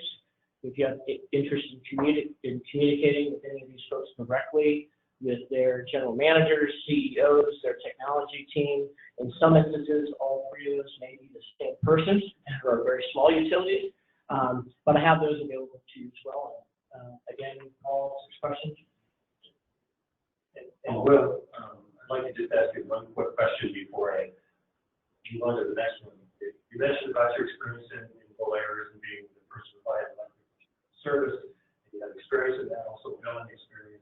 We saw in the Connect America Fund, the FCC's last reverse auction, a lot of electric co-ops in the country actually bid in, and one of them was to deploy broadband, with some funding from that. Is that anything that's being discussed with some of the utilities that you consider?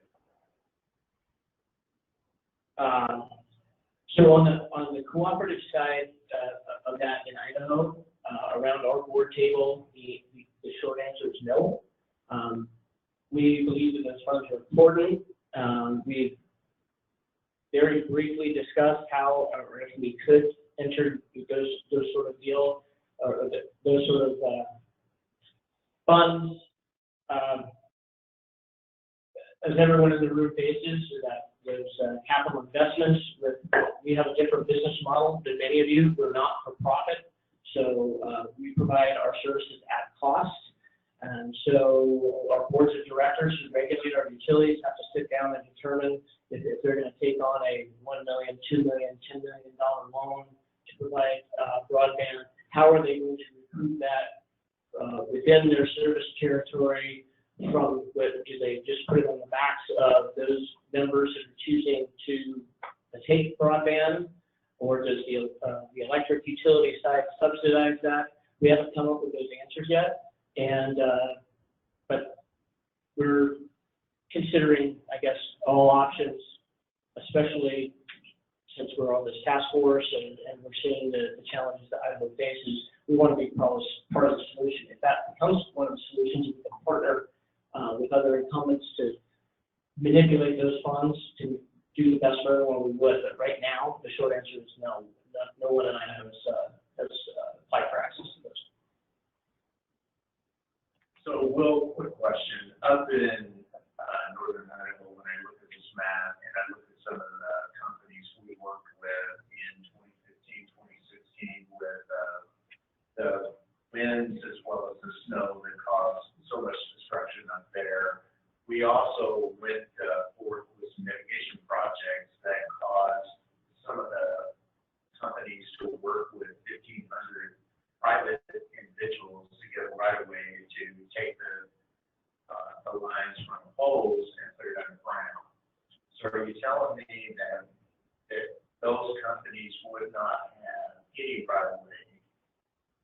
in those areas with 1,500. So if we wanted to run an broadband conduit in that area, we'd have to go back to those 1,500 all over again. I'm not an attorney. I only play one when I'm standing up here. Probably shouldn't. I know there's a bunch of you that went to school a lot longer than me. It's my understanding that that potential, and if you look at other states where they have expanded cooperative utilities ability to enter into broadband, that they have gone specifically into their state codes to address that easement issue and the takings issue.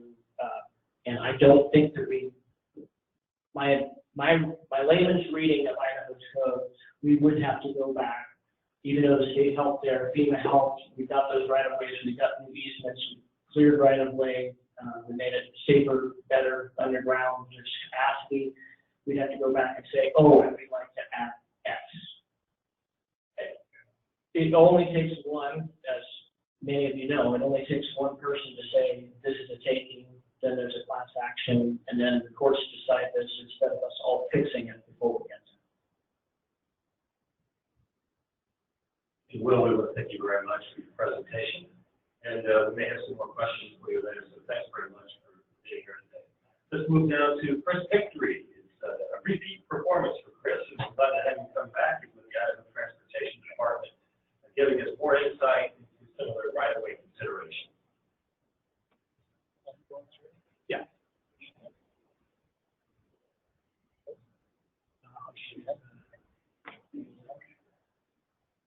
Thanks again,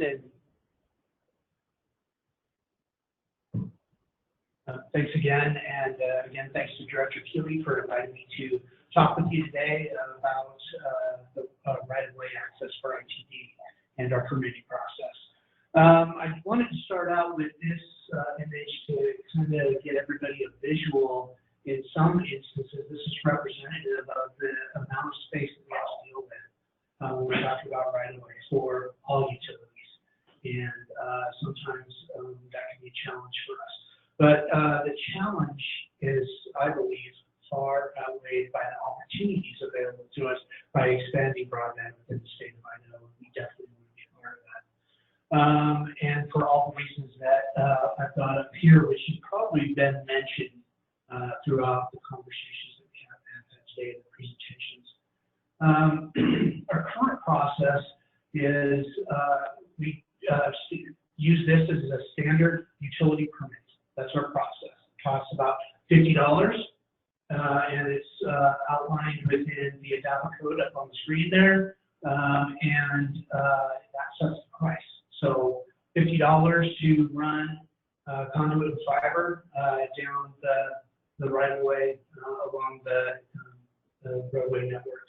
And the process is to complete ITD 2110, which is a right-of-way approachment application and permit for utilities.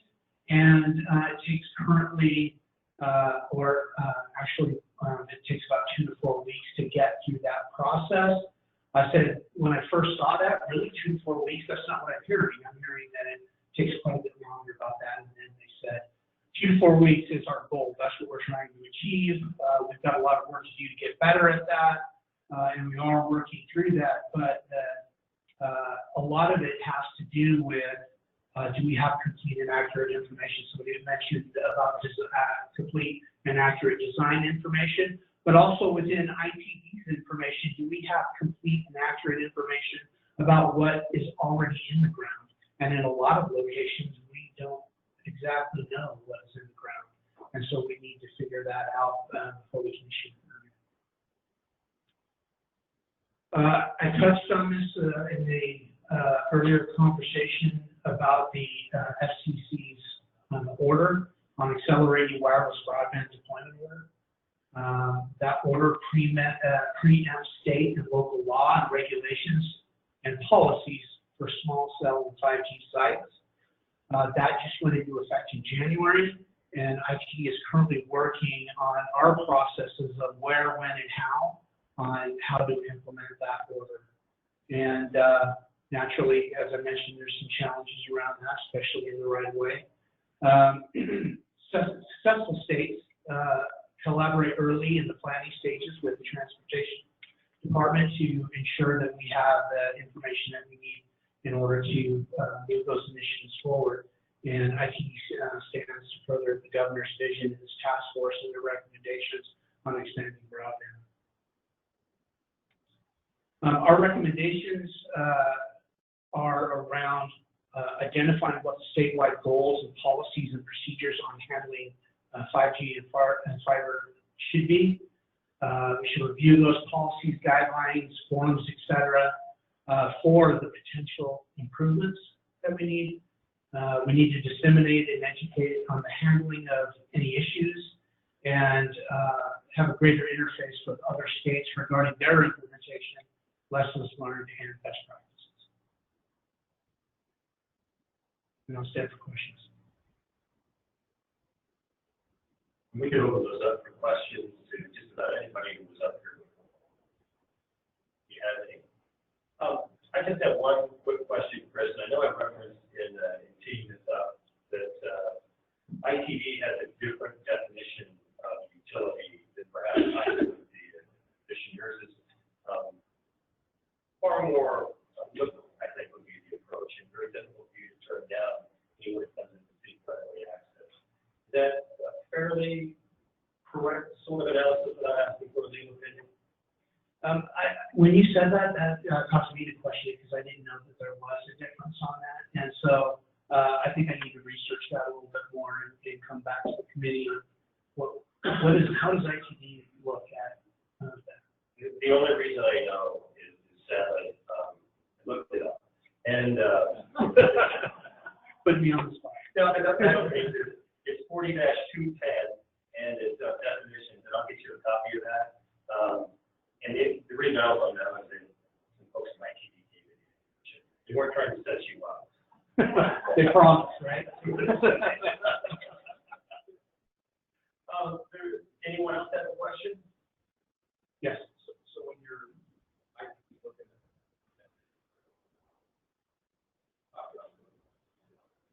there's some general guidelines on I think the road where it's possible.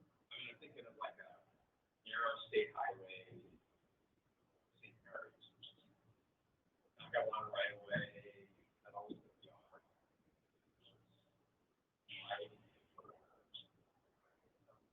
I think a lot of it depends on the ground. When I was talking to our right-of-way folks, they drew an excellent picture for me. I'm like, can I share this picture with somebody that said, well, we don't really have one that you can share. But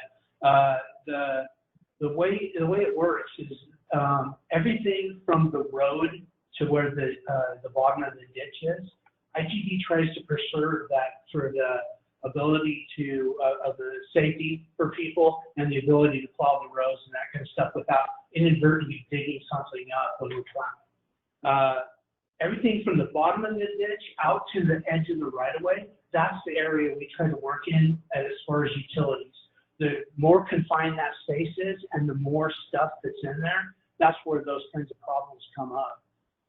In fact, one of the items that they brought up with is because we have so many vendors asking for access at the same time, we run into situations where some vendors are trying to, through multiple lines, take up the right-of-way, and I don't know if it's intentional, I don't think it is, but the issue that we run into is that it gets consumed really quickly.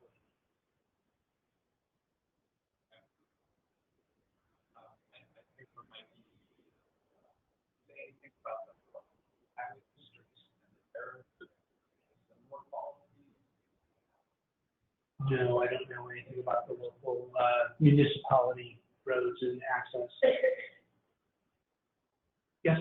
So, conceivably, ITD has a map of what utilities are in their right of way that we should be somewhere. We do have extensive maps of where we put fiber in the ground. We don't have maps of where all utilities are at for everything along the roadways. And that's where some of the challenges come in when we're trying to issue a permit. Do we have information on what's along the side of the road, or do we need to go investigate?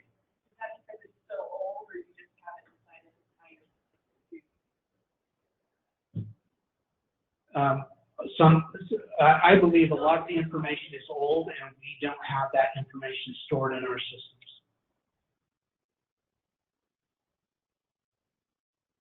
Chris, I have one question for you. I'm sorry. I was looking at that green light one with the other hands going up. Some of the things that I've noticed since 2017 was a really impactful year in roads and infrastructure. As is right now currently in North Central Idaho, the same thing. When we start looking about the roads, the bridges, and all the issues around the state that are under construction, when we talk about notifying the public that this construction is going on, that may or may not be enough time, in my opinion, for a city or a county to say, you know what, we need to run fiber there. So I guess that's just more of a comment that if we're going to be proactive and trying to run broadband, fiber, across the state, then we need to be able to react as quickly as trying to figure out how to get a road open right after a flooding session or the bridge washes away, the culvert is gone. There is nothing in the road in that area. We need to figure out how to be able to move quicker on projects like that, and I think we have in the past. I agree, and I think a lot of it has to do with what you're talking about, and that's communication. And somebody over here asked me about our communications around our DIG projects. We have a 7-year transportation plan, and that outlines every single DIG project that we have over the next 7 years. So I will take that back to the team and find out how are we effectively communicating that. I know we have that on our website, but are we communicating that out to interested parties in enough time for them to be able to do what you're describing? Chris, question on the Dig Once policy. Is it being applied pretty uniform across ITD and some of the highway districts, or what's the breadth of that Dig Once policy in terms of being followed and utilized? I don't think we're consistent in our approach on the Dig Once policy. Like I said, we don't really have a policy in place within ITD specifically around fiber, other than what ITD's needs are. So I've called it a strategic intent, and really that's what it is. It's not a policy. It's if we believe we need fiber for ITD purposes and we're digging up the road, we're going to lay conduit in there. And if the conduit is empty, that's fine. That gives an opportunity for somebody else to use it within the legal issues or challenges that we have. No, I don't know.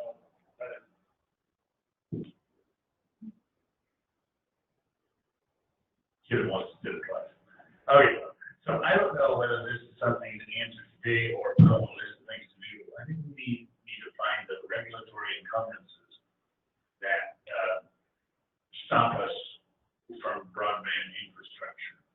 Communication is obviously a broad-based one, but what kind of regulatory encumbrances are in place? We talked about it. Someone talked about the double width thing or something. I don't know, but maybe we can make some changes in the regulatory structure that is old and antiquated to help us move forward. So a list of those might be useful.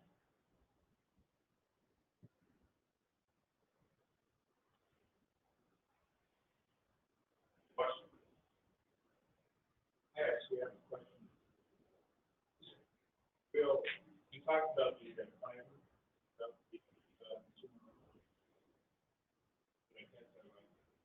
Yeah, can you hear me? Yeah, I can. So those utilities, and most all have now, like some of my very smaller utilities have those. Those that have the AMI, the advanced meter system, there's oftentimes fiber and getting utilities to hold that.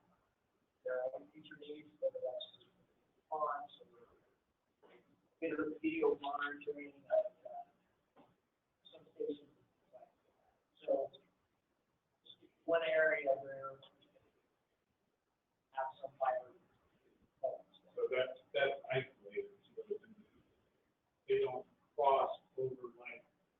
responded to the question.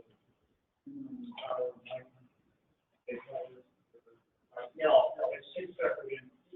Yeah, our would be just for the use of that electric facility for their electric. It happens in many cases to be overhead for our insurance.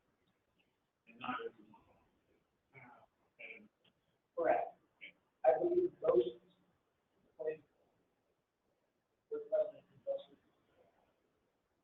I believe most have deployed it. Not all have deployed it.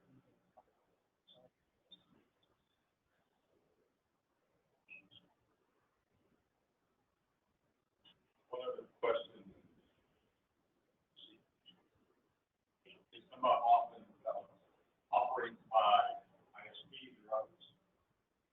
What is regulated about broadband?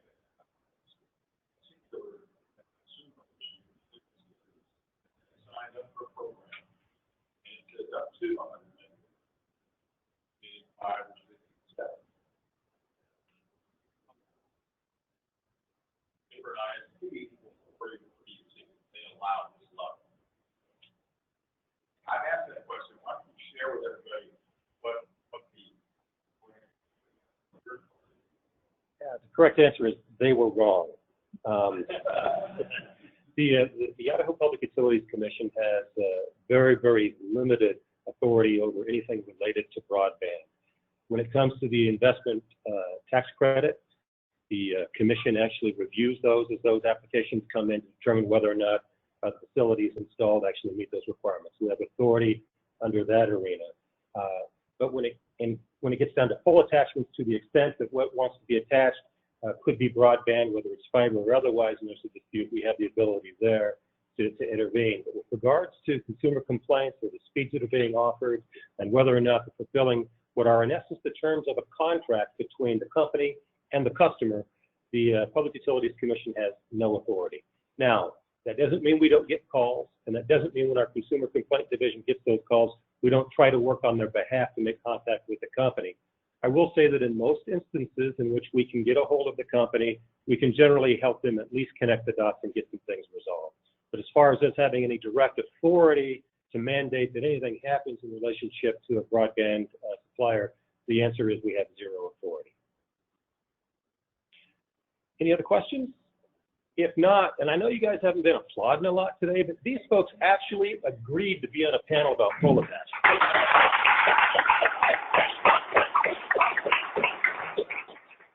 Thanks, Paul.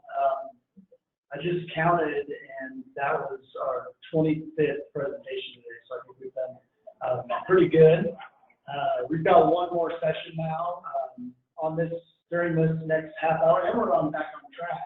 General Ritchie had to basically boot people off the stage because they're going over time, and Paul talked for about 25 minutes, and now we're back on track. So that's a good starting point.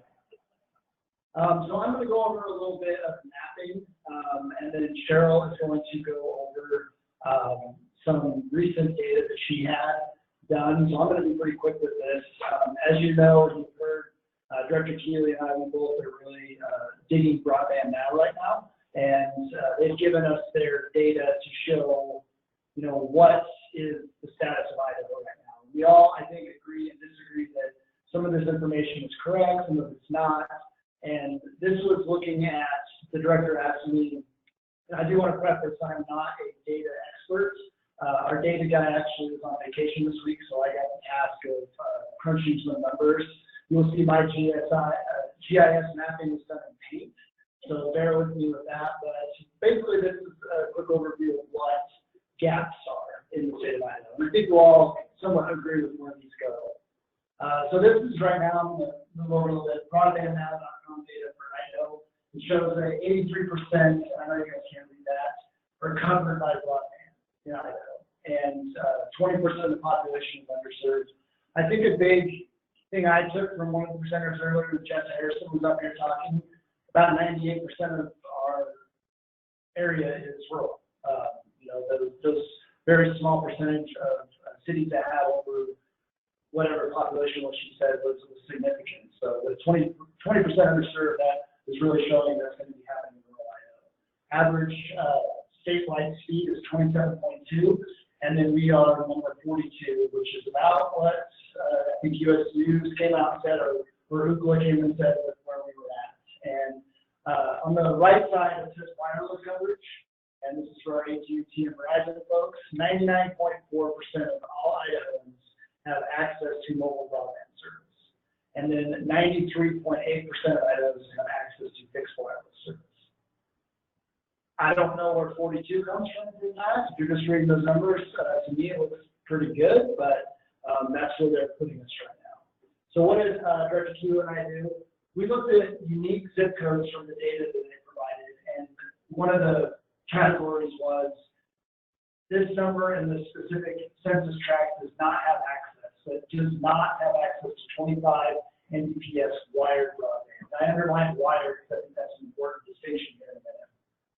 Then we took those chunks that we found and pulled out the ones that had at least 75% of those total population did not have access to that speed.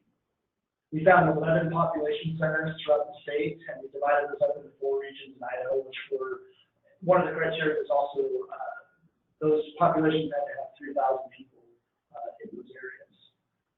And then we also did a little bit of analysis, what was the difference between that 75% and 50%. We found an additional 17 areas that were underserved.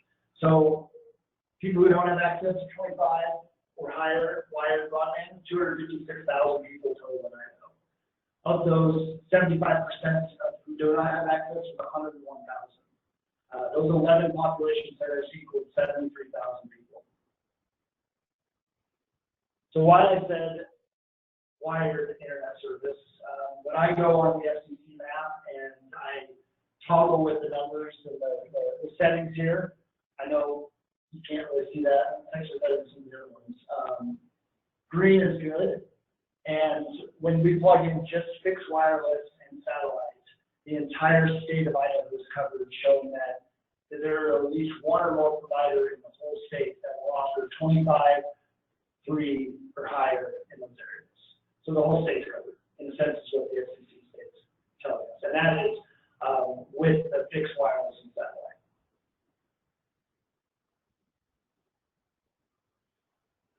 So here's my GIS map.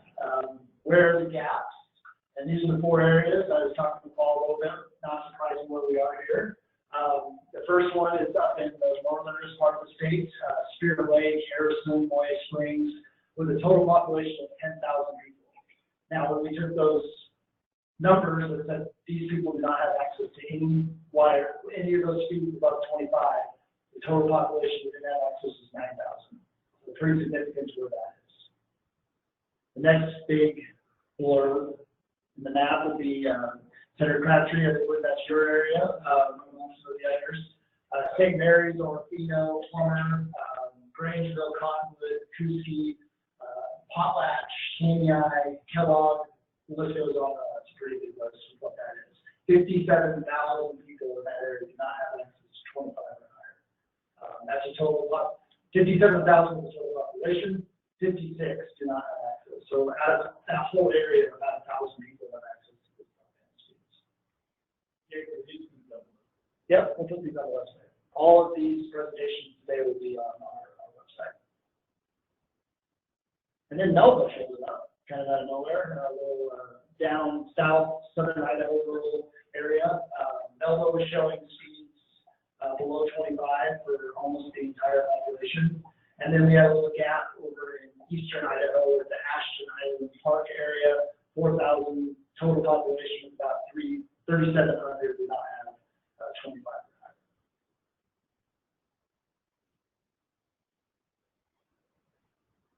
We also clustered them by counties. Senator Crabtree, number 1, the Idaho County area had the most population that was underserved, followed by Shoshone County, Clearwater County, Benoit, Maytock. You're seeing a pattern here. These are all northern Idaho states that are the most impacted with this broadband coverage. The only one south of Riggins would be Canyon County with Melba, and plus the ones over in the eastern part. We did find discrepancies, though. Thank you to all of the providers that sent us data about verifying some of our speeds. We got some good information on, where this was wrong, where it wasn't. One thing came up that I thought was interesting, Ruben, Idaho. I'm not sure what that is, but the population of 117, it said broadband now said 100% of the people had 25 or less. ISP data that we received said they were pretty well off. They were getting better speeds. KMEI, same thing. 87% of the 4,200 people that lived there were not getting that.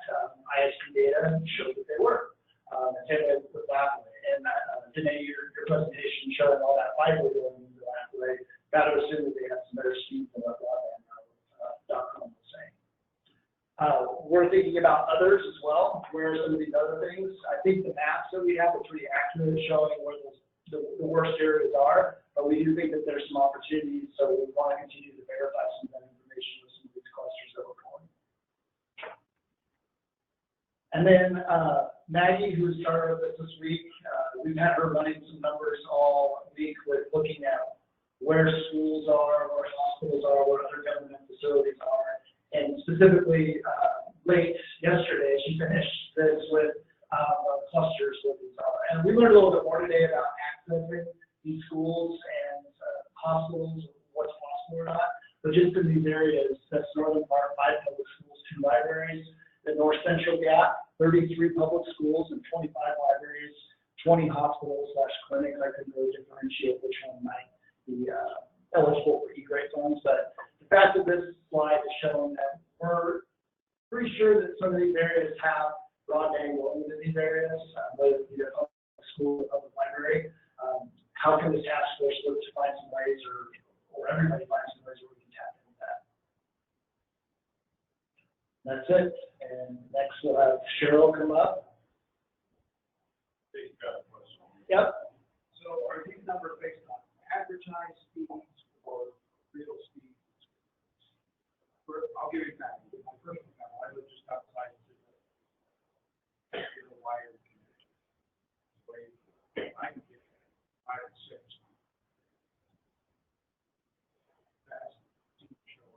So this was a little bit different than the Excel sheet that I sent everybody here, I believe, to look at verifying. We were looking at fastest average download speed there, and we found some other categories that broadband now is pulling, and it was just letting us know that there are no providers in that area that can offer that speed.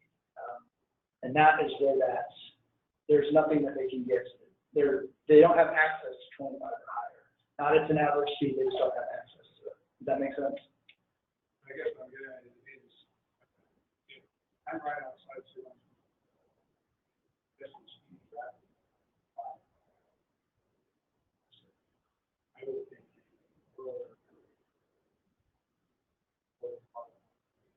Absolutely, and that's part of the reason why that FCC data is so confusing. Is if I look at that map, it's showing that I have access to satellite or fixed wireless in anywhere. Senator Crabtree said one of his neighbors can get it, but somebody else can't. So yeah, I can get that one. Exactly. The other thing too that I just wanted to mention is if you're outside of the city limits, you're not counting. So they're only counting what's within an established city limit grid. Anything outside the city limit isn't counted. So that's why in Lapway it's so important. We're putting fiber to the home, but only the city is counted. None of the rest of it is counted. In terms of, is the city connected and do they have speed? So when those are reported, they're only taking what's in the census data, which is listed as the city. So whatever the square block radius is of your city, that's all that's counted in that data. Is that the 477 data? It is, yes. Well, let's clarify. This data, running testing, to be on a couple of maps. Yes. Broadband now is map on Bigfoot, not the full census tract. That's why we're trying to have all of you that are in that community working on services. Here's what this information is. It is a little finer, it's a little smaller than that. So that's what really, best we've got so far, that's what we want. So we can get those tests. I think one more clarification on that, even at the zip code, if you don't have residence and you have your delivery to a post office box, your zip code is in, like last week. Oh, yeah, 8354. Yeah. Where it shows a really population. So that's why, yeah, you can look at these, tell us what we need to be certain that we're taking out to have refined.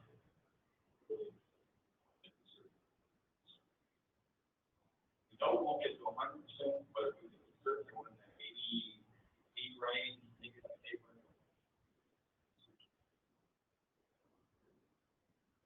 You look at that. So the closing will burn to December-ish, I believe, 2 by 1. That's what it's so far. Sure. Sorry. Sorry, sorry. I'll send you a note too, that's like Ampoint, by zip code, it says like 17, Ampoint, not even, but there's, well, we do that in town, like Sean and I, we're just in for a state. And on broadband now, people will say, well, that's Ampoint, but that's an extended rate of but like in our area, there are a lot of holes, like in my state, Sean's house, that have, there is no satellite. So the geography plays, I mean, it's really a huge. Yeah. That's part of why we use wireless. Otherwise, we could say satellite, we got station rooms,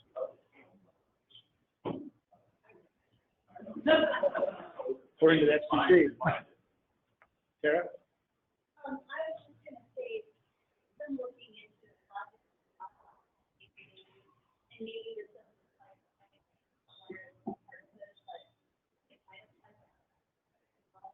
we're having a really hard but we can't change it. If you like data to import data, so I just wanted to say, I'm not trying to, but we are having to find out how that data. So you're having a hard time trying to figure. I'll keep this about that, but I imagine the big.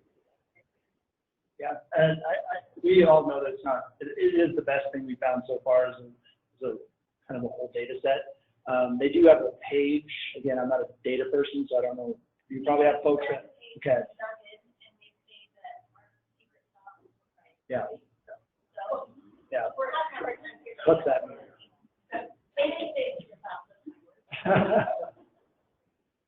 Mike? One quick note, Dave, and I made this first. When I had our team look at it, I manipulated it right away. Was that we just basically went through our areas and said that number is believable, that number is doubtful, because I couldn't get in to do an actual test. Just knowing what we know on the ground, the notion of 80 megs in Clarkport or somewhere like that, unless it's only gated at the school, that's hard to say. So we didn't necessarily say it's absolutely right or absolutely wrong, just sort of a range that we came up with to see whether we thought that was. That was a good way to look at it. Yeah. Well, line is another option, but we got.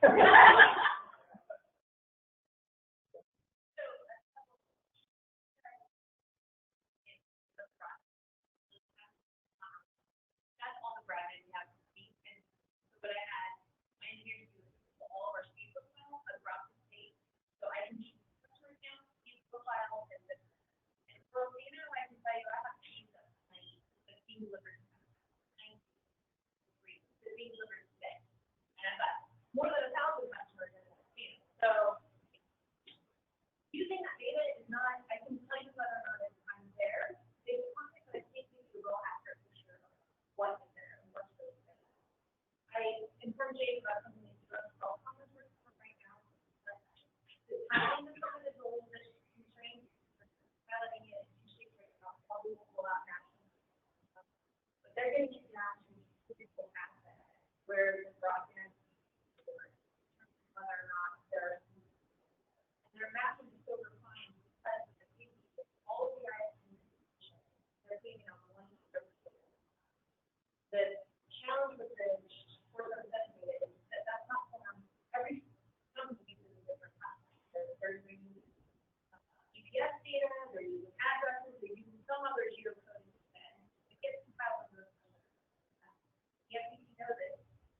deal with it right now. You know, telco has gotten together, well, let's try to find a solution.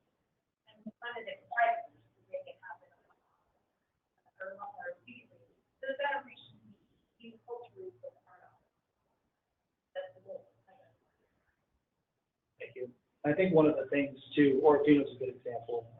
We have an economic developer up there named Christine Tremaine, and she's very smart about broadband. She's been an advocate for it in North Idaho. She'd probably tell you that broadband's horrible up there.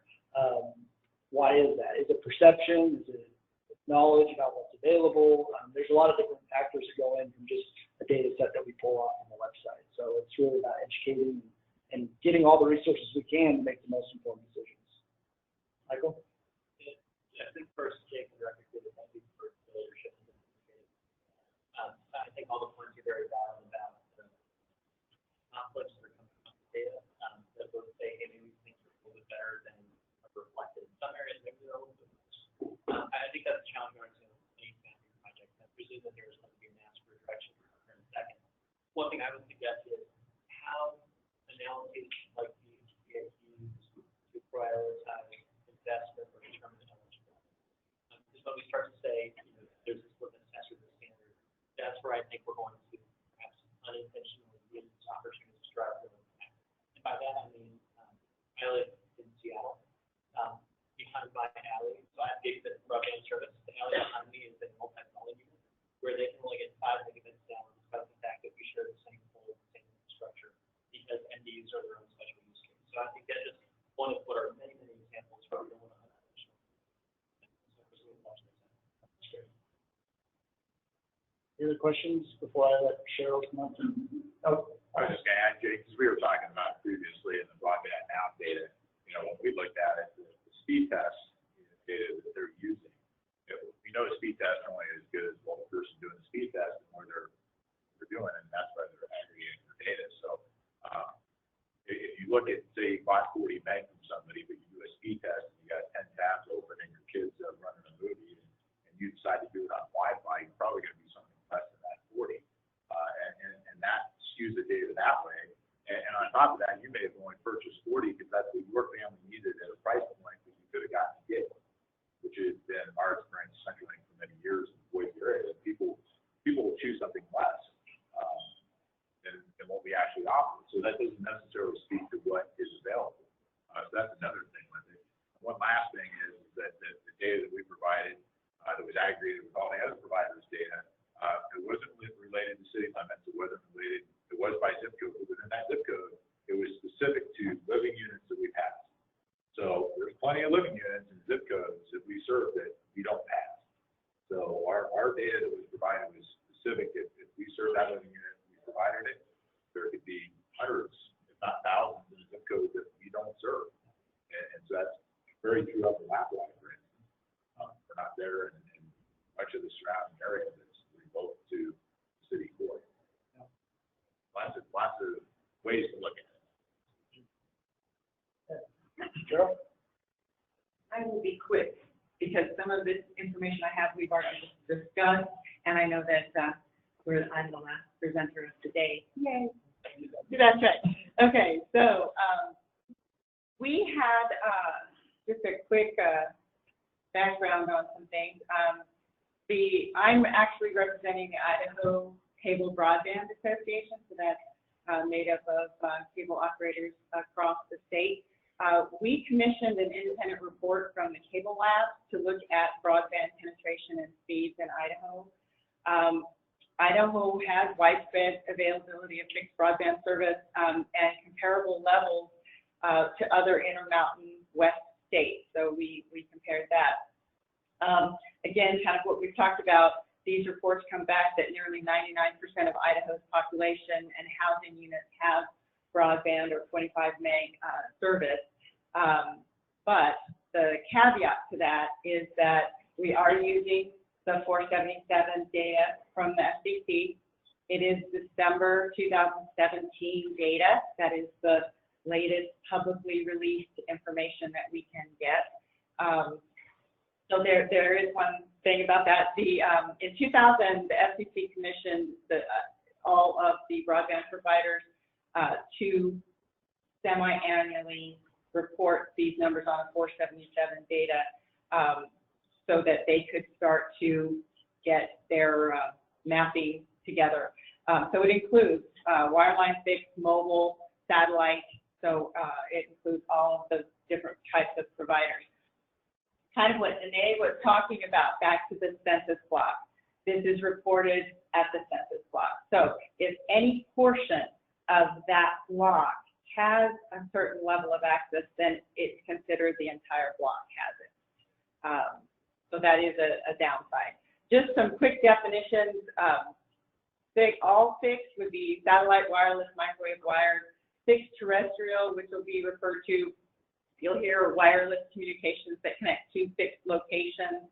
Of course, wired is DSL, cable, fiber, and then as I mentioned, the census block is a consideration for this report. So basically, the state of broadband in Idaho, according to this independent report, would be as of 2017, most of the population actually had access to 25 meg. 85% of the population has access to fixed terrestrial and 82% to wired, which goes back to what Jake was saying earlier, very similar statistics. This is just a quick graph of what that is. So that, again, shows you the wired is at about 82%, 79.6% of the housing units. So max speeds available. So in addition to fixed broadband being widely available, a significant portion of the population housing units have broadband speeds that are substantially higher than the 25.3. So 80% of Idaho's population has at least 100 meg downstream available, and 65 has gigabit broadband service. Now again, keep in mind this is 2017 data. So it's higher than that now because many of the providers have launched gigabit service since 2017. Okay, max speeds available. These are some of the statistics that came out of the FCC data about the max speeds. So as you can see, large portion of the population has access to gigabit speed, which is defined as 940 meg down. Okay. And back to some of the things that we were talking about that were brought up recently is that there are many factors that affect and impact speed. So again, when we're reporting speed tests, it's not necessarily what's available and what people have access to, it's what they're experiencing, and there are a lot of factors that impact that. So their devices have limitations on it, whether they're using old equipment that is only able to go on a 2.4 megahertz broad, bandwidth versus the 5. So there's a number of limitations from the customer's actual devices. Hardwired versus Wi-Fi. So again, if you're doing a speed test and your computer is hardwired to your service, you're going to get much faster speeds than if you do it on a Wi-Fi connection. So that's going to slow things down. Desktop apps, browser selections, antivirus, or viruses that may be on your computers, the number of connected devices and the open apps that you have affect your speed tests, and of course the server location. So we have a handout that we'll do that just kind of shows you some of the different, some of the speed test things that could impact that. Another portion of the report talks about choice, and so vast majority of Idaho's population does have a choice for fixed broadband providers.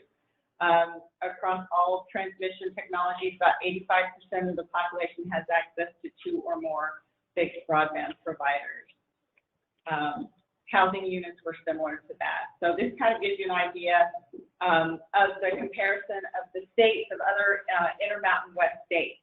So if we're looking at Idaho, percentage of housing units is at 83.8%, population about 85.3%. Similar to Montana. Wyoming is a little bit less than that. Nevada and Utah came in higher, and we believe that's because they have larger populated cities So between Salt Lake or Vegas and Reno, I think that's affecting those two states. But that gives us an idea of where we compare to other Intermountain West states. And finally, the full report from the Cable Lab should be available for public distribution by the end of next week. So I will get that to the director's office so that you can have access to that. Fees have increased significantly over the last few years from all the different providers. This is just an example of what cable broadband has been able to do. So if you see in 2014, the light piece is 100 meg or less, and then it goes up to black, which is 1 gig speed. So you can see that in 2018, significantly more 1 gig is available on there. So it's an interesting progression throughout the years. 10G technology is coming. We're looking at rolling out DOCSIS 3.1, which would allow us to increase those speeds even more. Also talking about the FCC and how the 477 has some issues with it. A couple of days ago, the FCC Digital Opportunity Data Collection proposed an order that they issued last Thursday that proposes the use of shape files, which is geospatial broadband coverage map. So it's going to be a much more accurate map. So that's going up for proposed use, and so we'll see if that goes through. Then the FCC then will be reporting it a little bit differently, and I think that FCC's maps are going to be much more accurate. So we look forward to that. Don't know what timing that's going to be. That could be right. That is in the code back from the FCC now.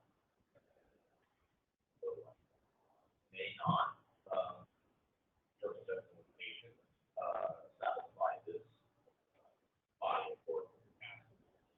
Certainly the recognition at the federal level that the mapping how we get all the legal industry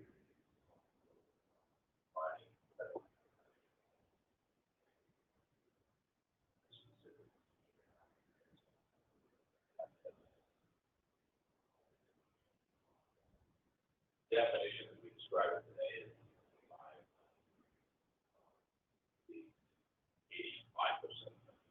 Cable industry provided 85% of the scale gig services. So we're well out in front of this, and then again, it's passed around. Just give you some sense of along the bottom what the capabilities of the information. So the conversation we're having today will continue to stay part of this brief.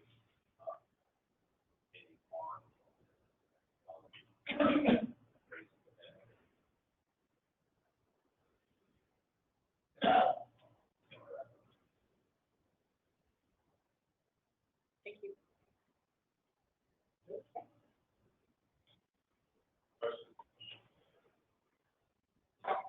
Appreciate you having also, how does this fit with the American Broadband Initiative? ISP. Looks like maybe the U.S. Department of Commerce over the FCC's goal of broadband mapping. It's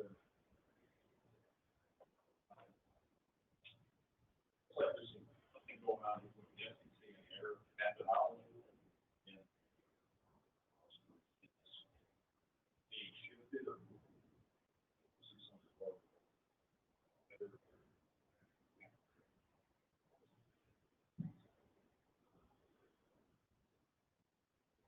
I'm not sure the actual mapping and reporting will get done that quickly because then the FCC doesn't move very fast. But again, it's a movement and it's a recognition that they know the maps are not accurate. And the same thing, I know I'm adding something. So we've gone through state assets, I speak in to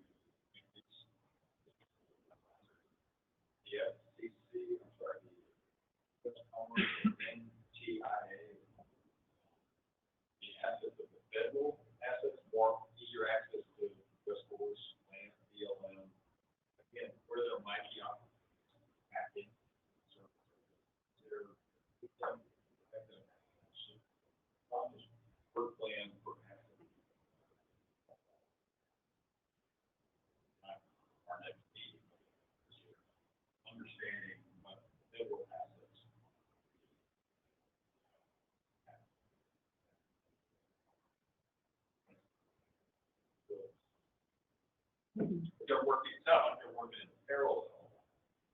Looking at what federal courts and other laws have service now.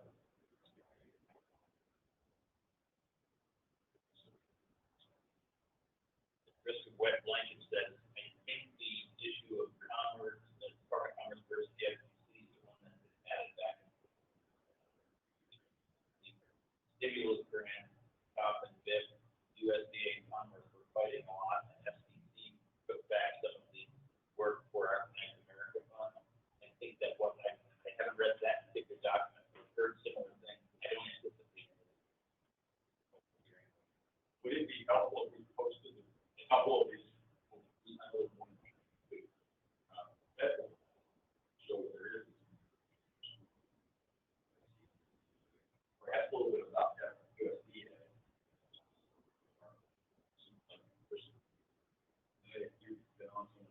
Sure. Under APIA, well, the Rate Bonds Act is supposed to require the federal government to identify assets in terms of emergency response, what's available, and then when it is available, who owns it, who has access to it. So under the Rate Bonds Act, they were asking, SEC was asking NTIA and Department of Commerce to help identify what those assets are. And then once those assets are identified, what can we utilize in terms of giving service to National Park Service or the Forest Service land, if they have power poles, if they have broadband access, if they have towers, and how much of that can be utilized. So there was a national, throughout this year, a push to have all of those identified and mapped, so that in the event that industry will locate on any of those facilities that they can deploy service. I don't see it getting done in 19, the comment period just closed on that.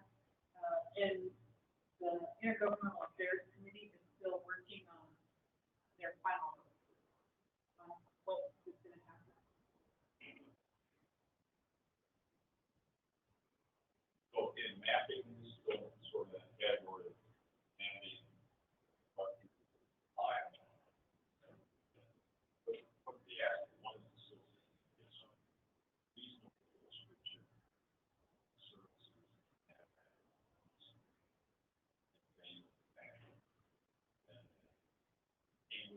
How long or should we not better?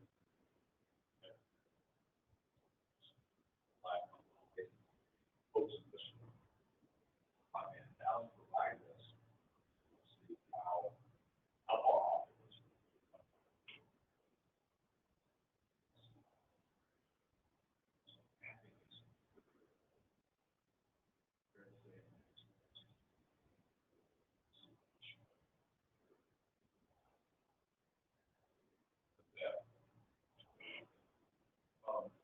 Wrap up time.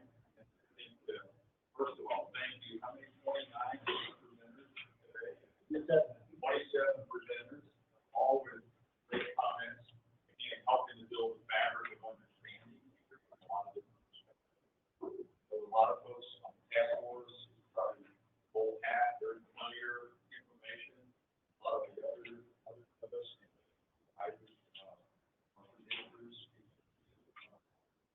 for us. What do we do? Where are we going next in life? First, we're going to go to Fort Elaine for our third aid.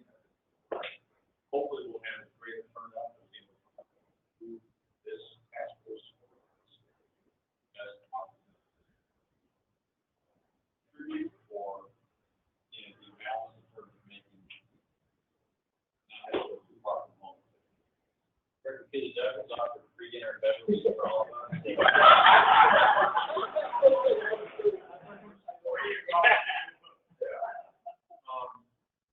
Between now and then, we do have 4 or 5 weeks. I think the key is now we get sort of the hard part. Any gaps in our understanding need, not down to the permit for the right of way. Is there any hope that you see on the county that provides information or objective to that one thing that's not that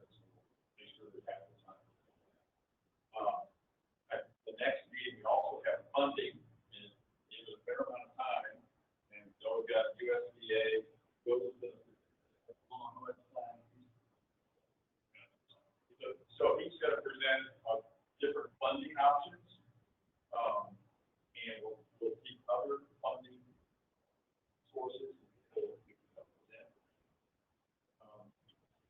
The other is the access to assets that we have in this state. Still looking for hurdles or impediments. How do we possibly tap into the libraries in the state? Government, we've already put in the fiber, or we have a connection, but is there a way to get utilization of it sooner to help the undergraduate area or help them? The other is I want to look at how do we perhaps aspirational, what models could we use based on that big red target? Focus a little bit on what could be a way to help see short-term solutions into that sector. The government prize for is a regional optical network even in Canada. Aspiration. But we want to set some models up for what can we do. Unserved. Parallel with what we have. Next item is I would like to pull or send a draft of what a broadband strategy or plan look like so we can have an arrow shot built in. If you take the Michigan plan, it's something like 100 pages. There's a next. You go there, it's every summer, it's still probably 50 pages. So it's a big document. I think we ought to go through the overall framework. Try to do that. That's not half. We'll probably call it the code and build a framework so we have some. Does that make sense? Does that make sense? Quick turnaround soon.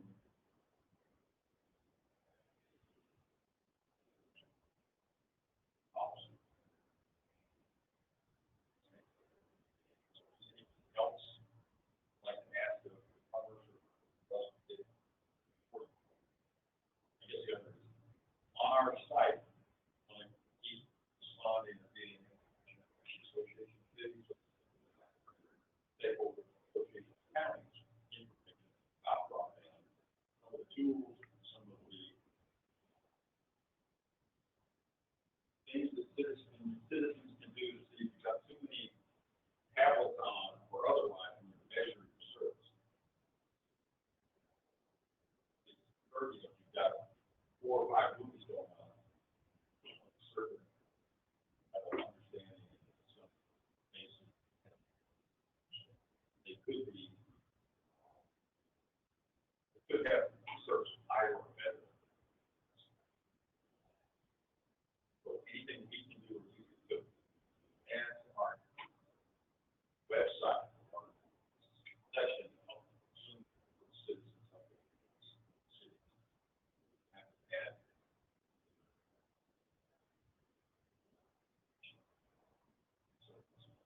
And I do think the new task tool that was just publicized, I think it's really important that we have a link to those so people see what is supposed to be coming and what the time frames for those build-outs are.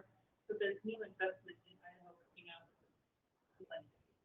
And if the citizens don't know that they have an option to go to a centrally coming with fiber in the next 2 months, then it helps planners plan better, and it also tells them where they should expect the task 2 funds, the new funds, be applied. Or link, yeah. Sure. So people can see ACAM monies were released too, and those are already being deployed in Idaho, especially in North Central Idaho. And telcos who got the ACAM monies are supposed to be demonstrating where those are and what year they're going to be building. so should we also put that in a draft of broadband office?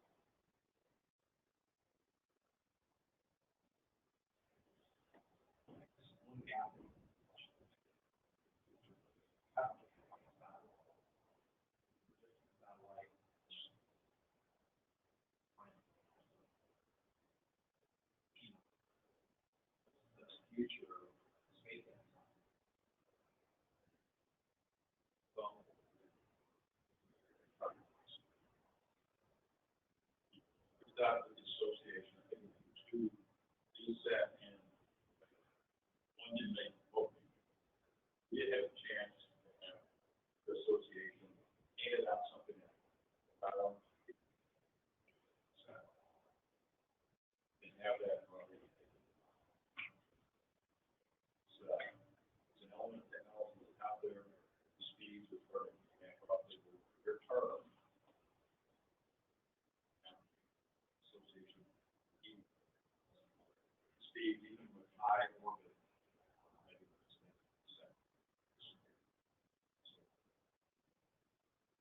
Gravity not keep picking on you can tell, but it's possible something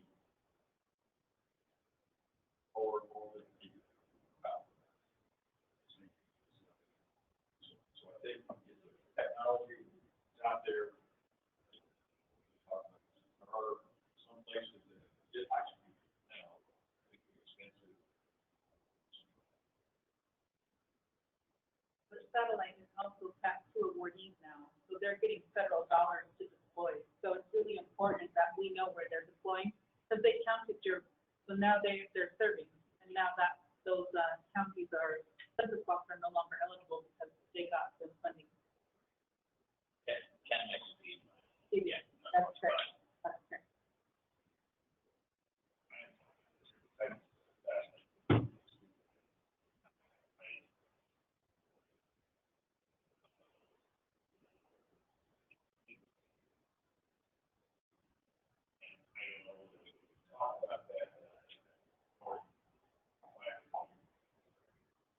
We can have them present. We try to have the representative. So leave it out.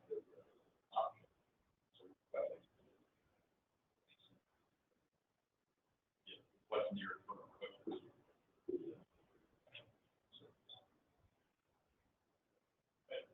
Anything else in the moment? I've not been to the meeting, but I've done a lot of people. Did you know Michael Farley? This is kind of a fun, colleague. He's got a really pathway. That's a lot. All right, well, great. Thank you so much.